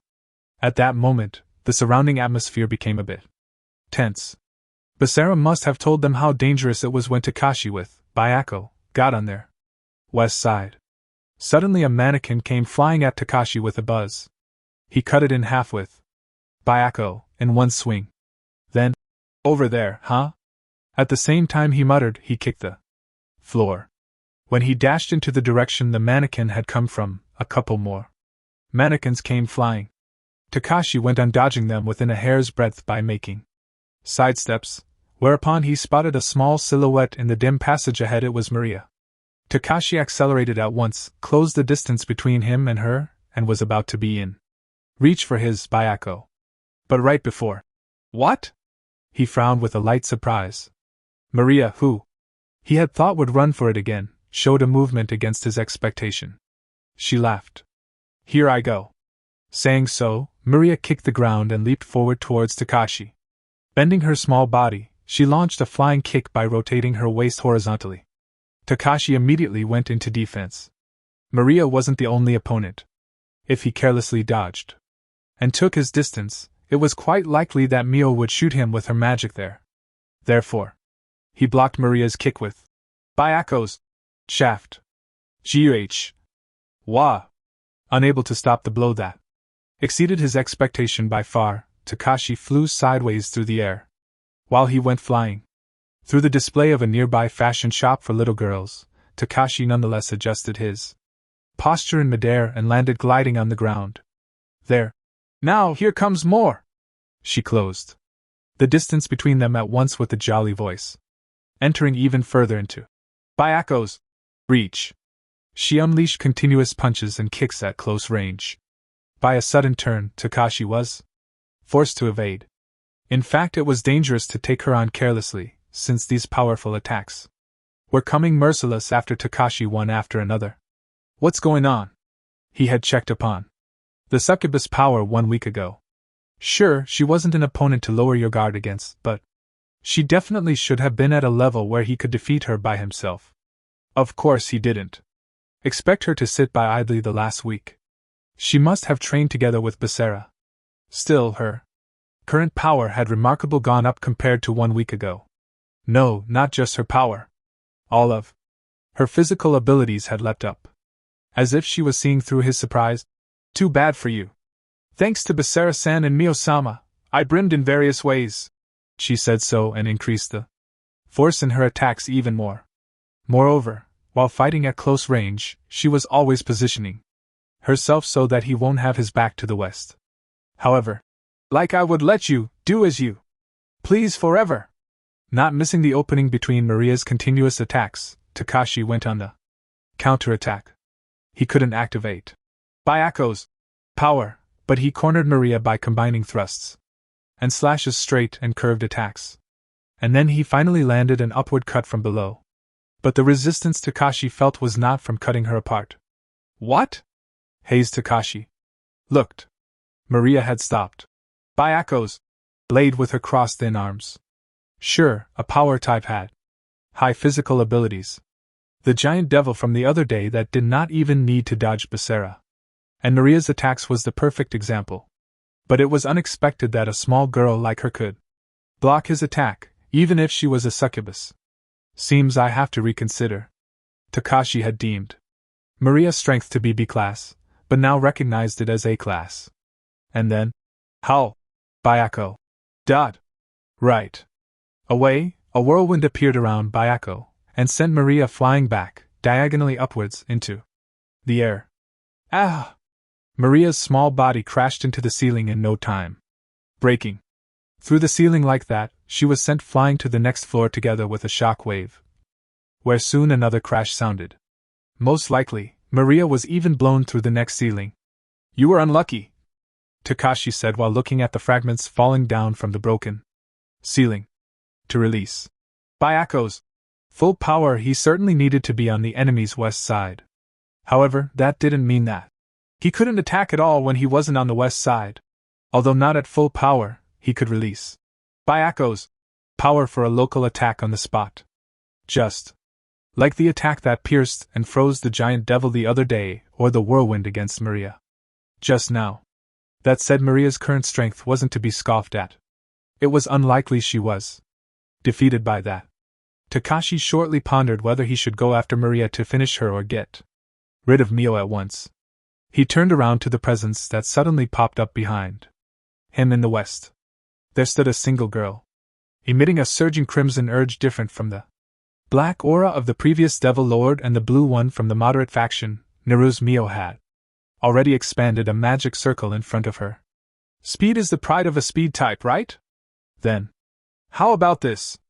At the same time she said that, a large quantity of water appeared. It turned into a stream that swallowed up the whole floor, and Takashi was dragged into its stream at once. Basara found himself moving at high speed in a genuine fight against Kurumi. Kurumi was a magic type, capable of long-range attacks, whereas Basara was a speed type. First he needed to get close to her with his speed or he wouldn't stand a chance. Kurumi freely flew through the air by controlling the wind while Basara jumped from rooftop to rooftop of the different-sized building. With the speed of a speed type and the strength of his legs that produced that speed, Basara took off from the edge of the rooftop and jumped. Ha-waya! He shouted along, with a flash of Brynhilde, but you don't know when to give up. Kurumi evaded it easily. The surrounding wind lifted Kurumi's body up. Damn. He had tried to land hits on her for a while now, but she would dodge them all like this. Nanaka Kurumi was the same magic type as Mio. Her magic-orientated battle style was same too. However, Mio was a high wizard that chanted her magic directly with her own magic power, in contrast to Kurumi, who was an element master who borrowed the spirit's power to activate magic. Therefore she could chant magic by employing or contracting a spirit through a channel without consuming her own magical power. A troublesome opponent, however, Basara saw a way to prevail this time, specially because of that fighting style. Because Byakko, which had its power as a mythological guardian beast sealed, was nearby. Therefore he figured that Kurumi could only utilize the wind attribute of Byakko in this fight, since opening channels to other spirits would interfere with Byakko's power. Furthermore, the barrier was set up from Takashi's Byakko and Mio's magic. As an ally of Takashi, Kurumi likely could only cast wind magic inside the barrier. And as a matter of fact, Kurumi had only used wind magic so far, and her materialized spirit gauntlet had still wind as the main element too. Thus it should also be difficult for her to attack towards the west, since Byakko would interfere. However, Kurumi's wind showed no signs of such a handicap. To begin with, wind was polymorphous. No matter how often Basara got on her west side, the wind attacked him by simply going round. He somehow tried to retaliate while narrowly dodging these attacks, but as he evaded an attack, he ended up landing on the wall of a high building in his way, and he started running up the wall vertically at once. One attack after another hit into the white wall, always one step behind him. It was Kurumi's gale magic. As Basara escaped upwards, the attacks gradually closed in on him. Basara had his attention to his back, when something invisible approached from the top that winded up the surrounding air. Basara kicked off the building at once and jumped towards the wall of the building across the street. Right afterwards, the something he dodged crashed into the ground. After he heard that roaring sound while in midair, Basara pierced Brynhilde edgewise into the wall of the building he had jumped to, spun his body upwards with his right hand on the handle, and landed on the broad blade of the sword. Just now, that was. When he looked down at the ground, he saw a wide crater that had a 3-meter radius under the rising cloud of dust. She probably shot compressed air or something like that. You're good at running away as ever. When he suddenly looked up, there floated Kurumi 10 meters away at the same height as him. So Basara moved at once. He jumped towards her, using Brynhilde as a stepping stone, since he had abandoned his weapon. What the? A desperate suicide attack? Kurumi wearily held out her hand towards him and unleashed a wind magic. At the same time, Brynhilde vanished behind Basara and rematerialized in his hand. Kurumi's expression became frightened upon the unexpected feint. Basara cancelled out her gale magic, with Brynhilde's blade right in front of her, and drew near her in the same movement. He launched a horizontal slash. However, it was repelled by something invisible right before hitting Kurumi's stomach. It was a magical barrier that she had immediately erected to defend. Still, if it was the same barrier from 5 years ago, he should be able to cut through it. That he was warded off proved how much stronger Kurumi had gotten. And then, Basara got a taste of Kurumi's newly gained strength. He hung motionless in the air in the moment. His attack was repelled and suddenly felt the atmosphere accumulating around Kurumi in the next moment. DH! Basara was blown away from a violent torrent of turbulent air. He crashed into the wall of the building behind him, broke through it back first, and kept flying. Even though he got caught in various chairs and desks of the office inside. After he repeatedly crashed through walls with an impact, he crashed into a huge steel locker. The content poured out with a noise on that impact. Gah! G-H! Ah! Basara had sunk into the demolished locker with a crucifixion posture.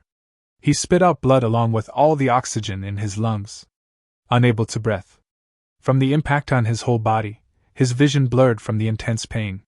That's what you get for looking down on me and treating me like a kid.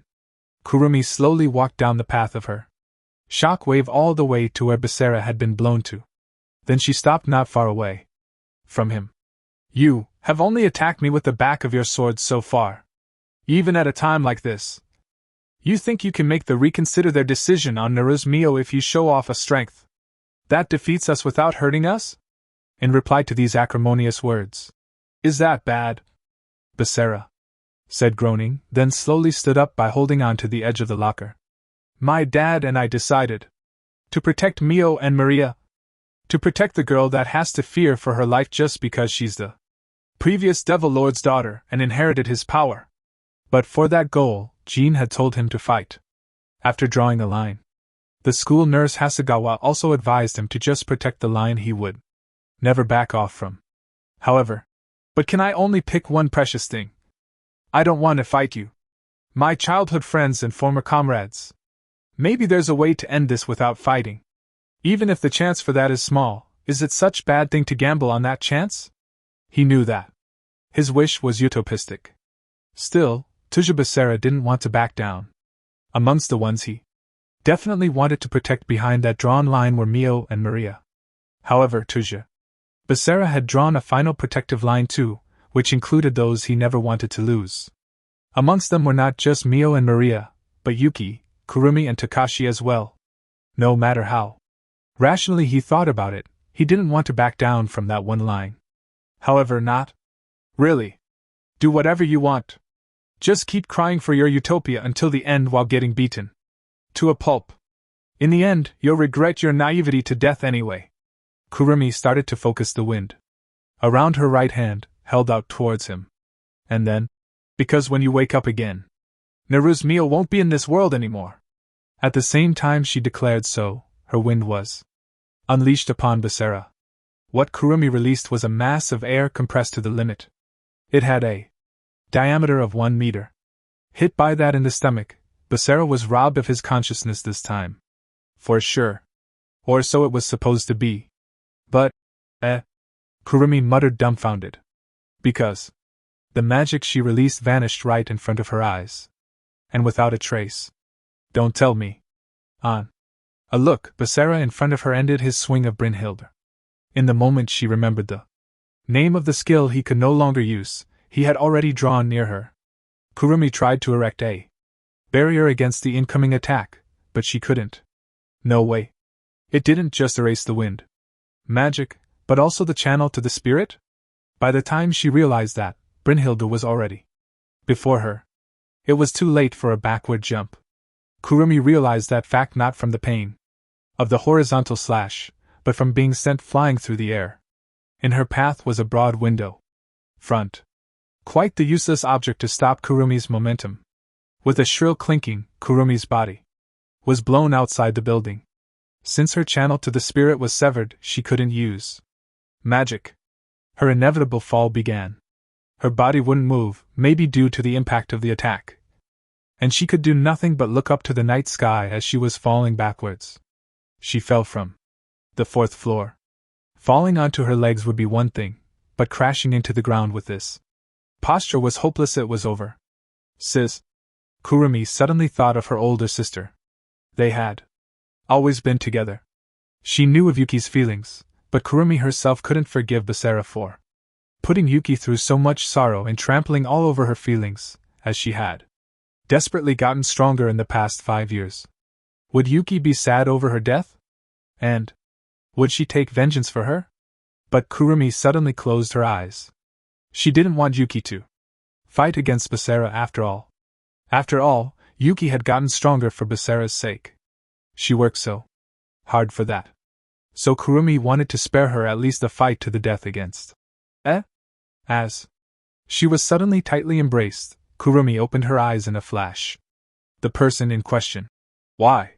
You stay still," told her so in a harsh tone, and Kurumi reflexively stopped trying to move.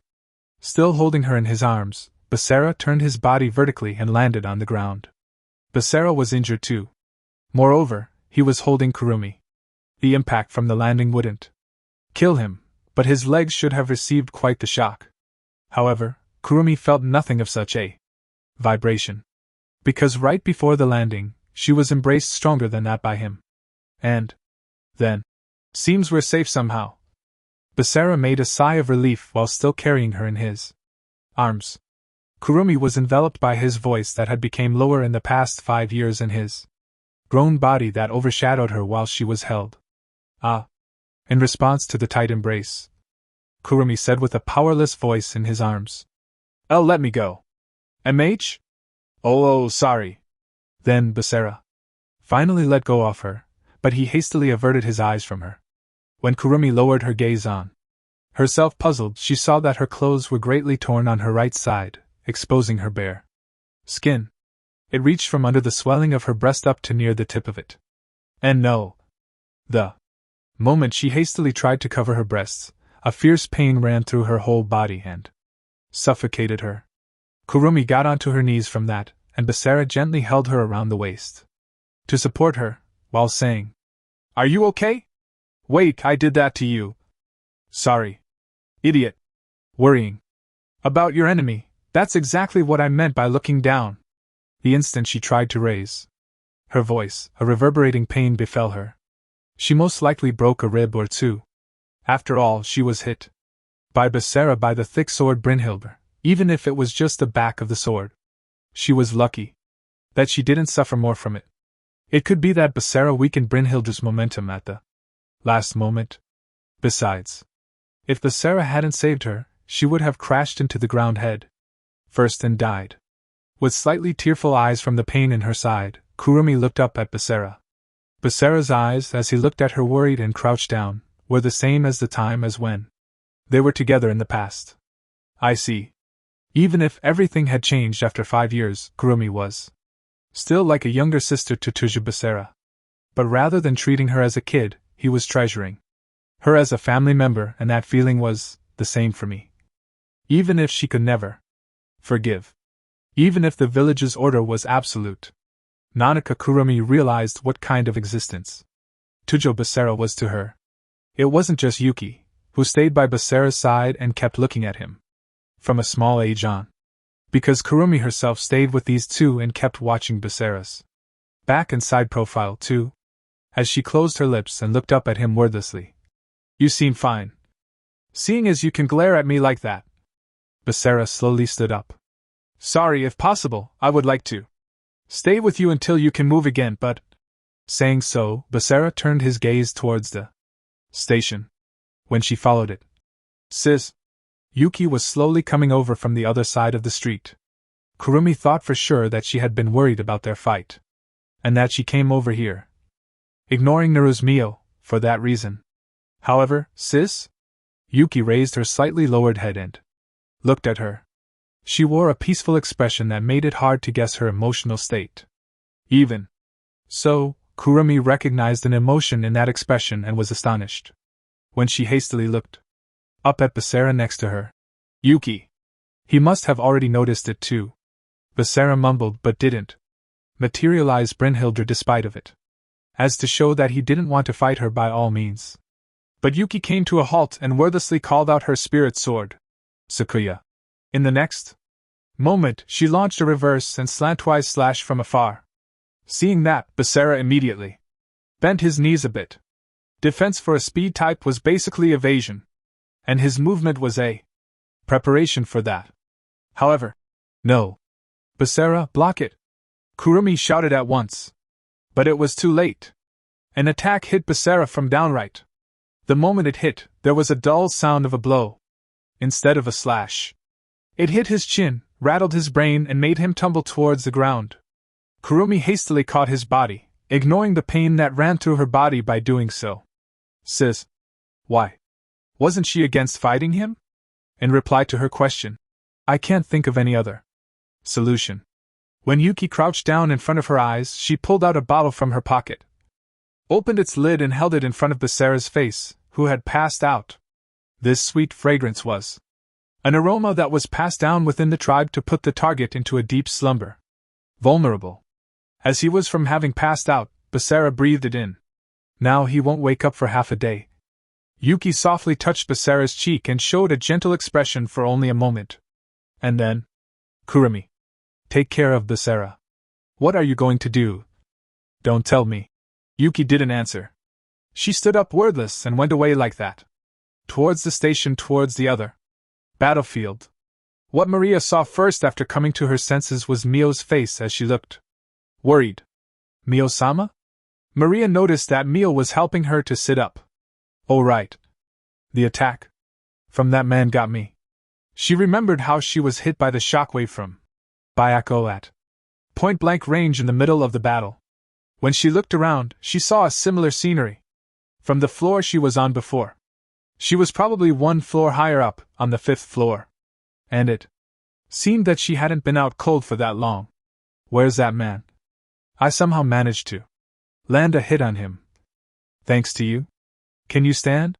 Being asked that, Maria headed for the nearby 2m wide hole in the ground together with Mio.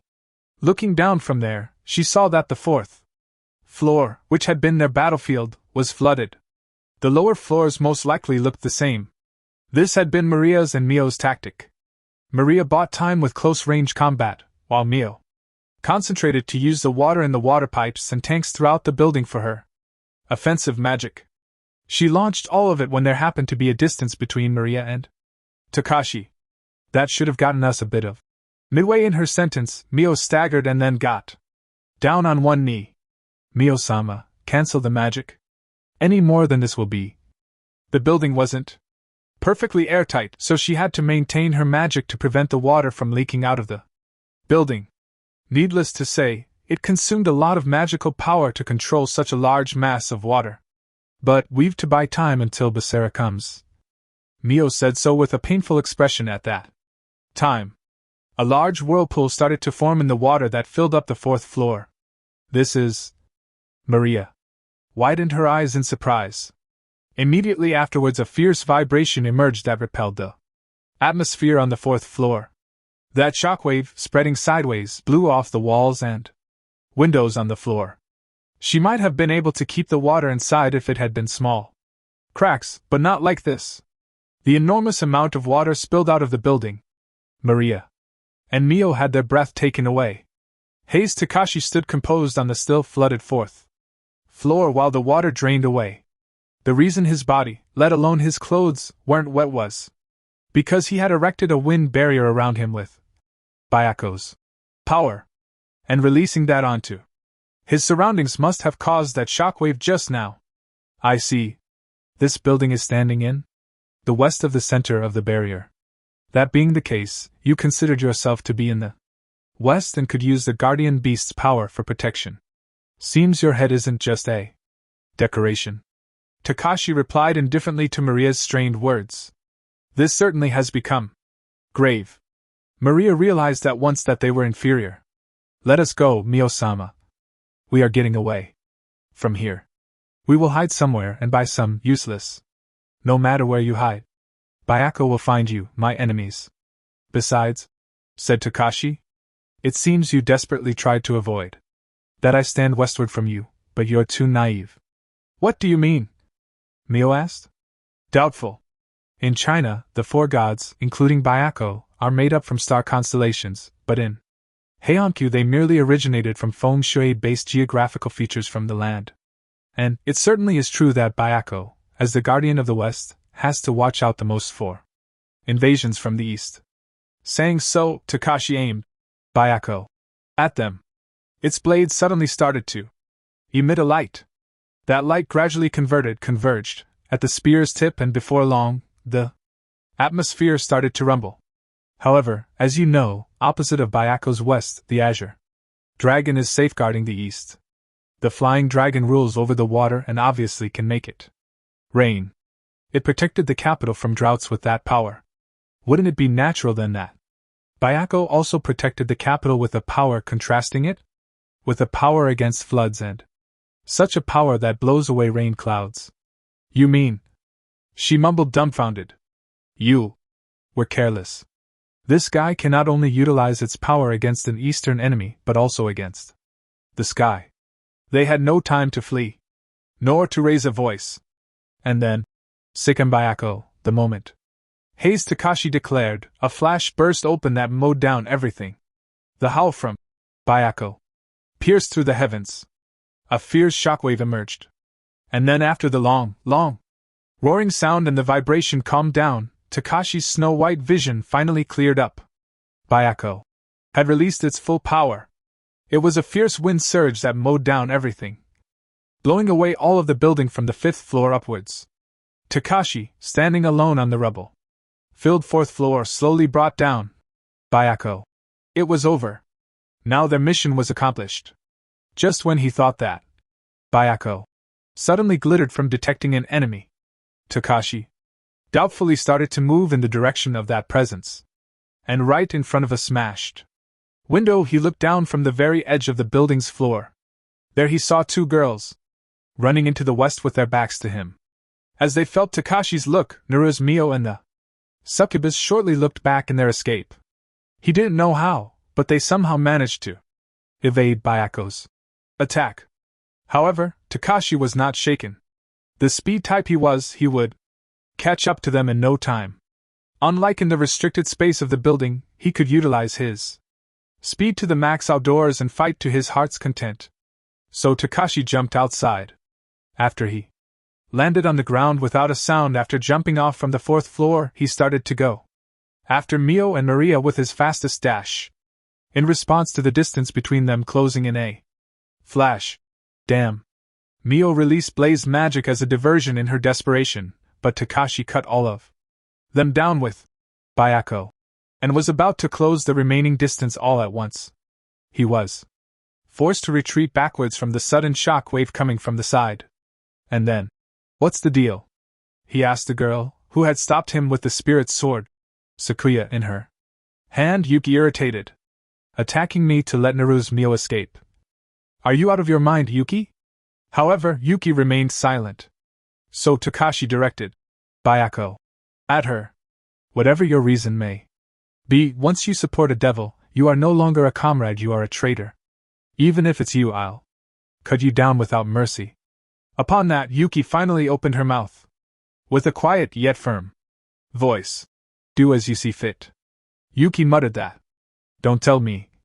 You too forgot about the tragedy 5 years ago? His voice unwontedly trembled. Takashi's irritation changed into clear anger and he glared at her. Upon that, I still remember it. There's no way I would forget. I don't ever want to experience something like that again. Then, but at this rate, the same as 5 years ago will happen, when I could do nothing but watch. So this time, I'll protect my precious person and that which he wants to protect. Because, said Yuki, that's the reason I got stronger. I've lived the past 5 years for that. If I cannot protect Basara, then there's no point in being a hero. That was Nanaka Yuki's steadfast resolve. Imbecile. Takashi said so scornfully, then moved to defeat the enemy that stood in his way. As the battle between Yuki and Takashi started behind their backs, Mio and Maria stopped. What presented themselves in their vision was a falling out between heroes. However, Mio was not dumbfounded over it, because she knows all too well whom Nanaka Yuki was fighting for. And that's why she couldn't ignore it, even if Yuki had no intention to protect them. She understood her feelings painfully well. That idiot. Please wait, Mio-sama. Mio was about to return, but Maria stopped her. That man is after you. Mio-sama. If you return now, you will just be playing into his hands. Even so, I can't leave Nanaka behind, Mio said emotionally. Please calm down. Why did we buy time? We cannot defeat that man right now. Neither can that Nanaka Yuki. That's... Of course she hadn't forgotten about that. If Mio and Maria were to win this fight, the hero tribe would only consider them a greater threat. To avoid that, they first needed to be victorious over Takashi and the others and show them that Basara could keep Mio in check, hence not posing a threat. But when Nanaka's here, that means Basara surely is. Mio's voice became sad. Yuki was supposed to have been anxiously watching the fight between Basara and Kurumi. That she was here now alone meant that her anxiety was already gone. Of course, Basara wasn't dead. The master and servant contract would let Mio know if anything were to happen to her master, and when she concentrated, she could feel his presence. He was alive without a doubt. But she didn't know if he won or not. At least it was unlikely that he was still able to fight right now. Mio inadvertently became gloomy. Keep it together, Mio-sama. What are you throwing in the towel for now? Maria said vehemently, and Mio ducked her head. We promised, no, we swore that we would definitely be victorious. The contract grows stronger from your faith. Yet you are losing faith in your master. What for? But the situation certainly looks grim, but I am sure that Basara-san has not given up yet. And if he cannot make it here, then please go pick him up. It is a servant's duty to help one's master. And above all, it is the little sister's duty to help her family, her beloved brother. And while glancing over to Yuki still fighting Takashi, please go, we can still make it at this point. Wait, what about you? You wouldn't. Mio inadvertently gulped. I will aid in buying some time here until you bring Basara-san back. Naru's Maria said and looked over her shoulder at Mio with a smile. As your retainer, that is my duty, yes. I will not let anyone to take that from me. Nanaka Kurumi lent the passed-out Basara her lap, albeit reluctantly. God, why do I? Sitting with her legs out to the side on the asphalt, Kurumi muttered displeased. In the battle earlier, Kurumi had her life rescued by her enemy, Basara. This wasn't meant to repay him, but he had faced her honestly without any dirty tricks, and while he may be an enemy, he saved her life, so she couldn't bring herself to leave him lying on the street. However, Kurumi wouldn't have to stay like this for long. Right after Yuki left, the fierce roaring of an attack could be heard from in front of the station. That was without doubt an attack from Bayako at full power. Even in the unlikely event that they survived that, they would be no match for Yuki and Takashi together. This battle should reach its conclusion soon. So she just had to wait for Yuki and Takashi to come pick her up after victory. And in this posture that restricted her movements, Nanaka Kurumi stared at Basara's sleeping face on her lap. There had been a distance between them when they reunited 1 hour ago and fought each other fiercely until just now. So Kurumi now took a good look at Basara's face. After so many years, he has become manly. Kurumi only knew the 10-year-old Basara from the It has been 5 years since then. Basara, now 15 and in the middle of puberty, has started to turn into an adult man. But his facial features had hardly changed from before. It was ever so slightly that she actually realized the change in her childhood friends like Takashi or her sister Yuki, whom she spent the past 5 years with every day. Even though it was hard to notice any change when you saw each other every day, since the growth and change of a person took place bit by bit. Particularly Yuki. She had changed the most amongst them. Kurumi couldn't forget Yuki as she stopped smiling, sealed away her emotions and desperately trained to get stronger. Yuki had been a docile child that hated fighting more than anyone, but she kept driving herself into a corner, so much that she seemed to break down, and finally managed to get the spirit sword, Sakuya, assigned to her officially. Basara must have taken her for someone else after reuniting. After 5 years. But even though Basara changed physically, when it comes to mental wounds, he hadn't changed all that much, in contrast to Yuki. Yuki and the others kept suffering at the scene of the tragedy, whereas Basara lived a carefree life in a faraway city. That was why he could pull something as stupid as protecting the daughter of the previous Devil Lord. Kurumi couldn't forgive that. At that moment, hey, what? She suddenly saw Basara's expression distort in agony and she panicked. Yuki's attack that only aimed at making him pass out aside, Basara had received quite the damage during the battle with Kurumi. His organs or brain might even be injured. In front of the bewildered Kurumi. Basara didn't just grimace, he also started to tremble with small shivers, and then Kurumi inadvertently gulped on Basara's feeble groaning, because she clearly heard him, although he had stopped speaking. I'm sorry, everyone. It wasn't an apology to Mio and Maria for not coming to their aid right now. These girls were only two people. Then who did he meant with everyone? That much was obvious.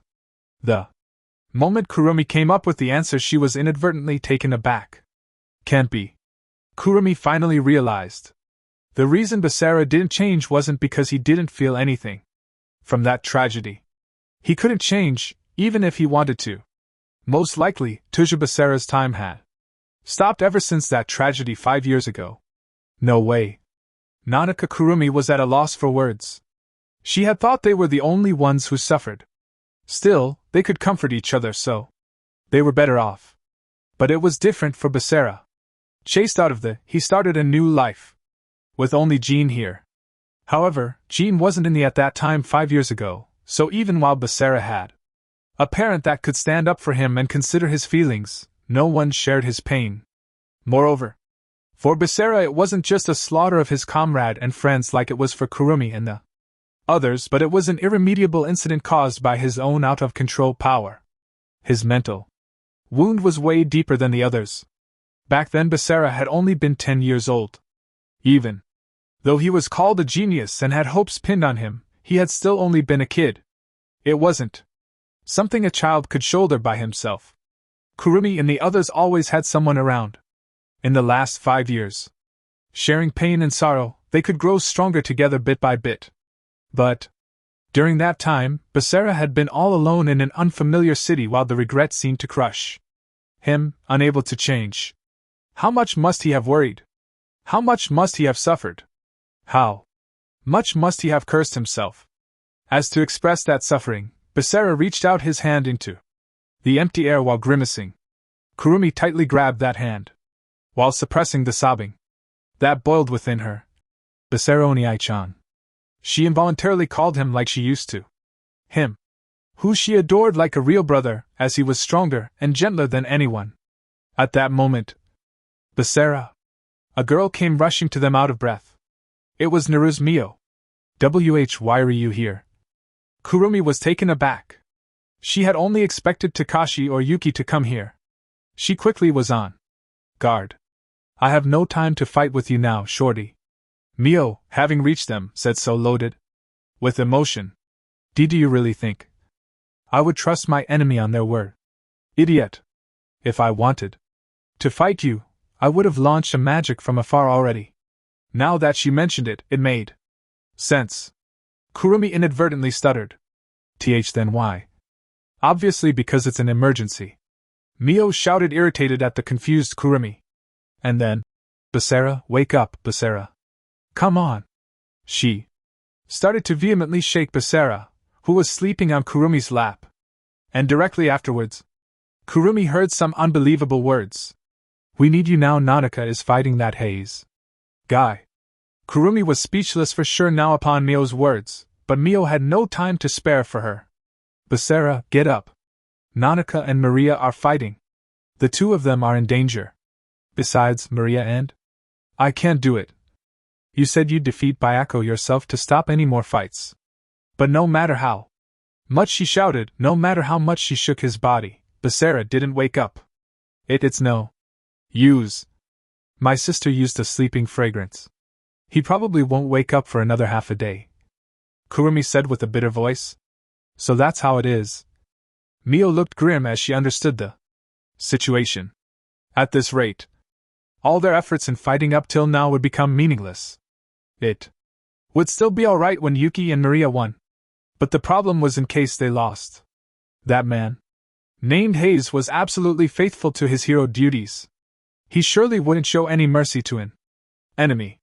Therefore, Yuki and Maria's defeat would equal death. When Basara later got to know that such a thing happened while he slept, his heart, still beset with the nightmare from 5 years ago, would break completely this time, even if his life was spared.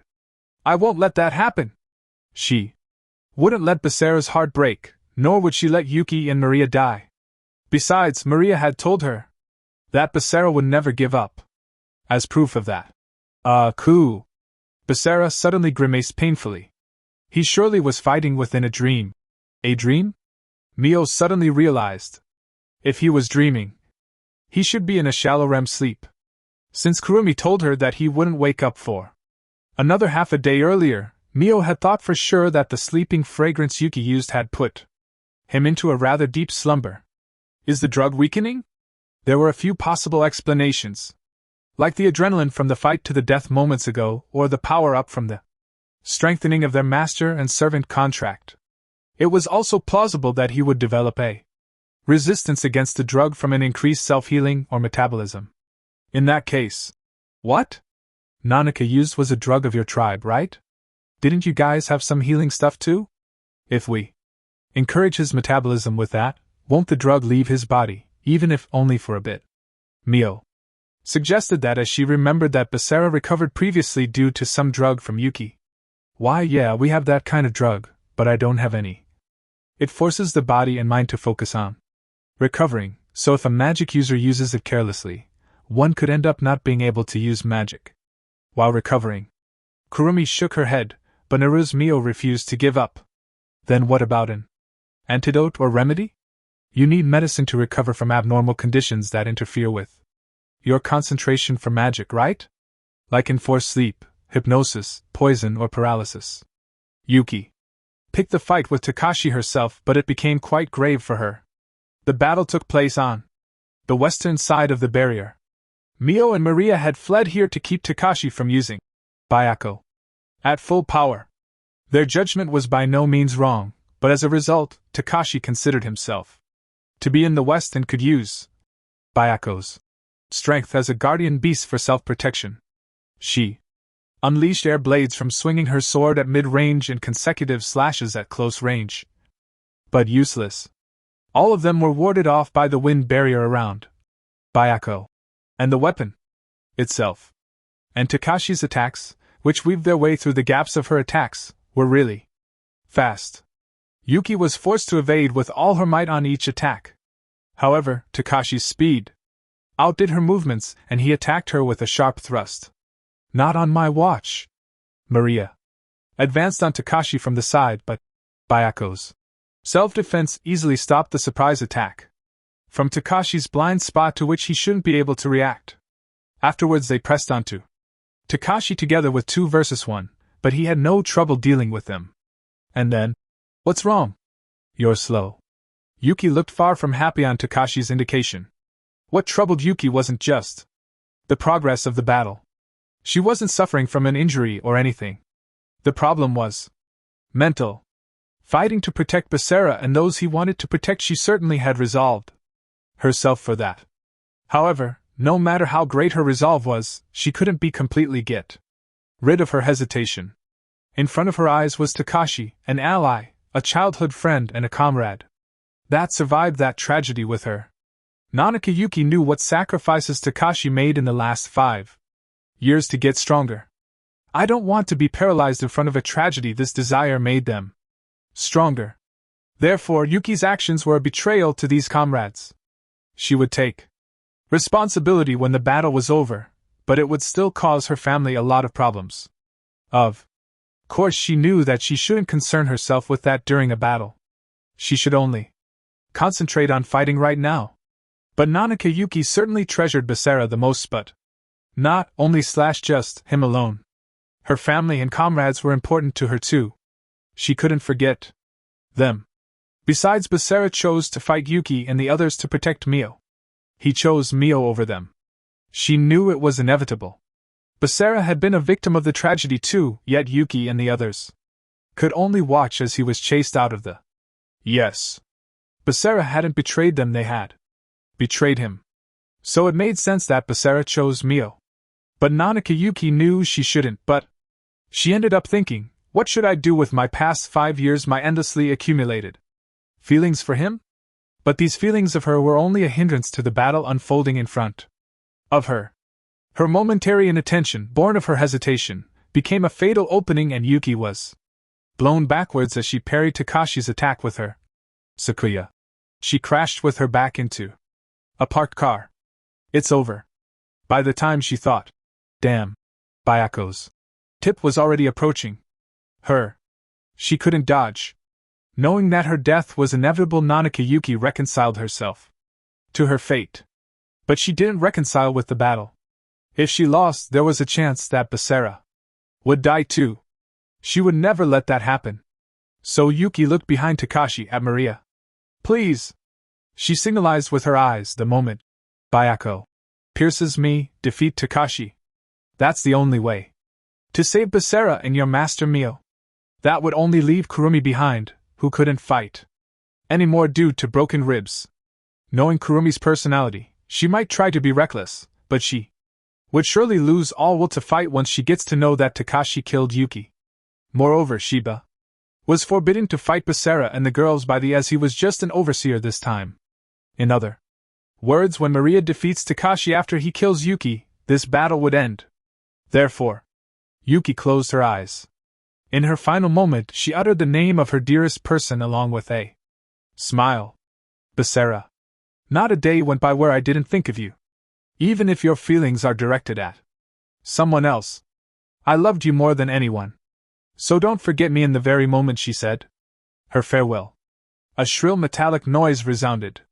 Eh? Nanaka Yuki looked at what was not an illusion by all means. She had always seen it in her childhood, the back of her dearest person. Unbelievable. He had breathed in so much of the sleeping fragrance. He was injured as well. He shouldn't wake up for another half a day yet. That back protected her against Takashi's Bayako, saving her life that she herself had thrown away already. Pretty much the same as 5 years ago, when he fought during the tragedy to save her life. Tuja Basara stood right there. Takashi said to Basara, who was in front of him, who stopped Bayako's thrust with his Brynhilder. You're here. It was not a question, but a declarative statement. Basara nodded with, yeah. Takashi, were you going to kill Yuki? She attacked me first, said Takashi. Besides, not fighting is one thing, but she even tried to help the termination target Naru's Mio. She forgot her own mission and sided with the devil.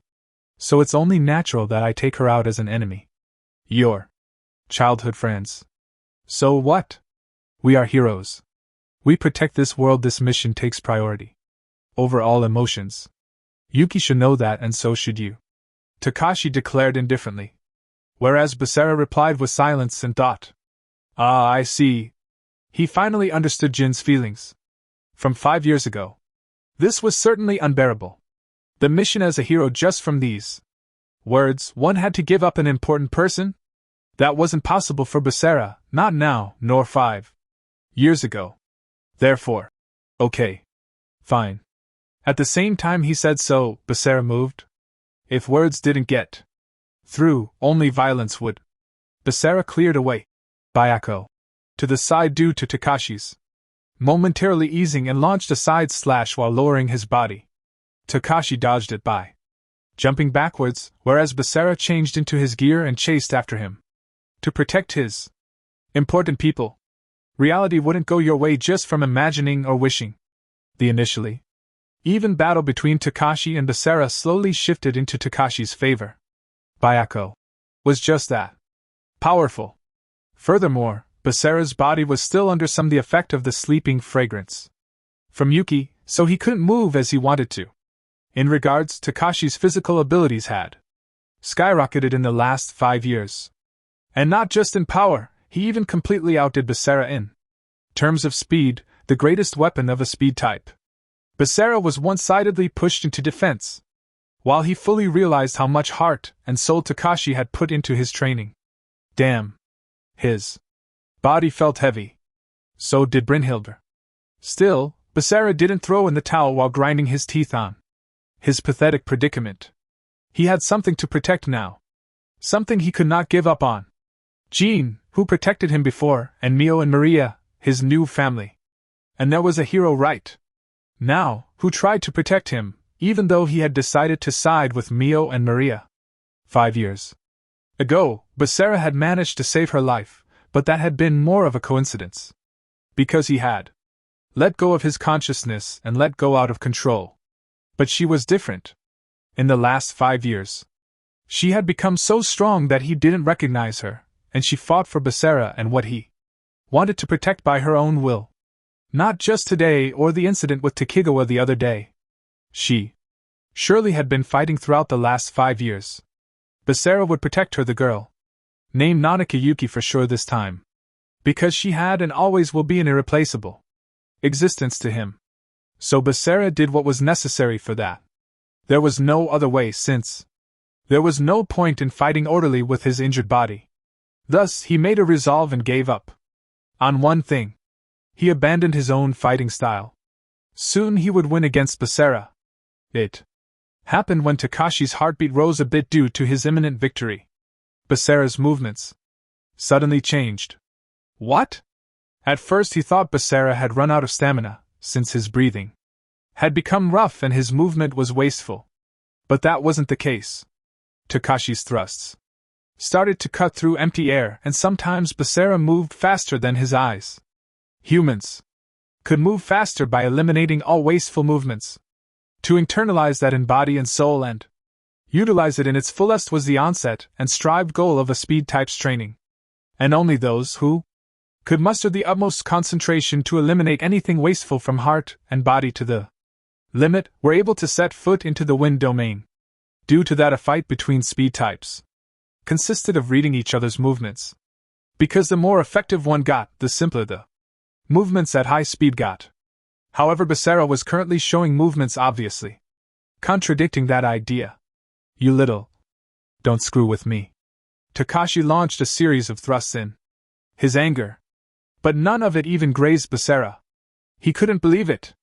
Takashi had used the 5 years since their separation to train himself, whereas it should have been a negative blank for Basara. Of course he grew in stature as he was still in his growing period, but 5 years was a long time. When training was neglected, one's physical abilities dropped, even if the body itself grew up. It was more than enough time for a genius to turn into an average person. Despite that, right? Now, Basara was even faster than 5 years ago. Maybe coming up with a possible explanation. Takashi was shocked. Basara presumably didn't materialize Brynhilde in the 5 years after he was chased out of the village. Not until he met Naru's Mio. Because he no longer had a reason to wield a sword, a reason to fight, since he stopped being a hero. Don't tell me you.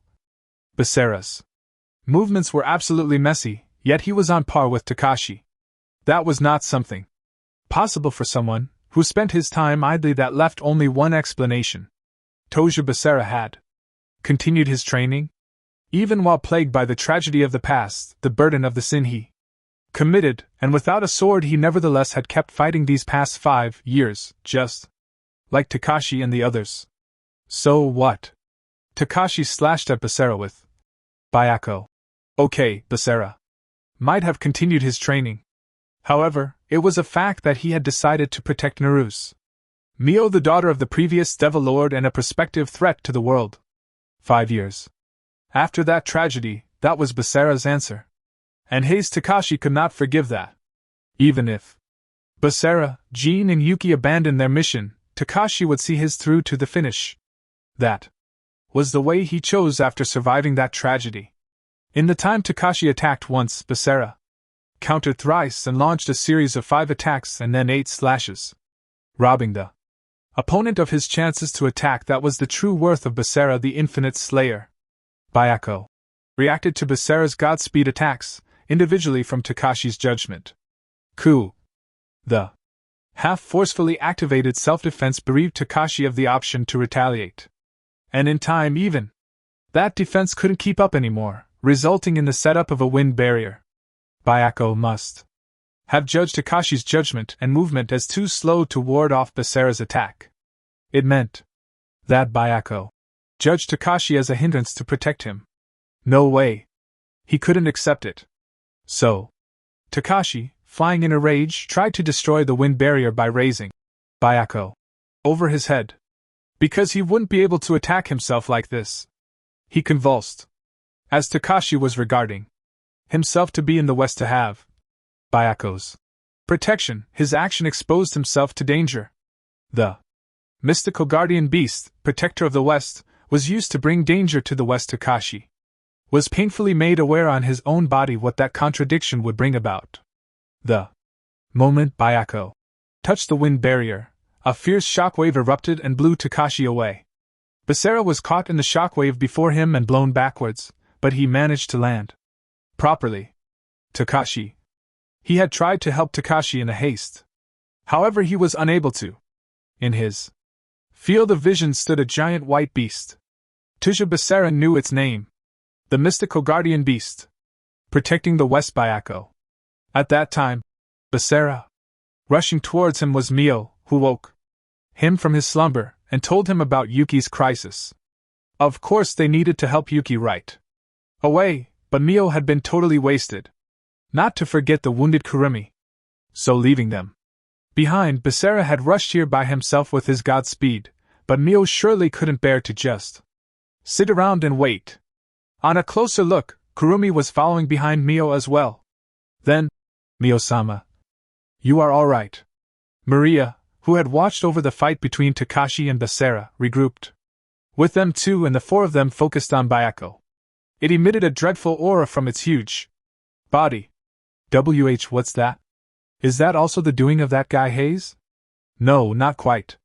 That isn't Takashi's will. Bayako probably went berserk. The power sealed in the spear was released and materialized its original form. It's not coming at us, Maria said with a bewildered voice. Because Bayako is a guardian beast. It most likely won't attack us unless it marks us as an enemy. An enemy? I think we're safe as long as we don't attack or carelessly approach it. It surely cautioned a range as long as the reach of the original spirit lance. But this is bad. The barrier here is partly constructed with Bayako's power. If we aren't careful, it might come apart. If that beast went outside, he didn't even want to think so far. They were in front of the station. A lot of people were outside the barrier. Normal humans basically couldn't see phenomenon from unusual powers, but Bayako was no longer under the control of his wielder Takashi and on a rampage. If normal humans ended up seeing it, a mass panic couldn't be avoided. And if Bayako marked them as enemies during that commotions, there would be victims amongst the normal humans. Wouldn't that tiger vanish if we destroy that spirit lance? Said Mio. However, Kurumi hastily interfered. Are you crazy? It has the concept of a mystical beast engraved in it. If you destroy the spear, it'll free its full power. In other words, they had no choice but to somehow defeat that beast. Hence Maria proposed. Basara-san, how about you use that technique on it? He understood what Maria was getting at. But, impossible. I can only invoke banishing shift as a counter. He used it before to save Mio when her power was out of control, but he could only activate it since he used it as a counter against the release power. It wasn't applicable now. In short, we have to defeat it up front. Fine, I'll kill it 100 times. Saying so, Mio was about to step forward, but Maria quickly stopped her. You cannot, Mio-sama. That tiger surely has erected a tough wind barrier. If you use magic in your current condition, you will not escape unscathed. We have to think of another way. Oh, come on, as if there's such a convenient, Mio started talking. No, there is, Basara said with a calm voice. But you said you can't use banishing shift. Yeah, there's another way.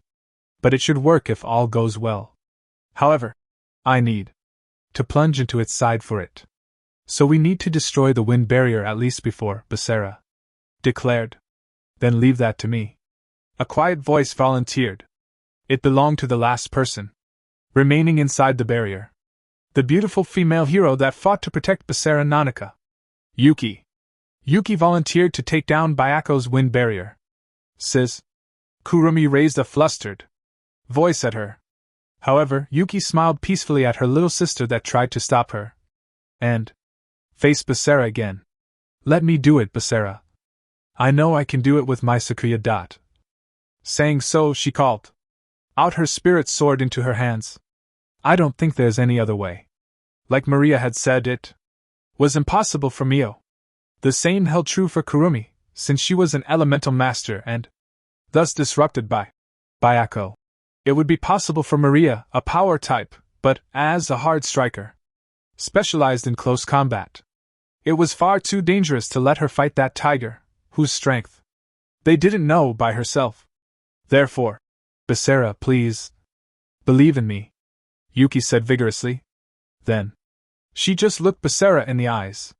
She was believing in Basara, therefore, she wanted Basara to believe in her as well. And then, fine. Before long, Basara said so with a nod. He believed in Yuki. Hence, thanks.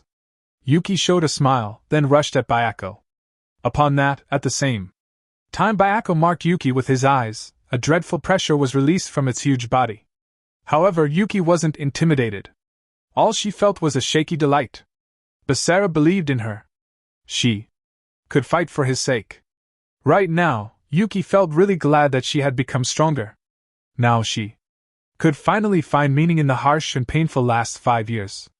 The reason Nanaka Yuki grew stronger, it surely was for this very moment, for Tuja Basara.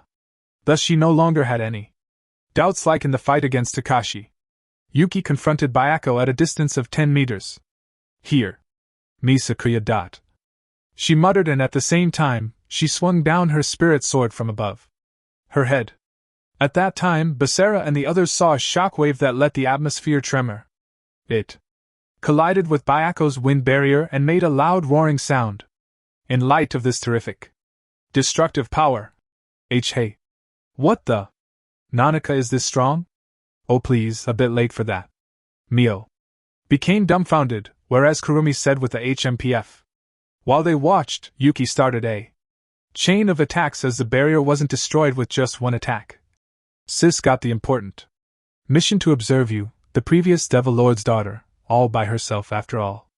But still, even Maria couldn't believe it. Byaku had already recognized Yuki as an enemy and tried to go on the offensive, but her endless series of shockwaves didn't allow him to counterattack even once. She is obviously stronger than during the battle at the park the other day. Naturally, Sis Sakuya was created from a divine cherry tree, imbued with the power of the sacred mountain Fuji. There's no way she could show her true power when there was a risk of harming nature. But inside a barrier, where the surroundings aren't harmed, she could utilize her power to the fullest. Most likely the earlier attack that knocked out Basara was part of it too. Right. Basara felt a reliability from Yuki's back as she was moving around. However, the admiration could wait for later. Basara crouched down and collected himself. What he was going to unleash now was the attack he used against the giant devil Valgar in their fight 1 week ago. He calculated the best and shortest route to slash down the enemy and the necessary speed for it. At the moment he finished doing so, an attack from Yuki finally broke Byaku's wind barrier. Therefore, Tuja Basara converted all his power into speed and took action. After she destroyed his barrier, Yuki saw Byaku changing his attitude. It responded to her attacks by moving volatilely after drawing back its body. True to the motto, attacking offense is the best defense. Byaku pulverized her shockwaves by ramming them and charged straight at Yuki. Bearing its sharp fangs, it approached with its towering, huge body. But its fang didn't reach Yuki, because before that, a wind rushed past right besides her from behind. Nanaka Yuki clearly saw a certain back within the wind. At that time, the mystical guardian beast of the West Byaku's huge body was torn into pieces. After Defeating the materialized Byakko and retrieving the spirit lance, Basara and the girls went over to Takashi. Takashi had received the attack from the rampaging Byakko up front, but he was alive and regained consciousness before long. Seeing his enemies and allies together, he surely realized his defeat. Kill me. While biting on his lip, he squeezed these words out. The village ordered your death, and it's my mission to carry that out. As long as I live, I'll keep coming after you. Basara shook his head to Takashi. There's no way I can do that. Afraid of turning the whole tribe against you? No. I just don't want to kill you. We're childhood friends, Basara explained. Whereas Takashi sneered. So you can't kill a childhood friend? Don't screw with me. Amongst those you erased 5 years ago, there were numerous childhood friends of ours. That's... Basara inadvertently cast his gaze down on these words. What's wrong? Come on, erase me with that curse technique of yours. It should be an easy feat for you, who forgot about the tragedy and sided with the Devil Lord's daughter. Saying so, Takashi tried to lash out at him, but someone moved against Takashi. It was a girl that had watched Basara's and Takashi's exchange from the side like the others. Mio wordlessly got between them and slowly slapped Takashi on the cheek. Bitch. Takashi's initial surprise immediately turned into fury. Fine, bring it on. I'll kill you 100 times. But Mio declared fearlessly. Forgot about the past? Don't be stupid. You don't know how much Basara still suffers and keeps having nightmares, so don't spout such nonsense. There's no way he could forget what you guys can't. Or are you thinking you guys are the only ones suffering? Say what? Mio-sama. I can relate, but please calm down. Let go of me. I have to smack this idiot another one. Mio tried to draw closer to Takashi, but Maria somehow pulled her apart, away. Takashi looked at these two, whereas Basara declared to him. Takashi, if you still are after Mio, after us, then I'll stop you as often as it takes. This is the path I have chosen by myself, not as a hero. Whatever happened, he would not back down from it. But I'll never kill you. I'll keep shouldering the past and your current resentment. That's right, Basara thought. He could never forget, nor would he ever. He wasn't turning his back on the past. He was shouldering it. Looking at the future. He lived in the present. Sometimes stopping, sometimes turning around, but still moving on. After all, even my banishing shift can't erase my past. On his words, Takashi bit his lips and looked down. At that time. Now then, are you done talking? Suddenly a bright voice came from behind them. Turning around, there stood Shiba. Kyuichi. No way. How did you get inside the barrier? Kurumi asked dumbfounded, whereas Shiba shrugged his shoulders. Byakko constructed half of it, then rampaged and even materialized. As a result of depleting most of its power, the barrier weakened, so it was easy to enter. He laughed. Okay, the battle is settled, so let's go back when you're done talking, you 3. Are you out of your mind? The elders set Naru's Mio as a termination target. Our mission isn't over until we kill her. That's why they even permitted me to use Byakko. About that they withdrew it. We are to return at once. That's an official decision by the village. Is that true? Shiba-san? Basara inadvertently tried to confirm, whereupon Shiba nodded with, yeah. Because you guys covered for Takashi letting Byakko go out of control. The barrier could have broken and caused victims amongst humans. To begin with, that girl was changed to a termination target. Because there were signs of the inherited power from Wilbert awakening, but she herself hasn't harmed anyone yet. Thus, killing her under these unreasonable conditions would just bring about disgrace. Furthermore, she most likely hosts an incredible power. If we are careless, we might lose the protection and favor of the spirits and gods contracted to the village. Even the elders know that's bad. Impossible. That can't be. After hearing his explanation, Takashi said. So, still in disbelief, whereupon the atmosphere suddenly became tense. Everyone inadvertently swallowed their saliva. Didn't you hear me, Takashi? I said it's over. I don't care about your feelings or sentiments. Obey the orders from the village without objections. I still won't say anything about shutting me out of the barrier, but if you act any more shameful, then I'll smash your stupid obstinacy along with you. Takashi showed a frustrated expression to these words. But before long, he left the circle of Basara and the others and lined up next to Shiba. Then Shiba finally relaxed his expression and the tense atmosphere slackened. And then, okay, Kurumi-chan. And Yuki-chan, come with me, we're going home. On his words, first Kurumi headed over to Shiba, then Yuki. Wait a minute, Shiba-san. Yuki is. The moment Basara tried to go after them, Shiba emitted a pressure that made you gulp. And then, stay put, Basara. I want to remain an overseer until the end today, Shiba declared with a cold smile and faintly opened eyes. As if such a threat would. Basara tried to act, even while he knew what it meant, turning Shiba against him. Nevertheless, he didn't want to let Yuki go. However, Basara, stop. Yuki shook her head at him.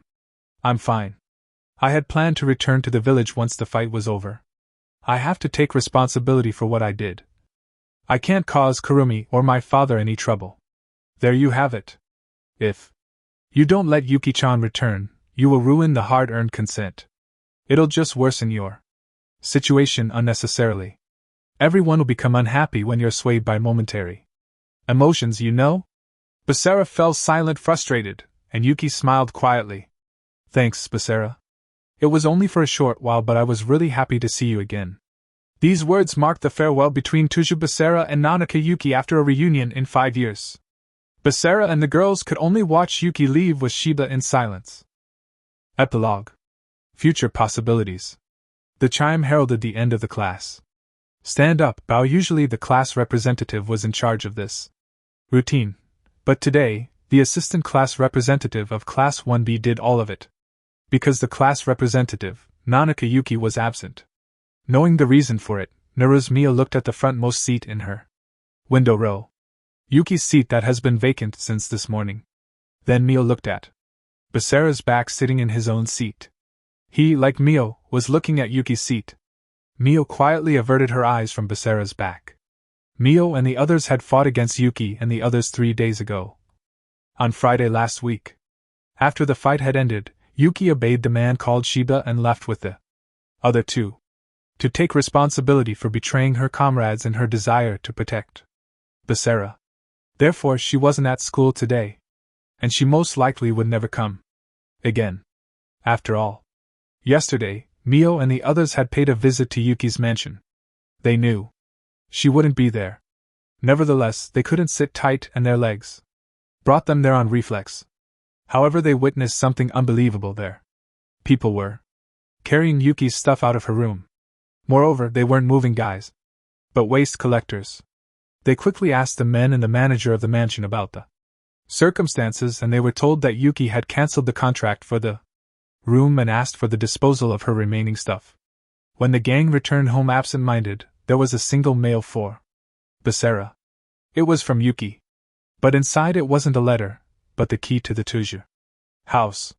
When the girls asked him about it, he told them that he had handed Yuki a spare key before the fight. And it was returned now. The three of them realized then that Yuki would never come back here. In the not-so-distant future, the school would surely be informed of her dropping out. Seeing how quickly she moved out of the mansion, it was possible that she already got all the paperwork for it done and that they, the students, just weren't informed about it yet.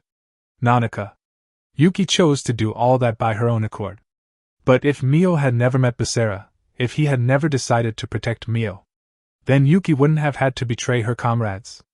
And if Basara and Yuki reunited before he met Mio, then Mio might have faced Basara as an enemy as well, not just Yuki. That was the only difference between Mio and Yuki. Thinking about that, Mio cast her eyes down at her seat. Are you okay, Naru-san? Suddenly, a considerate voice called out to her. On a look, there stood 2 female classmates on her right next to her seat, Ikawa Shiho and Sakaki Chika. Therefore, what do you mean? You have been aloof the whole time today. Even now you were spacing out. Aikawa gave Mio, who quickly tried to smooth it over, a wry smile. And? Sakaki asked. Does it have to with Tujakuen and Nanaka-san? Why? Tujakuen is in the same state and Nanaka-san is absent today. There had been a commotion about Yuki clinging to Basara on his first day. Here and since then, the others considered the three to be in an eternal triangle. From you three, one is absent and the other two have a gloomy look. You. No. Of course we will think that something has happened. That's not it really. Mio hemmed and hawed on their pointer. Really? Suspicious.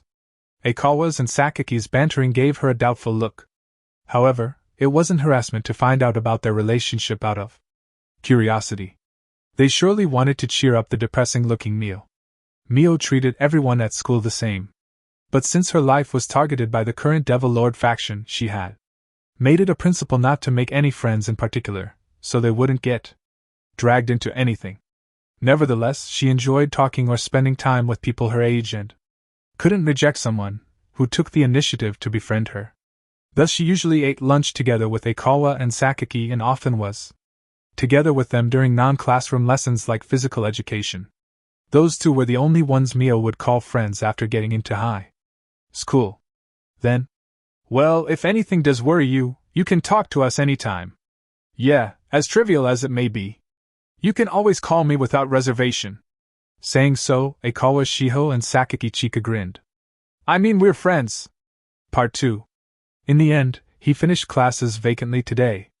Basara had left the school together with Mio, but they didn't go straight home, but rather dropped by a certain place. The place where they had fought Takashi, Kurumi and Yuki, the forecourt of the station. It was nearly evening. Not many people passed through there. However, in about 2 to 3 hours, working hours would end and the place would become lively with people going home. It was only 10 days ago. He had met up with Yuki here and together they went into the city to shop. The unfamiliar place made him lose his bearing, but Mio and Maria joined them midway and they had a great time together. Basara? When Basara looked absent-minded in front of her, Mio worriedly pulled on his sleeve from beside. Instead of replying to her, he mumbled quietly. I wanted to protect her. Only that. But Mio next to him swallowed her saliva. Then she removed her hand from his sleeve and took his hand. Basara squeezed back and started to walk on slowly before long. On their way home, neither Basara nor Mio spoke a word. Shortly thereafter, they reached their house. We're home. When they entered while announcing their return, a delicious smell greeted them at the front door. Maria was most likely preparing dinner. Mio went up to the second floor to get changed, whereas Basara headed for the living room. After he opened the door and went inside, his feet took him straight into the kitchen. While he opened the fridge and took the milk out. Smells good. What are you cooking today? He asked casually, to which, a special beef stew. A calm voice different from Maria's replied. In response to this gentle voice, Basara turned around in confusion. Because he knew whom this voice belonged to. There was no doubt. And the girl he expected stood there. Yuki! While he widened his eyes in surprise, Tuja Basara spoke out her name. Dumbfounded. The name of his childhood friend, whom he resigned himself to never see again. Why are you? I came to take responsibility. He asked beyond his belief, whereas Yuki said without delay. No, but... For that very reason, Yuki was taken back to the village by Shiba. And it should have been the conclusion of the battle. In fact, she had quickly moved out of her mansion. Then, the village changed Naru's Mio back to a surveillance target. Due to that, an observer was needed again. He comprehended that. But Yuki, reasons aside, defied the village's order and betrayed her comrades. Not that she would get executed, but imprisonment was more than reasonable. Or at least, it was unlikely that she was allowed to leave the village. Despite that, Yuki was right here now on top of that, with Basara and Mio. The reason for her betrayal. So Basara was bewildered. Basara. The incident is treated like it never happened to begin with. Therefore. Tuja Basara finally understood it. Takashi and the others had come here because Mio had become a termination target. As a result, Bayako went out of control during the battle and jeopardized the surroundings. The best way to cover up that fact was to undo the decision to turn Mio into a termination target, which started all this. Also, if that battle was treated as non-existent, then everything that occurred there was dealt with as non-existent, not just the rampage from Bayako, including Yuki's betrayal. Matters were right back to the time when Mio was a surveillance target. To 1 week ago, where Yuki was observing Mio. To the day where they were all together. However, are you saying the village? The elders turned a blind eye. Basara was dumbfounded over the village's kind decision, whereas Yuki shook her head. I don't know. At first, I should have been imprisoned for betraying the village. But yesterday, everything was suddenly dealt with as if it never happened. Why so suddenly? Yuki said to Basara, who still couldn't believe it, with a calm voice. Kurumi told me that Jin-san called the elders my dad. Basara was surprised to hear Jin's name out of the blue.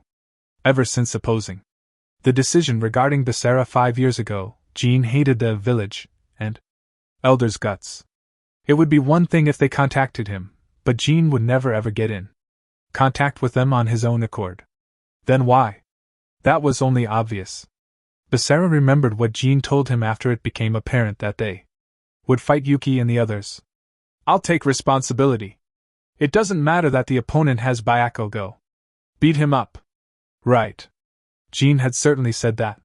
Basara had thought for sure that it meant that Jin himself would fight with them if the situation called for it. But that wasn't the case. Then the idea to treat everything like it never happened came from Jin. Basara didn't know how he made the elders agree to it. It was possible that he threatened them in some kind of way, too. Either way, Tujin helped Basara from afar, with a method only possible for him. As Basara realized this, a shiver ran through every fiber of his body. Basara? The girl in front of him looked up to him puzzled. She was his precious childhood friend, whom he wished to protect. The only hero in this world that would take their side. So Basara couldn't hold himself back anymore. He high-handedly pulled Yuki closer and embraced her. Yuki winced, surprised in his arms for a moment, but Basara paid it no mind and squeezed her tighter, to get a good feel of Nanaka Yuki's existence. It was a wild hug based simply on emotion. But Yuki showed no signs of feeling pain. On the contrary, she hugged Basara back. And then the two of them embraced each other for a while. As he had finally confirmed Yuki as real, Basara let go of her and inadvertently gulped.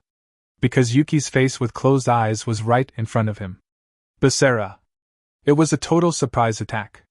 Yuki's lips reached out for Basara's unguarded lips. Cough. Before their lips touched, a cough suddenly came from right beside them. When he looked startled in that direction, there stood Mio, now dressed in casual clothes. It's a reunion after we thought you would never see her again, so I kindly kept silent for a while, but what are you getting carried away for and entering? A kiss scene? And no, well. Mio said so with twitching cheeks, so Basara quickly tried to separate from Yuki. However, he couldn't. Because Yuki had entwined her arms around his back. Then she tightly clung to Basara as to show off to Mio. Naru-san. Sorry, but Basara and me are busy right now. Can you come back later? Are you stupid? Don't be so imprudent in someone else's house. Besides, said Mio, how did you even get inside when you returned your spare key? Moreover, you're using the kitchen as you please. I'll call the cops for trespassing. Yeah, how did you get inside, Yuki? I was let in. By whom? When Mio asked without a moment's delay, the door opened with a clatter. And the culprit entered the living room. Excuse my delay, Yuki-san. Oh my, Basara, Mio-sama, when did you get here? Maria! Don't tell me you let her in. Eh? Huh! Should I have not done that? Maria was stunned by Mio's anger. Basara-san was quite depressed about Yuki-san's disappearance. So I thought he would be happy. To surprise you, I even hid her shoes and we waited for your return. No one asked you to. But you have been concerned about her the whole time too, Mio-sama. That's. When Mio turned red unconsciously, Yuki asked Maria while blinking in surprise. Really? Yes. She was as worried about you as with Basara-san. Oh ho. What's with that smirk? It was only a bit of sympathy because I felt sorry for you. But now I know that you're alright. Get out of here at once. Calm down, Mio-sama. She once saved you when you were in a pinch, so do not be so cold. She was even so kind to even cook for us. Cook? Speaking of, what were you doing then? I was borrowing Basara-san's computer for a bit. Saying so, Maria moved to the back of the living room. Then she turned on the TV and conjured something up out of nothing. What's with that CD? This? Yufufu. It is my greatest treasure. I want to grant Yuki-san the favor of watching it as my gratitude for saving Mio-sama. Since we are all here, let us watch it together. After putting the CD into the player on the side of the TV, Maria cheerfully picked up the remote and changed the channel. And in the next moment, yen ha? Broth brother. Fu. Along with a moaning voice, the screen was filled out with Mio as she showed an enchanted expression while Basara sucked on her big breasts that were covered in maple syrup. Maria was in a good mood, whereas the others became inadvertently speechless. Please take a look at Mio-sama's lewd face and lascivious breasts. You definitely need a Blu-ray format for this. Viva la HD! Long live Super High Vision! Kaya wa wea! Mio raised a scream so loud that it counted as neighborhood nuisance. Snatched the remote from Maria at God's speed and quickly pressed the stop button. Mio-sama, what are you doing? We were not even at the good part yet. What the poke is wrong with your head? Actually, when did you record this? From the very beginning, of course. The first subjugation is an indispensable family event that needs to be recorded, even more so than the sport or arts festival. Do you think I would miss out on recording such an important memory? That only applies to you succubus. No way. Then what about your first sex? There's no way I'll let you record that. Mio wrung Maria's neck while she shouted. Basara, that scene? Yuki, who had been silent so far, looked at him with a glazed look. Moreover, her accent appeared. Well, there was no way he could tell her that they did that to increase their strength. Before the battle with Yuki and the others. When Basara was at a loss for an answer, Yuki squinted her eyes and suddenly started to undress. Hey! As she heard Basara's panicked voice. Hey! What are you doing, Nanaka? Mio came rushing over while still strangling Maria. Then hell broke loose. Get stuffed, Naru-san. I'll have Basara do the same to me. Then I will get the camera. Give it a rest already, Maria, or I'll kill you 100 times. Give me a sec, Basara. I'll take everything off. I told you not to strip. Basara, where's the maple syrup? No, Yuki-san, you have such white skin, so chocolate sauce would be better. With such an exchange from the three girls in front of him, Basara chose to. Part 3. So, you couldn't cope with it and ran away? You're such a wuss. Basachi. Don't be stupid. Basara replied, totally exhausted to Takegawa's criticism. They were at a hamburger shop close to the state road. When Basara had ridden his bicycle aimlessly in a strategic retreat, he happened to encounter Takegawa by chance. As he had to speak him anyway, the two of them went to this shop. That said, Basara had only ordered a drink. Yuki's beef stew was waiting for him at home. He was already guilty of fleeing the place, so when he ate out, on top of that, his life would be in danger. Takegawa, on the other hand, was munching on the fries he had ordered. I feel ya, bro. As if Naru's Mio and her succubus weren't enough already. You also have to live together with Nanaka from now on. Right. To his surprise, Yuki would live together with them from now on. She had mentioned it during her quarrel with Mio, but apparently she didn't just say it in the heat of the moment. Seemingly, Jean also suggested that Yuki should live together with Basara and the girls during his negotiations with the elders, and the elders agreed as it was more convenient for Yuki to observe Mio from the same house as she knew about her identity anyway. The Tuja household still had an empty room, so there was no problem with physical space.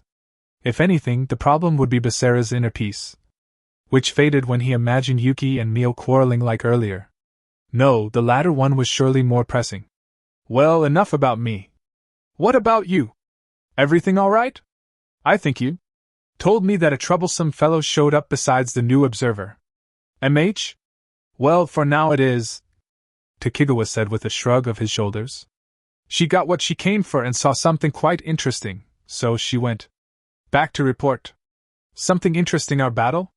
On the day of the battle, Tokigawa had called to tell him that he with company would observe their battle. And if Mio were to be in danger, they would interfere, killing Yuki and the others if necessary. Tokigawa answered Basara's question with, yeah? Remember how Naru's Mio was about to eat a full power blow from the spirit lance during the fight? Well, in the end she was fine, even if the upper part of the building was blown away. Don't tell me, you had your hands in that? No. It was her own strength. It was? But I don't think she could. Midway in his sentence, Basara suddenly realized something. She could. There was just one way for her to ward off a full power attack. From Byako. Then? Yep. You guys haven't noticed, but Naru's herself hasn't either. At that time, she activated the inherited power from Wilbert for just a moment, Tokigawa said in a matter-of-fact tone. Actually, the fellow, who watched the battle together with me, put up a barrier in front of Naru's to protect her back then. Although there was your general barrier in place, she managed to do so with her power anyway. But Naru's graviton field barrier repelled both my fellow's barrier and the attack from the spirit lance. So she analyzed it calmly instead of getting flustered. It looks like Naru's is awakening Wilbert's power bit by bit. And that's the interesting something, huh? Basara said, groaning, whereas Tokigawa shook his head with, no. Naru's awakening was still within her prediction. Another matter piqued her interest. At this point, he lowered his voice. Basachi, you used that banishing skill once, right? She witnessed that. 2. How you erased not only the already activated magic, but also the channel to the spirit. Around now, she's informing her master in the demon realm about Naru's and you. I see. Tokigawa had warned him beforehand that they would be watching, yet he used banishing shift on an emotional whim and alarmed the present devil from the current Devil Lord faction. Realizing his mistake, Basara bit his lips. Then suddenly, wait a sec, Tokigawa. Who is she reporting to again? He had felt something out of place in Tokigawa's words. The vast power from Wilbert that Mio inherited was sought after by the boss of the current Devil Lord faction, the new Devil Lord that succeeded Wilbert. Or so it should be. Despite that, Tokigawa used the restricting words, her master. What was the meaning of that? A bad feeling befell him. Tell me, Tokigawa. Who was that troublesome fellow that watched the battle together with you? In response to Basara's question. Her name is Zest. She's a retainer from Zalgir, the one that killed Naru's parents. After that, Tokigawa Yahiro spoke about the unavoidable future in a quiet tone. Be careful, Zalgir hasn't given up. He'll come to take Naru's